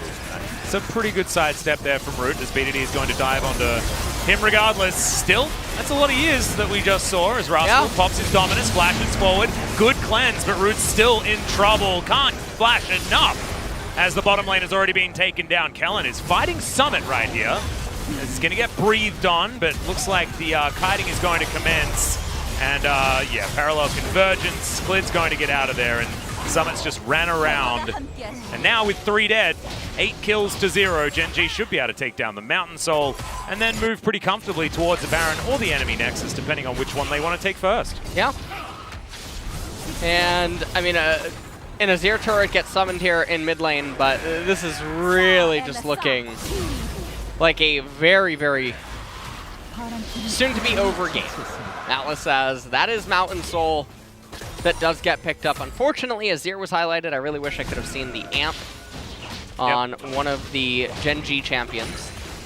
I mean, let's take a look at this one more time. Caitlyn switches back over to Kog'Maw, does a little bit of damage to Ruler, turns Kog'Maw back on for Aphelios, as we did see a lot of damage go down, but they're just way too far behind. Root not able to do anything there. Summit waiting in the back lines, but ends up being found, and then he just gets completely blown up. He was almost in position to get off an Ornhorn, but just couldn't really do it. He did actually utilize it, but not to any actual effect. Almost had a great angle. Not to be the case. 8,000 gold the lead. Gen G now with Mountain Soul will move towards a Baron. As Arrow's going to connect onto Cabby. Yeah. He's got Smite, not anymore. Well and truly dead as BDD now looking for on-fleek. They take down the jungler. The freest Baron ever will exist. Rascal has his teleport available, but he's threatening bottom side of the map as well. And now Root has been discovered by BDD. I don't know what he's going to be able to do here. As there's the flash, there's the ulti for a lot of extra damage actually, but does have a stopwatch, but it's just going to die. Before he can even use it. Good CC chain there from Sandbox. Meanwhile, Rascal is just taking down an inhibitor turret. And Rule is going to be getting to work on this inner as well. Backdoor bonus comes up, so the Ashe not able to do too much more. Surprising little mechanical misplay there from BDD, not to press his stopwatch. Well, at this point, it looks like Sandbox, they're going to go back on wave clear duty. They want to be a little bit careful. Yeah, there's the Ram. Ruler just Blade of the Ruined King, enough movement speed. And that's going to hit absolutely no one. Has a career in the NFL. Getting the goals, like it. Sandbox now, I mean, they're trying to really hang on. Ornn justing 14, so he's going to be able to give over Molten Edge to the Aphelios. And these Ornn items do help mitigate the gold advantage, but the Mountain Soul, it really can't be understated. BDD, he goes over the wall on Echo, ends up flashing to kill Root.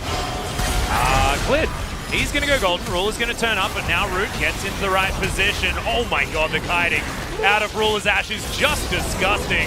On Fleek's going to go down. It's going to be Clid that grabs that kill. In fact, make it a double as Aphelios goes down. Hook to try and taxi out, but BDD says, hell no, you're not doing that. And Rascal, in the meantime, still bottom lane. Yeah. As the Baron should be started.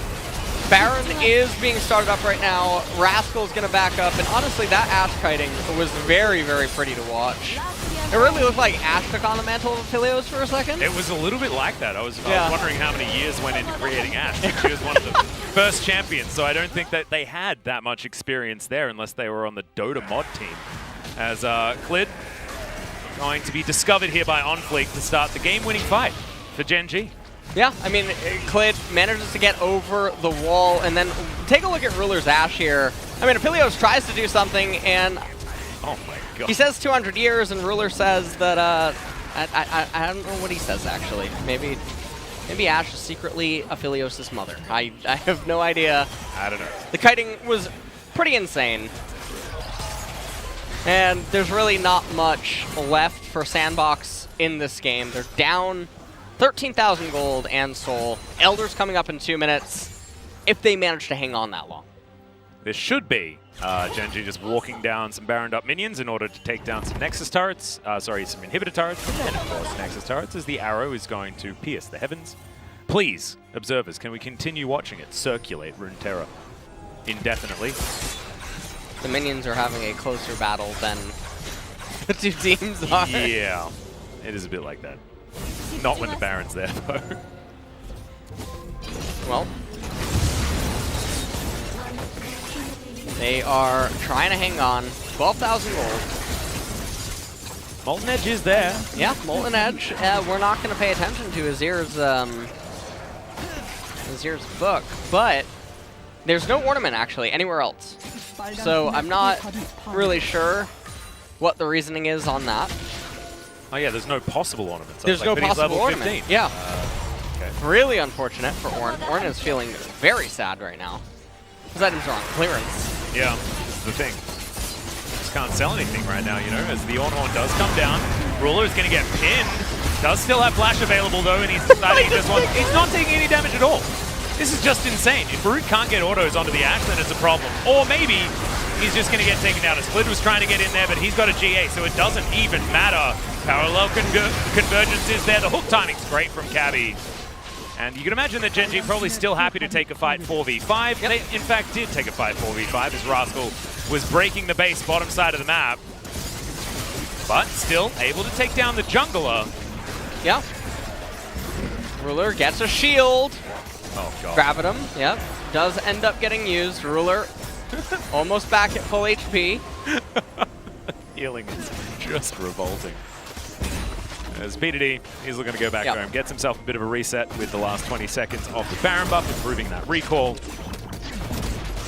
Wonder what Ruler's going to go back and get. Probably building towards Infinity Edge, I guess, unless he wants a defensive item to make sure that he can just continue kiting forever. Wouldn't mind that. But instead, he's just going to start off this Elder Drake by himself. Yeah. They're going to pick this up.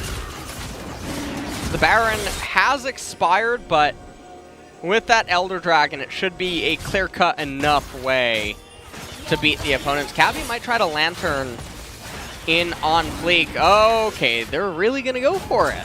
Yep, we're going to try and fight this one out. There's a smite in the pit now as Clid is going to make his way forward. There's the parallel convergence that is going to deny any entry from Sandbox, and they will just make their way out. You know, like, almost look like they found someone in the bathroom. They're like, oh, very, very sorry, very sorry. We'll leave. Lock the door next time, please. Yep.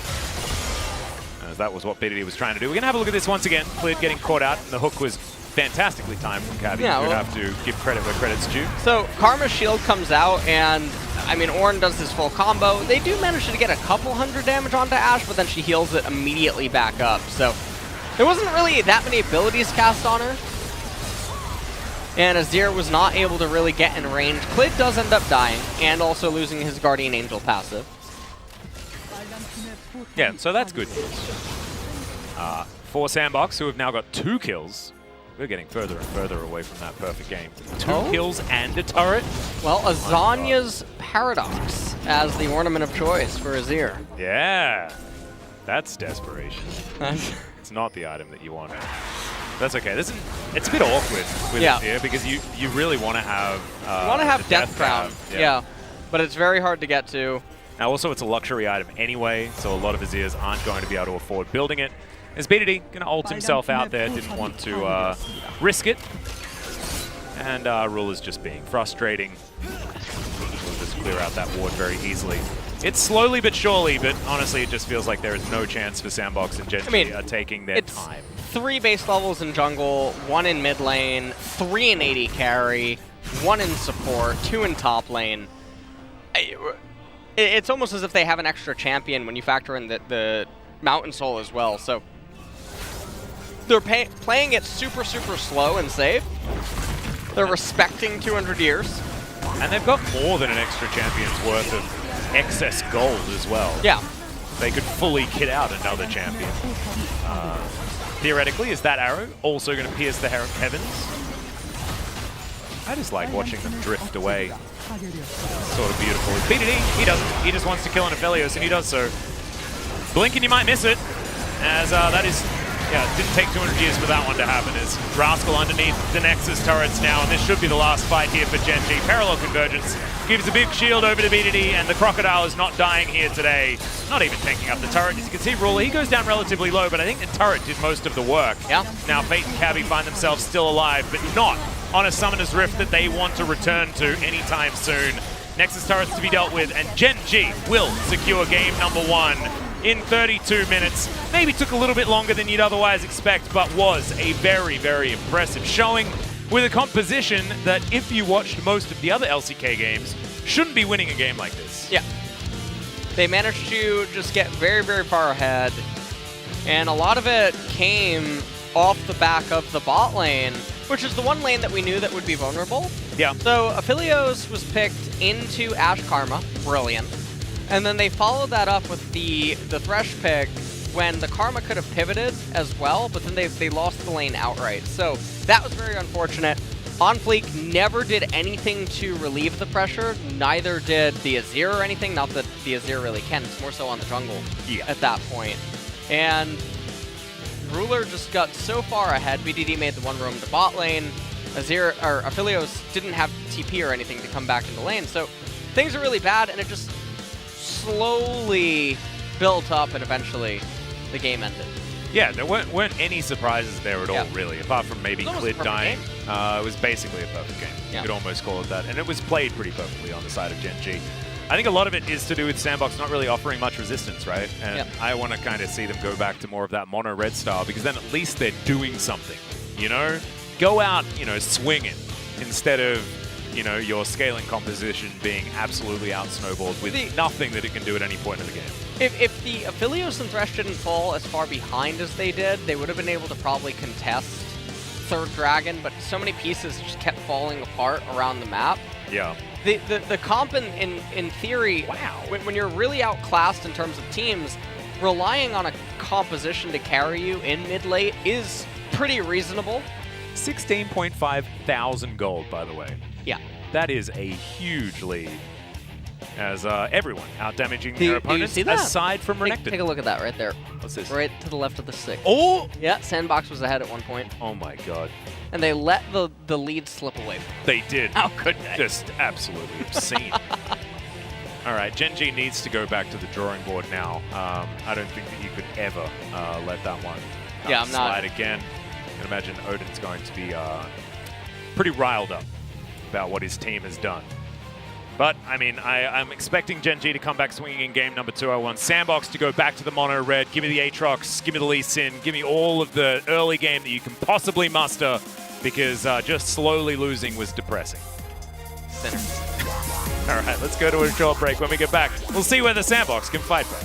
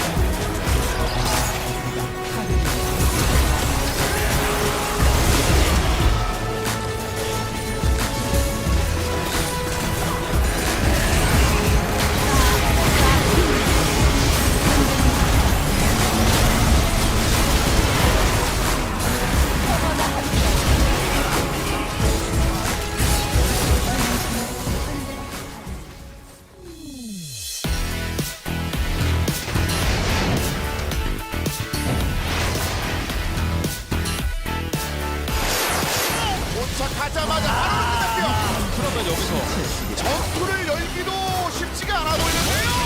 한치가 걸렸는데 시도가 자꾸 잡고 그리고 케니아의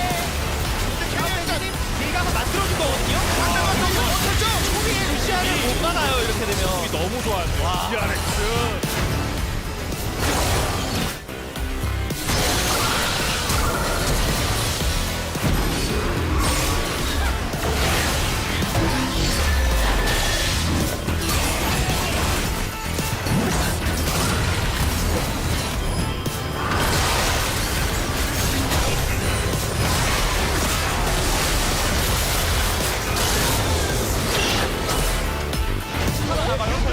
아니 이거 살아나가요? 아니 이거 살아나가요? 발포 안돼 발포.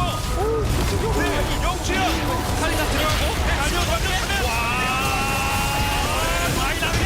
다이나믹 3명 잡았습니다. 와.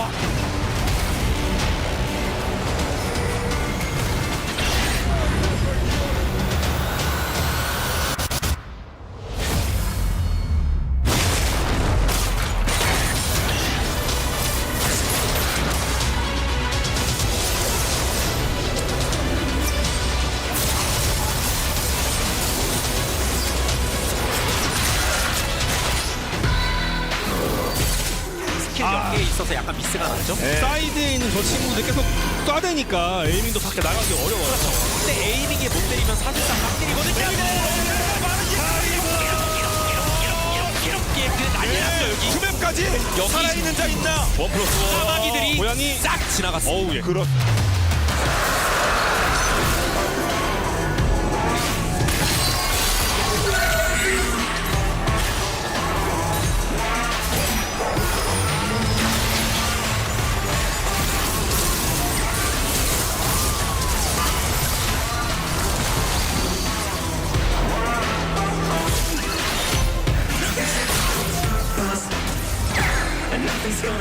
너구리는 잡아야죠.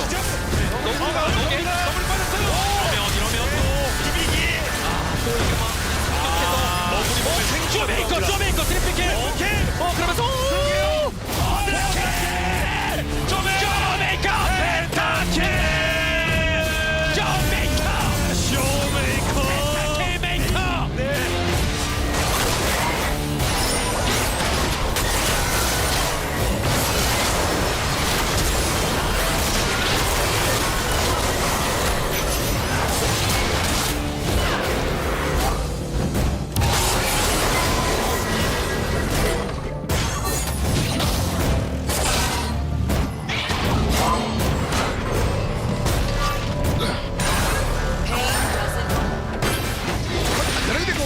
콤비네이션이 기가 막힙니다. 프로트 템번에 그 움직임들이요.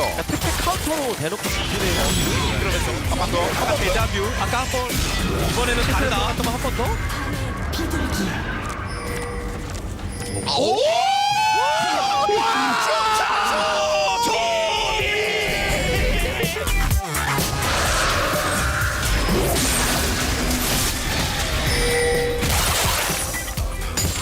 다 싸워올게. 가는데 15초. 오케이. 하다 빠질게. 야, 팀의 상태 안 좋아. 네. 나온 건가? 빵빵 멜타 돌게.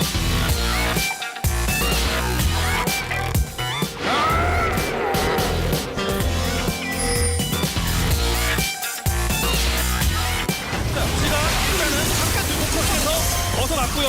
근데 이걸 주역빙 돕니다. 이 포커싱은 느낌이 좀 다른데요. 너구리 좋았어요. 너구리 씨. 넘길 수는 없는데. 너구리. 죽었다가 살아나긴 하는데 이거 고리가 아니에요. 고리. 와, 너구리. 돌아볼게 호수야. 가봐.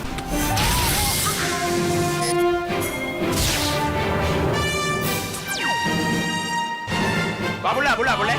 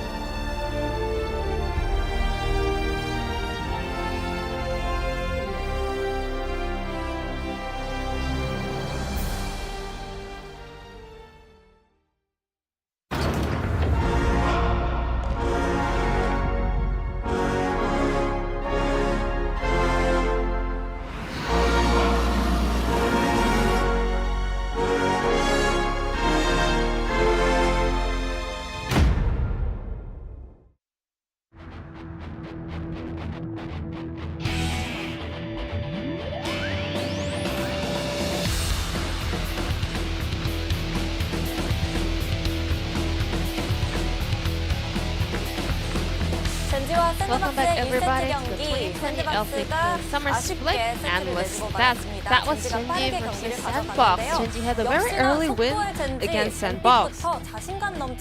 Today, Genji pulled off a very confident comp today.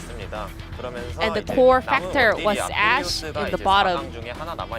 So as Genji took Ashe for their bottom, Sandbox locked in one of the top tier champion, Aphelios, because already 3 of the top tier AD champions were banned out. If you pick Aphelios into Ashe, it's really hard for Sandbox to have any priority in all 3 lanes. Well, they were having a very flat comp and a very standard LCK comp, but there was no way for Sandbox to find an opening in the end of the game. Genji did focus hardly on their laning phase, and they were able to convert that in the later phase of the game. At the same time, thinking of them trading their comps, it's really hard to point out their problem, because at the same time, this game was all about the laning phase. It all came down to their laning phase prowess. Genji had a lot of pressure, not even letting Sandbox to have their momentum to have the power spike. And Genji had a very early game lead with a very comfortable play over here. Especially BDD was having a very fantastic performance all throughout today. They had this information that Trundle was pathing around the top side jungle, and then Ruler double-checked it with his Hawk, and as soon as they got this information, look at BDD just sprinting to the bottom lane. Fates and OnFleek, they were trying to wipe out the vision around the jungle, so Genji had so many space to make their roam to the bottom lane.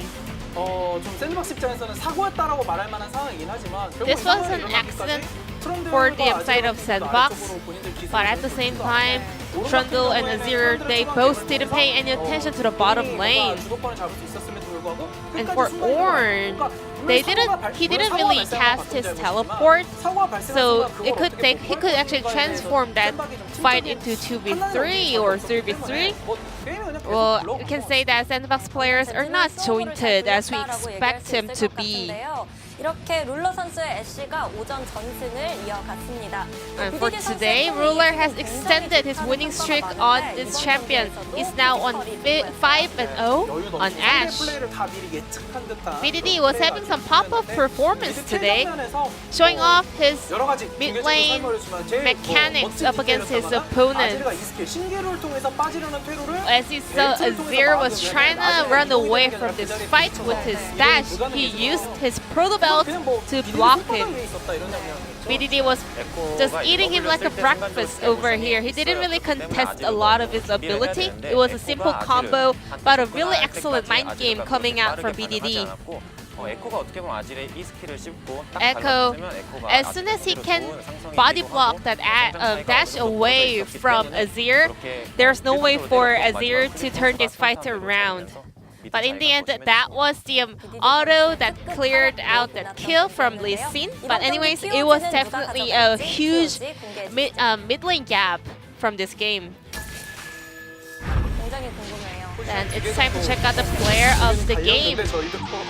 Echo from BDD was the main character of this game. Indeed, Ruler's kiting and his damage dealing was also one of the highlights of today's game. But if we have to go back to the square one, that bottom lane turret dive was the beginning where Genji could just accelerate their lead. Echo was really moving actively all around the map, and with his mechanical prowess, BDD was really proactive today. And it was more like assassin champion coming from Genji, showing a little bit of a change of their team color, just like the spring split. BDD picking up 7 votes out of 12. He stacked up 500 points of DWG, coming out on top of the POG standings. Now let's move on to the game number 2, Gen.G versus Sandbox.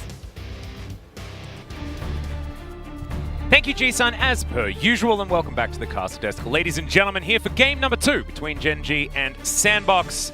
LS, is there any way Sandbox wins game 2? That is a very interesting question, Atlas. I'm trying to think of... Are you trying to work out a way of saying no nicely? Yes. Yes, I am, actually. All right, well, let's leave it at that then. That's a very astute analysis. Thank you. I like to think that my insight's right there. No, it's definitely an uphill battle here for Sandbox, unfortunately. Thankfully, they will have Yamato back for the next match, but this is still another one. It feels like this team is, well and truly down in the dumps.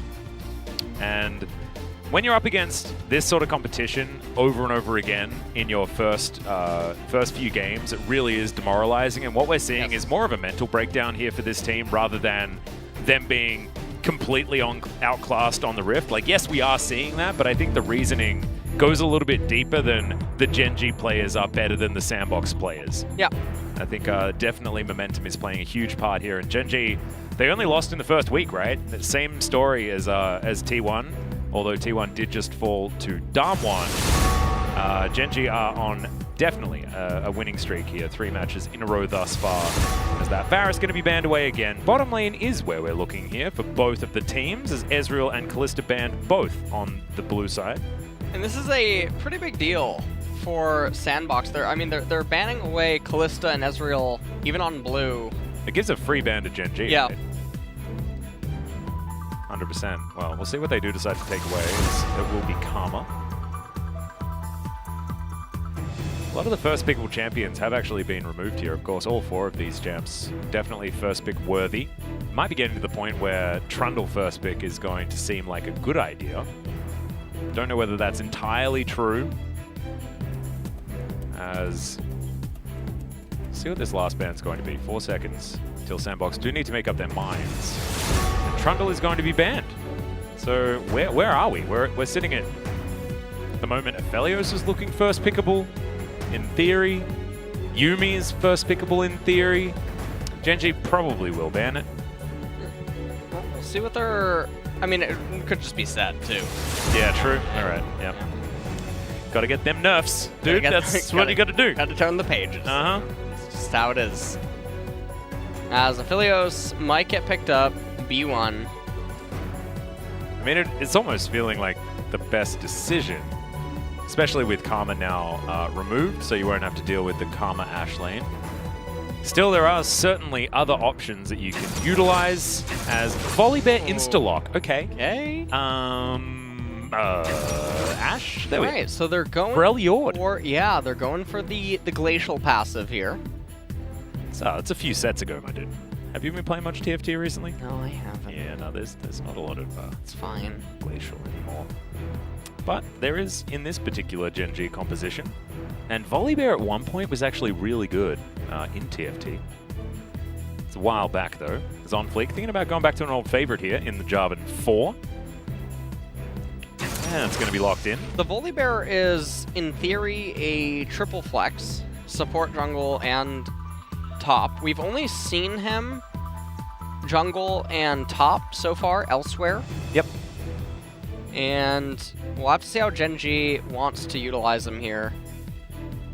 Haven't seen him be very successful so far in the LCK. It was Ixu that debuted the champion, I believe, in our first game when this patch was live. Is that Thresh going to come in once again? Looks like Kellen's going to go back to something like a Nautilus. Yep. Sandbox is... I mean, well, Aphelios is liking everything that he's seeing right now. Oh, he's liking it a whole lot more. There we go. It's Sir Thomas. This is to make sure that Ruler can play as aggressively as he would like. This is something that I'd more attribute to Life's champion pool. I think Life has a very good Tahm Kench. But Kellen is, of course, no stranger to it, as LeBlanc is going to be banned away. Yeah. No mid laners to be picked just yet, so you may as well attack that champion pool. And, well... Zoe is now taken off the table by Sandbox. Maybe just ban something like an Azir, if you would like to. Azir Aphelios, certainly something that traditionally would work out very well. Didn't in game number 1, as we know. We'll see whether Clid's Lee Sin's going to get banned, or whether they assume that Clid's going to be playing this Volibear in the jungle, because I'm looking at a first pick Volibear on red side thinking there is no way you're going to blind your top laner instantly, especially when it's Volibear and he doesn't necessarily win all matchups, as we've already seen. Well, Syndra also being taken away. And I wonder how Gen G are going to approach the R4 slot here. Because they can easily still choose a Just champion play that's Azir, flexible mid-top, and it still conceals where Volibear That's true. would go. But, It's BDD. yep, So that going to be means Azir. pigeons. Yeah, that is true. We've got catfish, we've got bears, we've got pigeons, and we've got a lady. Yeah. Yeah. It's a rule. It's Keeping the variance, I like that. Ashe has a lot of pets She does. going on here. That's, She does. you know, It's Ashe's menagerie. yeah. As, oh, this would be exciting. Have you seen this matchup before? You know, I feel like Wadded tweeted earlier today, and Yeah? I told him, you know, like, if Aphelios isn't doing it for you, sometimes a little bit of Azir Corki Oh, baby. can really seal in the flavor. And, you know, there's nothing better than, like, B5 or R5 Aatrox and Renekton. Oh, yeah. So- I think Renekton or Aatrox are probably, that's the best garnish to this yeah. composition. You already know it. Ooh, bit spicy though All here. right. Well, continue. This might be a bit, a little bit too much spice for some of our viewers. As speaking of which, we're going all in. There it is. Love it. Oh, no? All right, bit of Ornn instead. Not gonna have the greatest time is Rascal in this lane against Kennen. Certainly will be able to win out in team fights, and it will be putting the Volibear in the jungle. That is going to be that. So the Ornn locked in, certainly a power pick for Rascal in the past, but he's been stepping away from it, opting in for more Malphite-esque tanks on the top side of the map, which I have been enjoying, but this is all right. And it's now Gen G that have themselves a very standard scaling front-to-back comp.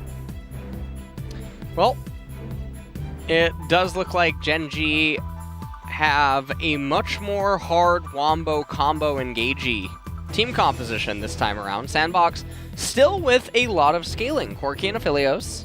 Yep.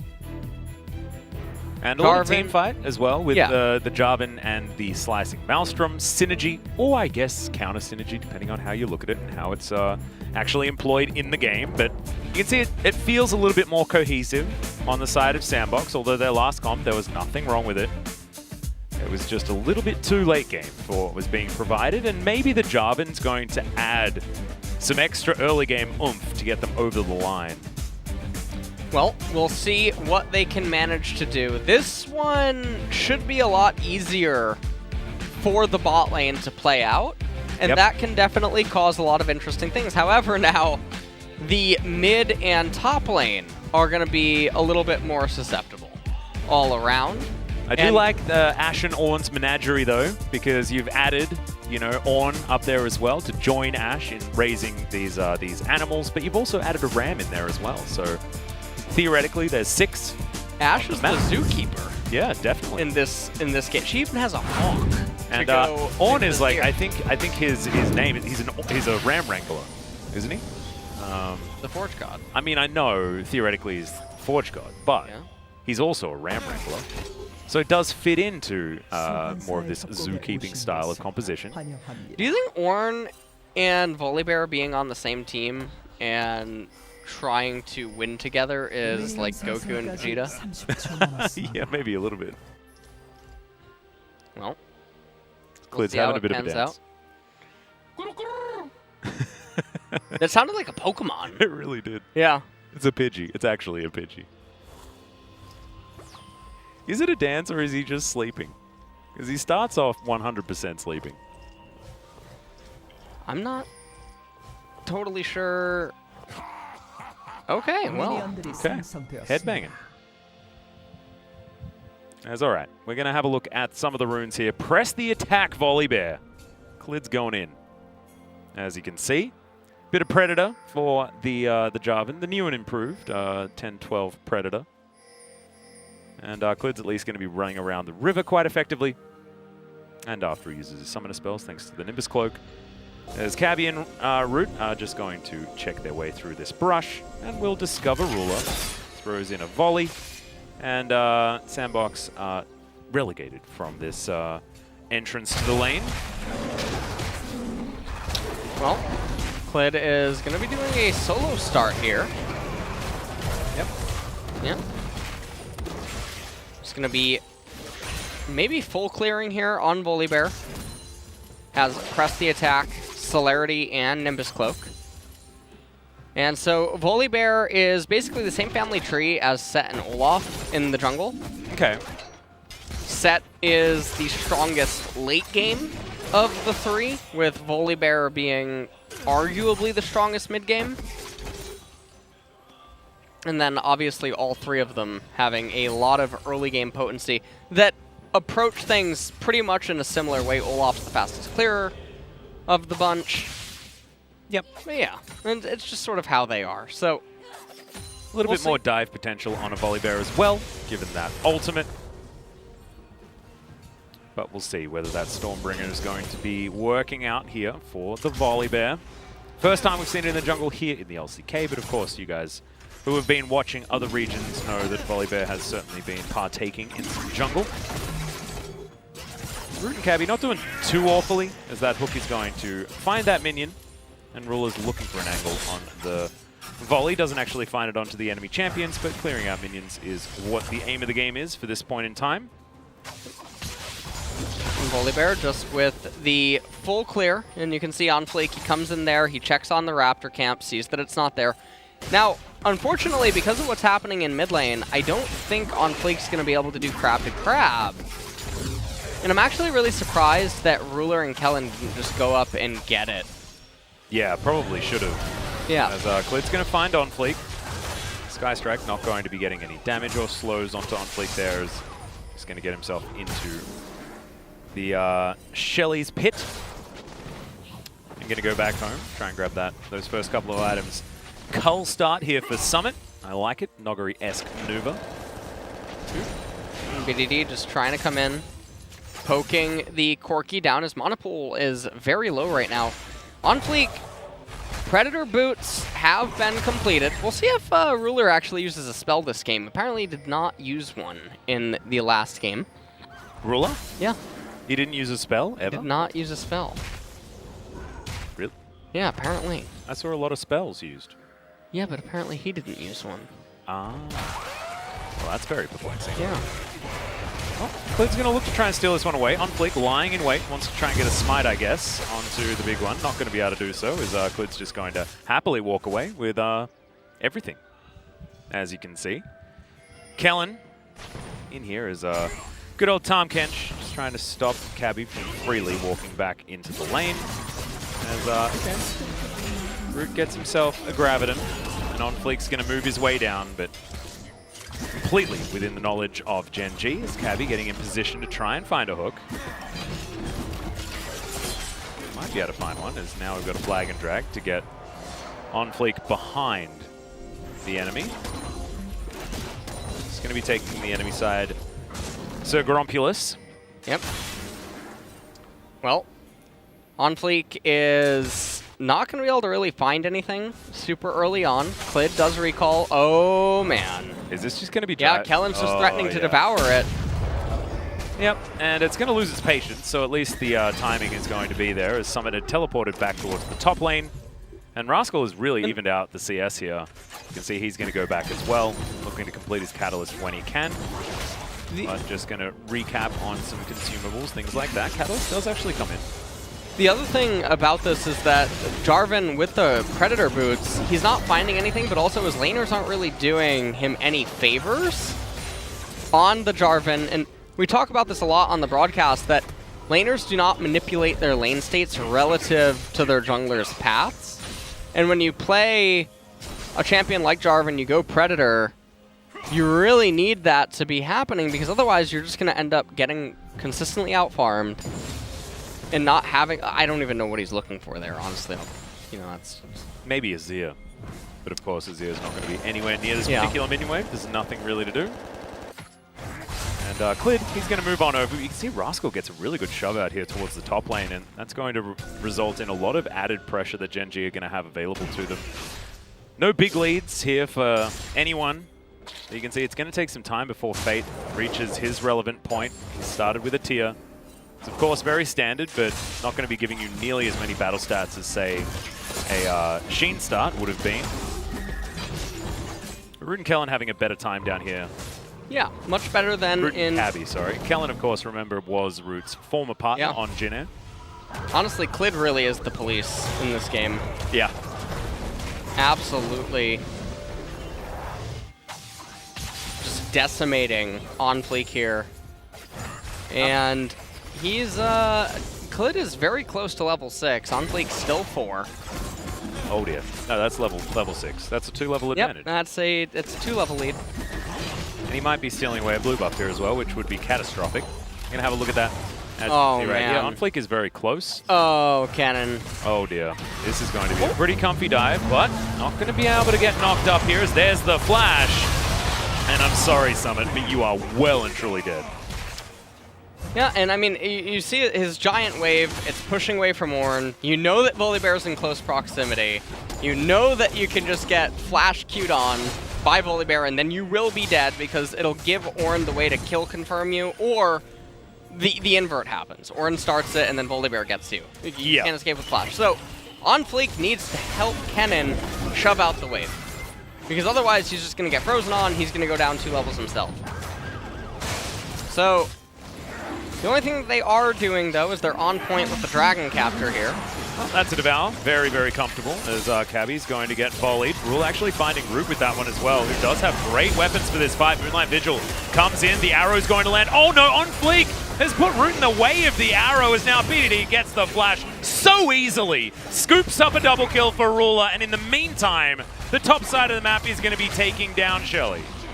Well, this is going to be the Rift Herald getting picked up by Clid. I don't know what Summit's playing with fire a little bit. Just going to end up backing off. Rascal is going to recall. Probably has a Negatron cloak available for him. On Fleek's going to come down here and absorb a lot of the minion EXP because he was falling further and further behind inside of the jungle. And this is at a point where EXP sticks really hard. So Ornal comes out, and this is what I mean. Your hand's going to be forced by either the large person from inside the mountain, Ornn, or the armored bear. Yeah. Yeah, it's just bad news. Bears. Bad news, Bears. I was thinking the same thing. Flash is out of the way. Yeah, but allows Root to just get completely slammed by the arrow. And that's the beginning of the end as we have a look at BDD making his way in. Gets himself to a safe position. And then everyone's dead. Yep. Saying let's just get him. Yep. Asking for a spell check as well.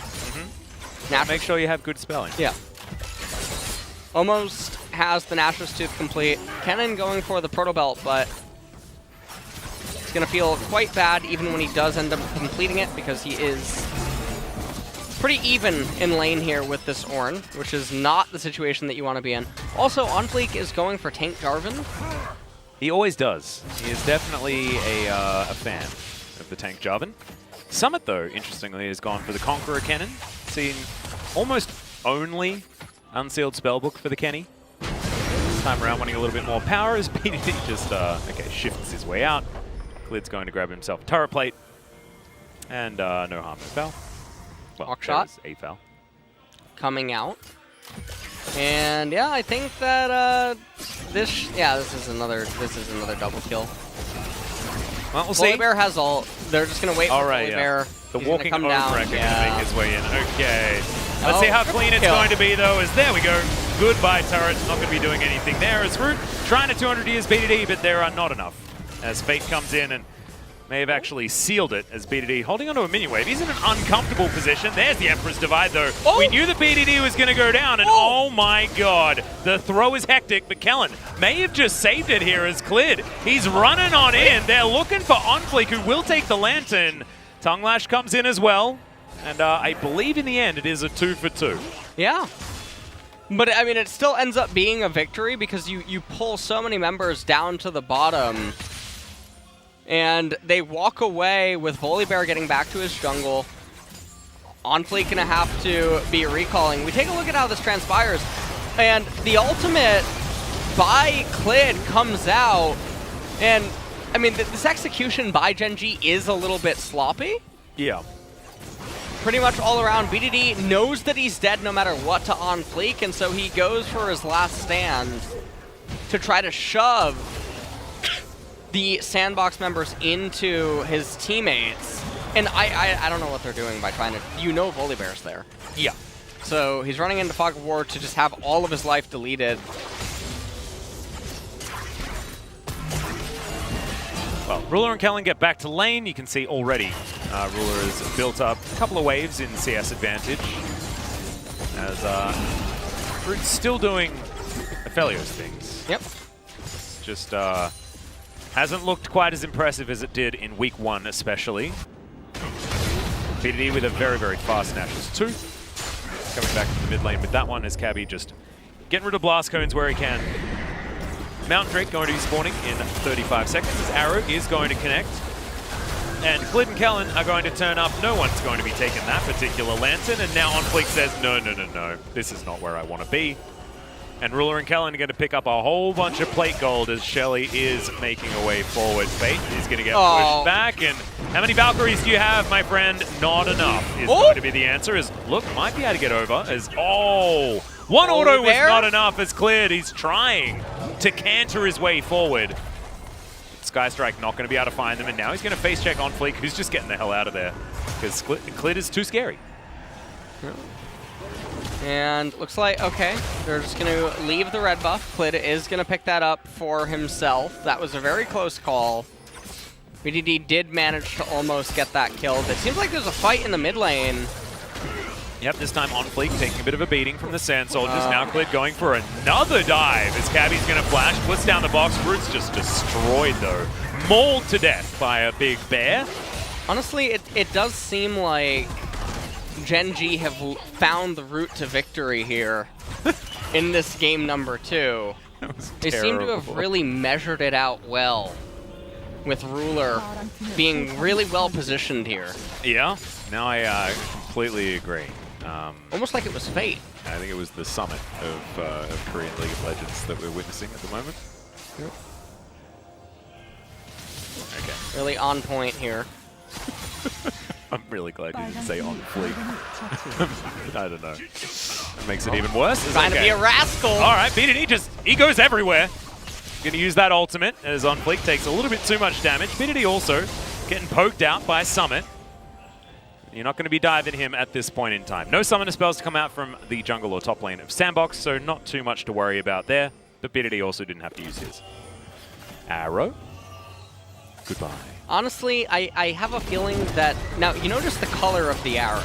Yeah. And you notice that so many they keep going. Oh no, call the police. The ulti comes down so clean as Root. Yeah, that's a Moonlight Vigil that you probably don't want to tell your friends about. And the burly Bash Bros in the Volibear Ornn combo is just frightening. Well, the Freljordian Doom Squad. This is definitely not looking like a very good game here for Sandbox. They're just getting pulverized. Do you want any control words, by the way? Try to zoom in, which is a thing that you can try to do against Thresh Lantern. He might have rebound his mouse wheel. Yeah, that could be a thing, for sure. As, yeah, it is just a party in bot lane. OnFleek is about to die. Yeah, didn't really want that stopwatch anyway. And honestly, how generous. They managed to... Okay, BDD not opting in for this one as somehow they don't instantly die from that slicing mouse. Ruler kiting it out, gets the triple kill! As Fate must have assumed that he had that one in the bag, but unfortunately, he just joins the wallet of Ruler. His kiting today has looked amazing. Just vintage Ruler. Now, the one thing I wanted to, mention to you. Now, you notice that Ruler keeps shooting his Ash Arrows off the map. Yeah. And you notice the color of the Ash Arrows. Yeah, okay, got it. So he's trying to summon the next Zoe skin. Have you seen that one? Oh, Prestige. The Prestige arrow to go and find the Zoe? Is that what it's doing? I think that's exactly what's going on here. Okay, let's have a look at this fight once again.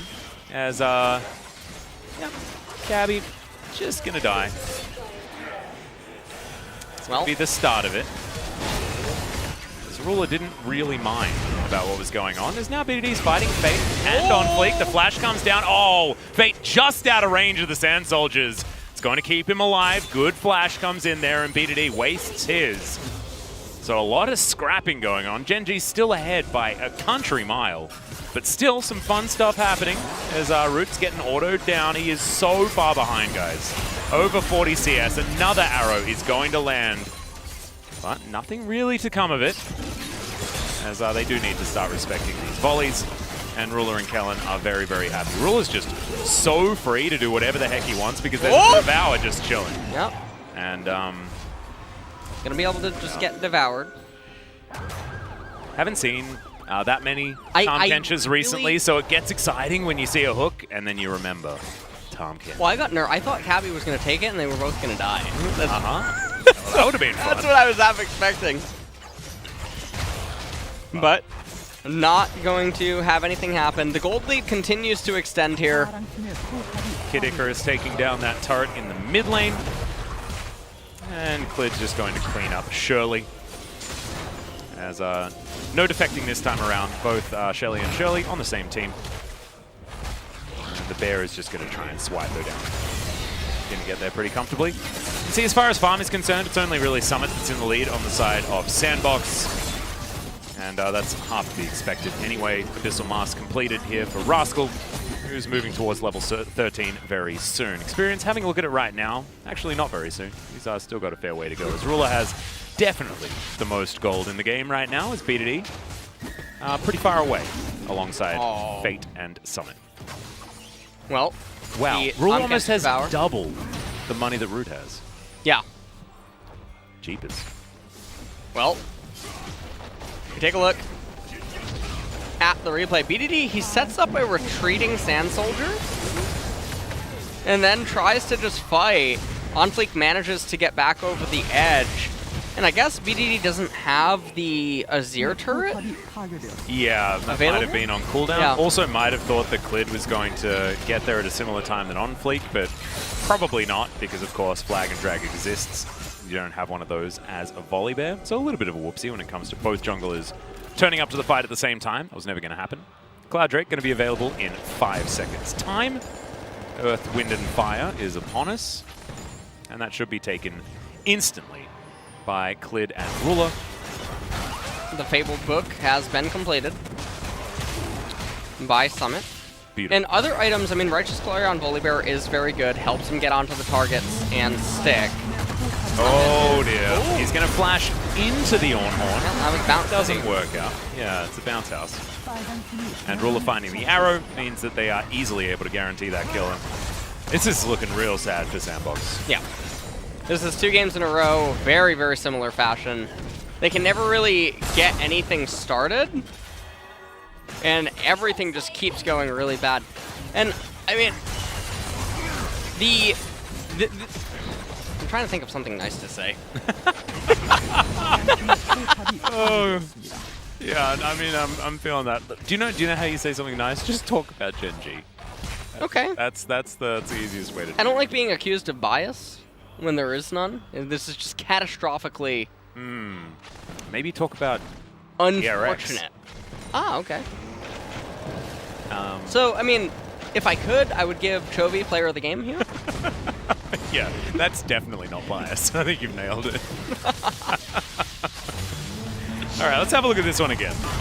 As, yep, layer of CC, pretty ludicrous.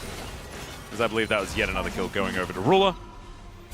And as we come back to live, nothing really to talk about. Might of the Ruined King going to be available for Ruler in 1 level's time out of Rascal. Still needs to complete his Forgefire Cape, but he's very, very close. Just that recipe to complete. And we do have a Muramana on the Corki. He's scaling. Yeah. There's a fair bit of AoE here for Sandbox, and they still do have a great scaling comp. Yeah, they do. And Aphelios can always try to do the 200 years. The thing is that Kennon's just really out of the game for the foreseeable future because he's not going to be accruing that much gold. Yeah. And if he's going to eventually start dealing damage in these fights, he's going to need a Void Staff because Ashe is picking up Death Stance. She's going to have some MR, and then she'll probably end up getting even more MR later. Now, Summit does manage to dodge there. Yeah, but still man. made brittle, and Rascal has taken about 20 damage, I think. And Summit takes the majority of his health, but imagine if a few more abilities had a hit. Yeah. As Kellen going to eat some grey health just to keep himself alive. Sandbox not going to go in on the Tahm Kench at this point in time. Teleport in as Genji's Baron take is discovered immediately, but they're not going to break off because they don't see any reason to. No package here for Fate. As there go the Sand Soldiers. We're going to try and set up. This could be a 50-50 actually, as they're relying on Clid to get that smite, and he is going to be able to do so. Kellen goes golden as well as the Slicing Maelstrom finds the backline, but Kellen just licks him, and he's going to go down as now Ruler still kiting this one out. Root just frontlining at the moment, but does eventually flash to get himself to safety, and Rascal wishes he had another charge on that Ornhorn as on fleek. What was that? Rascal getting in on top of Root. He's still alive as Ruler's still trying to kite this one out. Aphelios does get one of the kills, but he's going to die immediately afterwards, and now Cabby trying to run. Clid has about no health. He doesn't really care. Fate does come in and gets lanterned out as well, and now without Ruler, that is a big deal. Yeah. Sandbox might be able to hold off. Well, Rascal almost has his ultimate available again, but it does seem like everyone else has gone. Okay, well, Cabby is not long for the world, as he did come in via the teleport. Now, Corki is alive. Does a lot of damage too. The rapid fire cannon now completed. 8,000 gold lead for Genji, and now Rascal has ornaments available to him. So probably going to give over Might of the Ruin King to Ashe as the first upgrade. In the Baron play, interestingly enough, it was a sort of 50-50. Onfleek did get pushed out, but you're right, did make it into the pit. Tries to go in, he gets lanterned out. Summit trying to do whatever he can, but he gets locked up. And so the Slicing Maelstrom ends up dissipating as Kellen comes out of his stopwatch, and then like you said, he just licked him. Clid made it out onto the left-hand side. And then I thought that Clid would just run top lane immediately and tap the minions, but you see actually comes back into the fight on the minimap. Oh, but the Devour was still there. And that's why Onfleek couldn't actually find a target. Yeah. He went back in, but there was no real turning point. Fate does invest his flash in order to turn and kill the Ashe, which very surprising. BDD comes over the wall, does use a control ward to confirm that Thresh is indeed there. Can confirm that control ward no longer remains on the map. Bit of extra money there for Sandbox, theoretically. Amazing. Yeah, beautiful stuff. Three-man Cataclysm, though, as in goes Fate with the package. Ruler trying to kite this one out. Summit trying to catch up to him, but he's not able to. Volleys come through to try and slow everyone down as Root is going to be taking a double kill for Clid, as now Summit's desperately trying to get onto Ruler. He should be able to and does lock them down, but Clid has found him. And goodbye, Mr. Ken. And now Cabby, I don't know where he's going, but I don't know whether he's going to survive for too much longer, and he's the last man standing. It looked like things were going okay for Sandbox, but in the end, this bear was just too damn big. Yeah. And I think they had the end of the game if they just didn't chase. Oh yeah, potentially. With the minions, but they ended up chasing. No teleport available now, and they're not going to raise the inhibitor, and that's actually really good. There's no reason to give so much free EXP and gold over. And let's just take a look at what happened. So, nice three-man Cataclysm. The Corki package, however, not quite as good. And then Ruler and Clid just being backed up here. BDD doing so much damage. Shrima shuffles Cabby and Summit, and then they have minions. So if BDD with his Nashor's Tooth just stays, and you let Clid keep chasing them down and denying the recalls, I think there's a chance that you end the game. But they end up playing it super uber safe. I think that's okay. They get themselves to soul point as well immediately after this. That's a happy Clid. 검거다. 막타. 용이랑. Arrested. Oh, because of his policeman. Yeah. I get it. Also picked up the adaptive helm. for the Volibear here. Yeah, he's not taking very much damage this game. As we also have the Zhonya's Paradox for BDD. A few extra stats. And the Might of the Ruined King, like we were talking about before, is going to be in there. So Ornaments coming down. We're very close to a 10,000 gold lead regardless. But Gen G are actually far further ahead than that, than you might think. Yeah. Fate does still have a lot of wave clear, so this bottom inhibitor turret is very, very healthy, but it's the mid lane that we're really looking for. As there's the Ornhorn, we're just looking to try and start a fight here, as that's a double knock-up, one of them landing onto root. That's very important. They buy space to take down the inhibitor turret, but now Summit, he's found the ideal flank, but Devour from Kellen is so damn good. Cabby has to go golden. Summit's unfortunately just way too far behind. Doesn't do the damage. There's the flash into the Emperor's Divide, and Gen G will seal this game. Root's trying to run away, but this time I think Gen G have got the memo because they just want to win this one. Clid, yeah, no, the policemen are coming in, and I think Root certainly is going to be arrested and 200 sent years. Immediately to jail. Got arrested, yeah. Too old, you know? Like, do not pass go, do not collect yeah. 200 years. Well, Clid is showing us that he's an expert in Monopoly this game. Oh yeah, he's basically the chance cards that feel like they're always just sending you to jail, directly to jail. As Ruler will take down this Nexus, and it's a swift 2-0. Back-to-back tonight. This is what we expected out of Gen G, but it was very clean. And now, our Friday just got even more interesting because Damwon, they really put away T1 in pretty surprising fashion in our first series. Yeah. And Gen G have gone on to do the same to Sandbox in the series immediately following, meaning that momentum's a bit crazy going into this one where T1 have always had the edge over Gen G, yeah. Especially this year. And so we'll see what does end up happening. For Sandbox, that is the end of their Nightmare run. Yep. Against the pretty much almost all the elite teams in LCK. And so now they're going to have a couple of easier matches, and we'll see what they manage to do against them, because that'll really help gauge where exactly they are genuinely standing inside of the league. Are they legitimately 10th place? Down there with Hanwha Life? It looks like it. Yeah. But we'll find out for sure when they do collide. And also, we will find out what changes when Yamato Cannon is actually here on stage with the team, here at Lol Park with the team. You can see Joker, he's doing the best that he can at the moment, but I think Sandbox probably want to make sure that they have everything that they expected to have for this season locked down before we can really see them find some improvement. And I think that Yamato Cannon comes in at exactly the right time where the competition does dip down a little bit. You should be able to find yourself a few victories and then get the momentum, get the headspace back on track for Sandbox. Well, Sandbox, they're having trouble where the laners aren't able to do enough on their own accord, at least not against the top teams, and then the jungle is very lost. Almost like the TV series Lost, which is very good, by the way, except for the ending. We don't talk about that. Yeah, I haven't actually, I haven't watched much Lost, mostly because I heard about the ending being absolutely terrible, and it makes me really just not want to invest that amount of time. How many seasons are there? Like 650 or something like that? Actually, I have no idea. I binge-watched it in a week. Wow! Yeah, and that is an extraordinary amount of time spent watching Lost. I think in 2013 I binge-watched it. Mm-hmm. Yeah. Very impressive.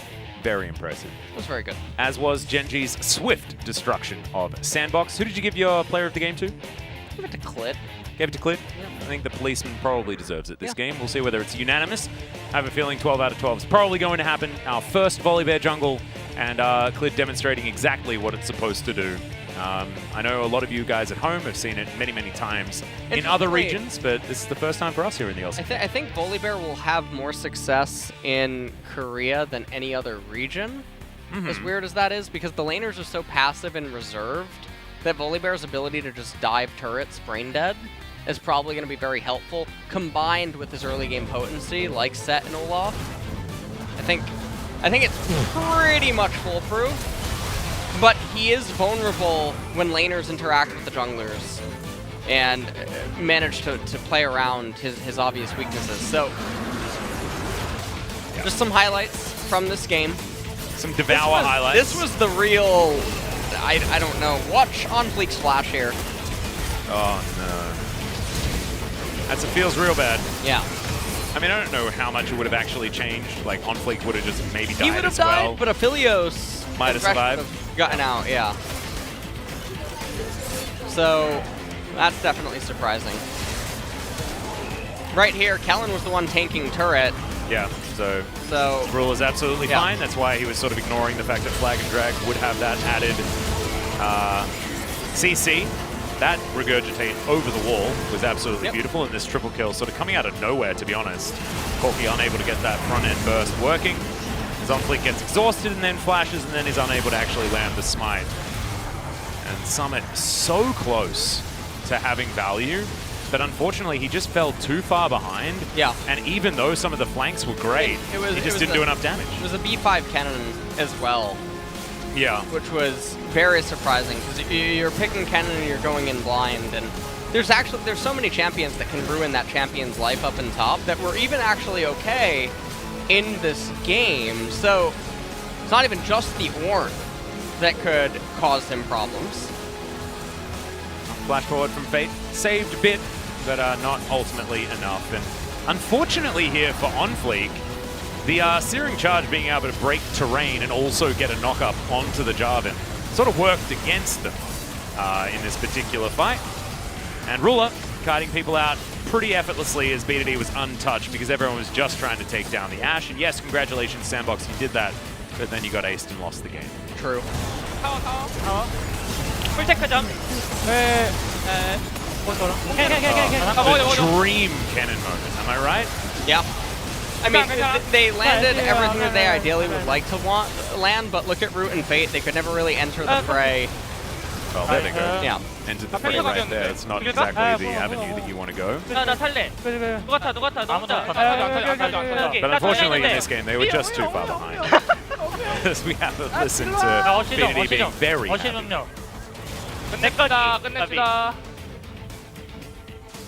Clid should be taking down player of the game here. Yeah. 10k damage, exactly double that of OnFleek.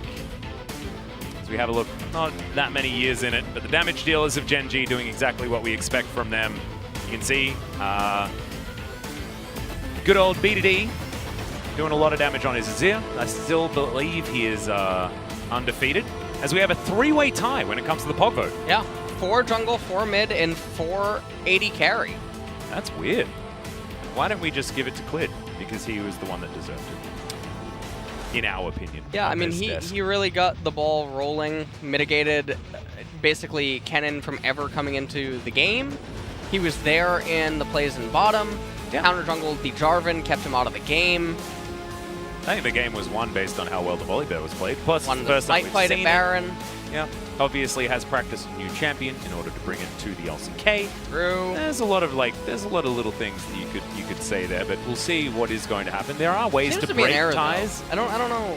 It's only a 3-way. It should be a 4-way tie. Oh, so what must have happened is, you know how we have the specific votes that are used to break ties? All 3 of those people must have individually voted for B2D, Clid, or Ruler. So I'd give it to Chovy.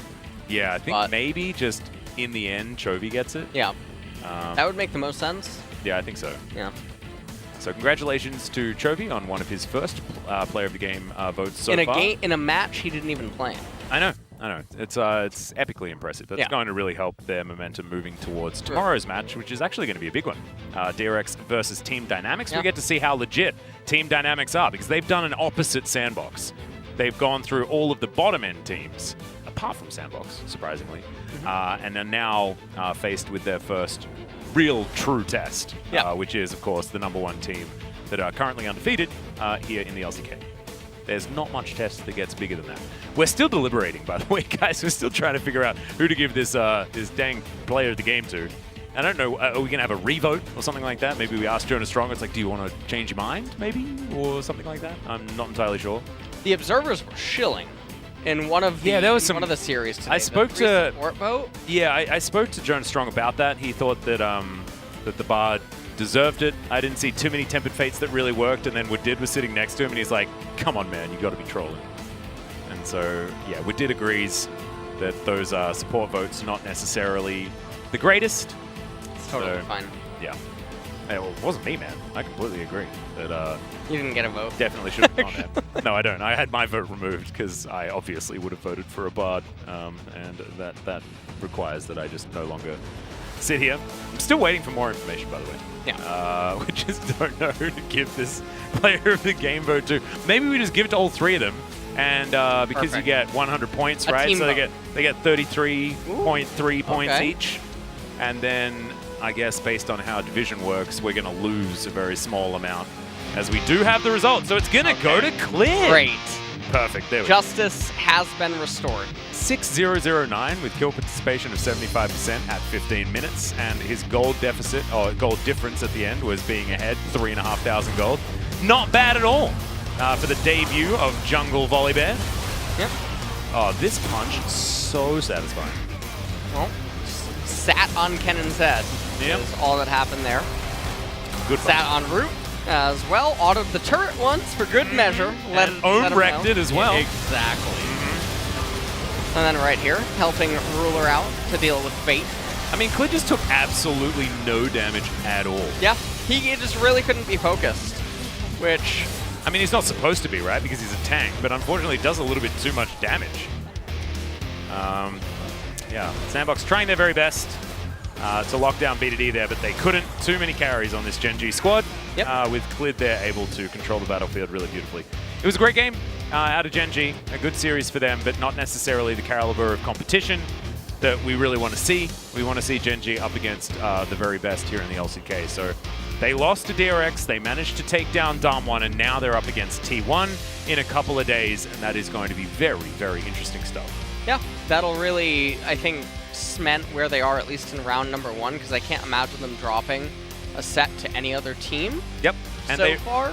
They remain tied at least with game score and match score. Yep. If they 2-0, if T1 2-0s them on Friday. Otherwise, there's not going to be a way. Of course, head-to-head will put, I believe, the winning team above. So if T1 do manage to win, they actually move ahead of Gen G, which is very interesting. But I believe we do have an interview now, and that's why the music has stopped. We haven't quite panned over there yet, as I'm waiting to send it over to G-Sun. I'm so ready. As here we go. So take it away, G-Sun, with the interview translation. Late, but on-time interview translation, and we'll be hearing from BDD Clid, a 2-0 win against Sandbox Gaming. Today, again, we really needed the momentum because our next match is so important, so I'm happy that we secured that. Clid, first time seeing you on the Summer Split interview. How do you feel, Clid? Yeah, just as BDD said, remaining this momentum was really important because it was going to be a huge impact on our next series. So I'm happy that we were able to get this kind of a clean victory. BDD, you are on the top of the POG standings. I mean, you were the season MVP of the last split, but you said your performance in the Dama series were only 1 out of 10, and this last time it was 1.5 out of 10. But what about today? I'll say 2 out of 10. We're going up, right? You're ramping up. I will keep going up 1 game at a time. What about Clid? Would you rate his performance? Well, if I had to rate BDD, I always think him as a 10 out of 10 player. I'll give him 10. Then BDD, what about Clid? Clid. If I have to rate him, I think he was like 100 out of 10. This mid jungle synergy is on point. Look at the huge screens on BDD and Clid's face. Clid, did you expect this? I mean, BDD always has been really nice to me, so I was looking forward to it. Let's talk about the game first. Last time it was Talia, now you played Echo. It's been 2 years since it was last played in the mid lane. What was the reason in that pick? 그 롤챔스에서도 아지르나 막 신데라 상대로 나오기도 I mean, originally it was a 그래가지고 pick into 사용하기도 Azir or Syndra, so that was the main reason. 젠지의 경기를 보다 보면 저희도 깜짝 Whenever we watch Genji game nowadays, there is just no time to go for a replay because you guys are fighting like all day. 노력을 하시는 건가요? Is that the team's goal, being more aggressive 과정이나 대회에서도 보면 during the screens and also in the competitive games? Our goal is to like make a lot of fights and making the opponents flustered. 정말 1세트 정말 파괴적인 경기력을 보였는데 룰러가 Game number 1, 1경기에서 0대4에다가 Ruler didn't die 스펠도 안 썼답니다. and he didn't even use any of his spells in game 1, but he missed his POG. 스펠도 안 썼다. 이건 엄청난 거 아닙니까? I mean, which means that he was staying so intact, but 뭐래요, 룰러? how was his performance? What did Ruler say after the POG announcement? We didn't know about the spell, but all day long, all he said was enemy no spell, enemy no spell. 그 바텀 라인전을 잘 풀어 나가서 그랬던 것 같아요. Ruler has been doing a lot of work down in the bottom lane. 대회에서 항상 컨디션 In addition to that, a lot of people have been saying that Genji, they are really strong in the practice games and scrims, but you guys are not performing fully up to your potential. And BDD, you also mentioned that in your interview. 뭔가 계속 과감하게 한 것 같아서 오늘 그래도 But for today, I think we were going a little bit more aggressive, so it was similar to our scrim form. 볼리비아 정글이 또 해외 쪽에서 정말 많이 Split. Volibear jungle is a meta pick in other regions, but this was the first game for Volibear jungle. What is the strength of this pick? It's really strong in 1v1 fights, and also the jungling speed is really fast. So it depends on each team, but for me, I highly evaluate this champion. 본인들이 그 추구하는 방향 이제 뭐 속도의 Genji of the speed is back. 느낌이 확 듭니다. 경기 시간도 The game duration is even shorter than the spring split, and you guys are having more kills. 본인들이 변화하려고 하는 방향이 Is this the path that you guys are trying to take? 저희가 MSC에서 중국팀한테 In the MSC, we were losing parlously to LPL teams, so that became a huge inspiration for us. After that, we believe that fighting is better, even though this might be a dicey choice. As you guys mentioned already, the next match is so important. Your opponent will be T1. This can be a rematch of the finals. This can be your time to get your revenge.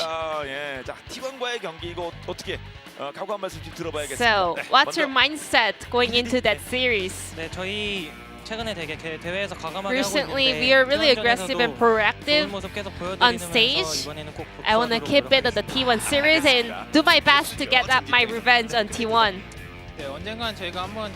One day, I believe that T1 is the obstacle that we have to get over and like improve on. So I always believe that we can make it. So I will not give up and do my best in the next T1 series. This will be the end of the interview with BDD Clit from Genji, and I'm gonna pass it back to our casters. Thank you.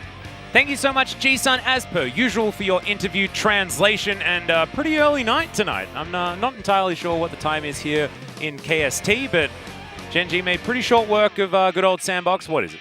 Give it to us. I might make it home before midnight. Oh, wow. You know. Well, that's a pretty swift ending to what was a day that was fast, right? But did teach us a lot, especially our first series. Good to see Damwon bouncing back after what was their loss against Genji. And as we check out the standings, Genji actually creating some distance between themselves and T1. Yeah. After today, 4-1 for them, 3-2 for T1. But very early days in the week, and Genji will need to take down T1 if they want to get themselves back. Remember, if T1 2-0s Genji, then both teams are going to be on +3, but head-to-head goes to T1. So we're back to square one all over again, actually. So also T1 has to be very bothered by Afrika. If Afrika just wins their series 2-0 and passing T1. And that's why the KT Afrika series, which I think is on the last day, is going to be quite important as well. Because T1 losing to Genji this week puts them on 3-3, which is actually really, really rough. But tomorrow, we've got some interesting matches. DRX versus Dynamics is a big one. Afrika can actually take that lead over Tomorrow. T1. Yeah, tomorrow.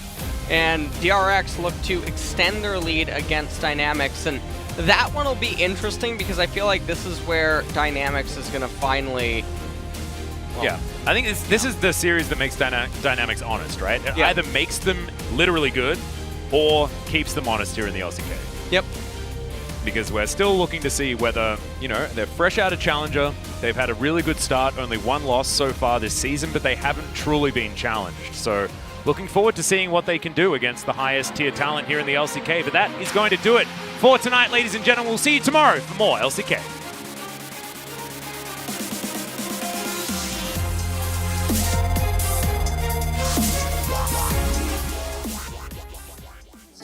And I am ready to take it on.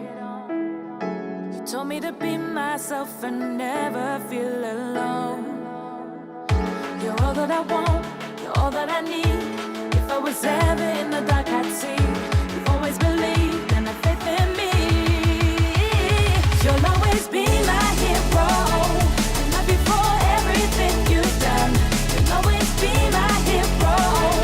Faith in you like the rising sun. I feel so strong, I feel the freedom to be who I can be. You'll always be my hero. Give me everything I need.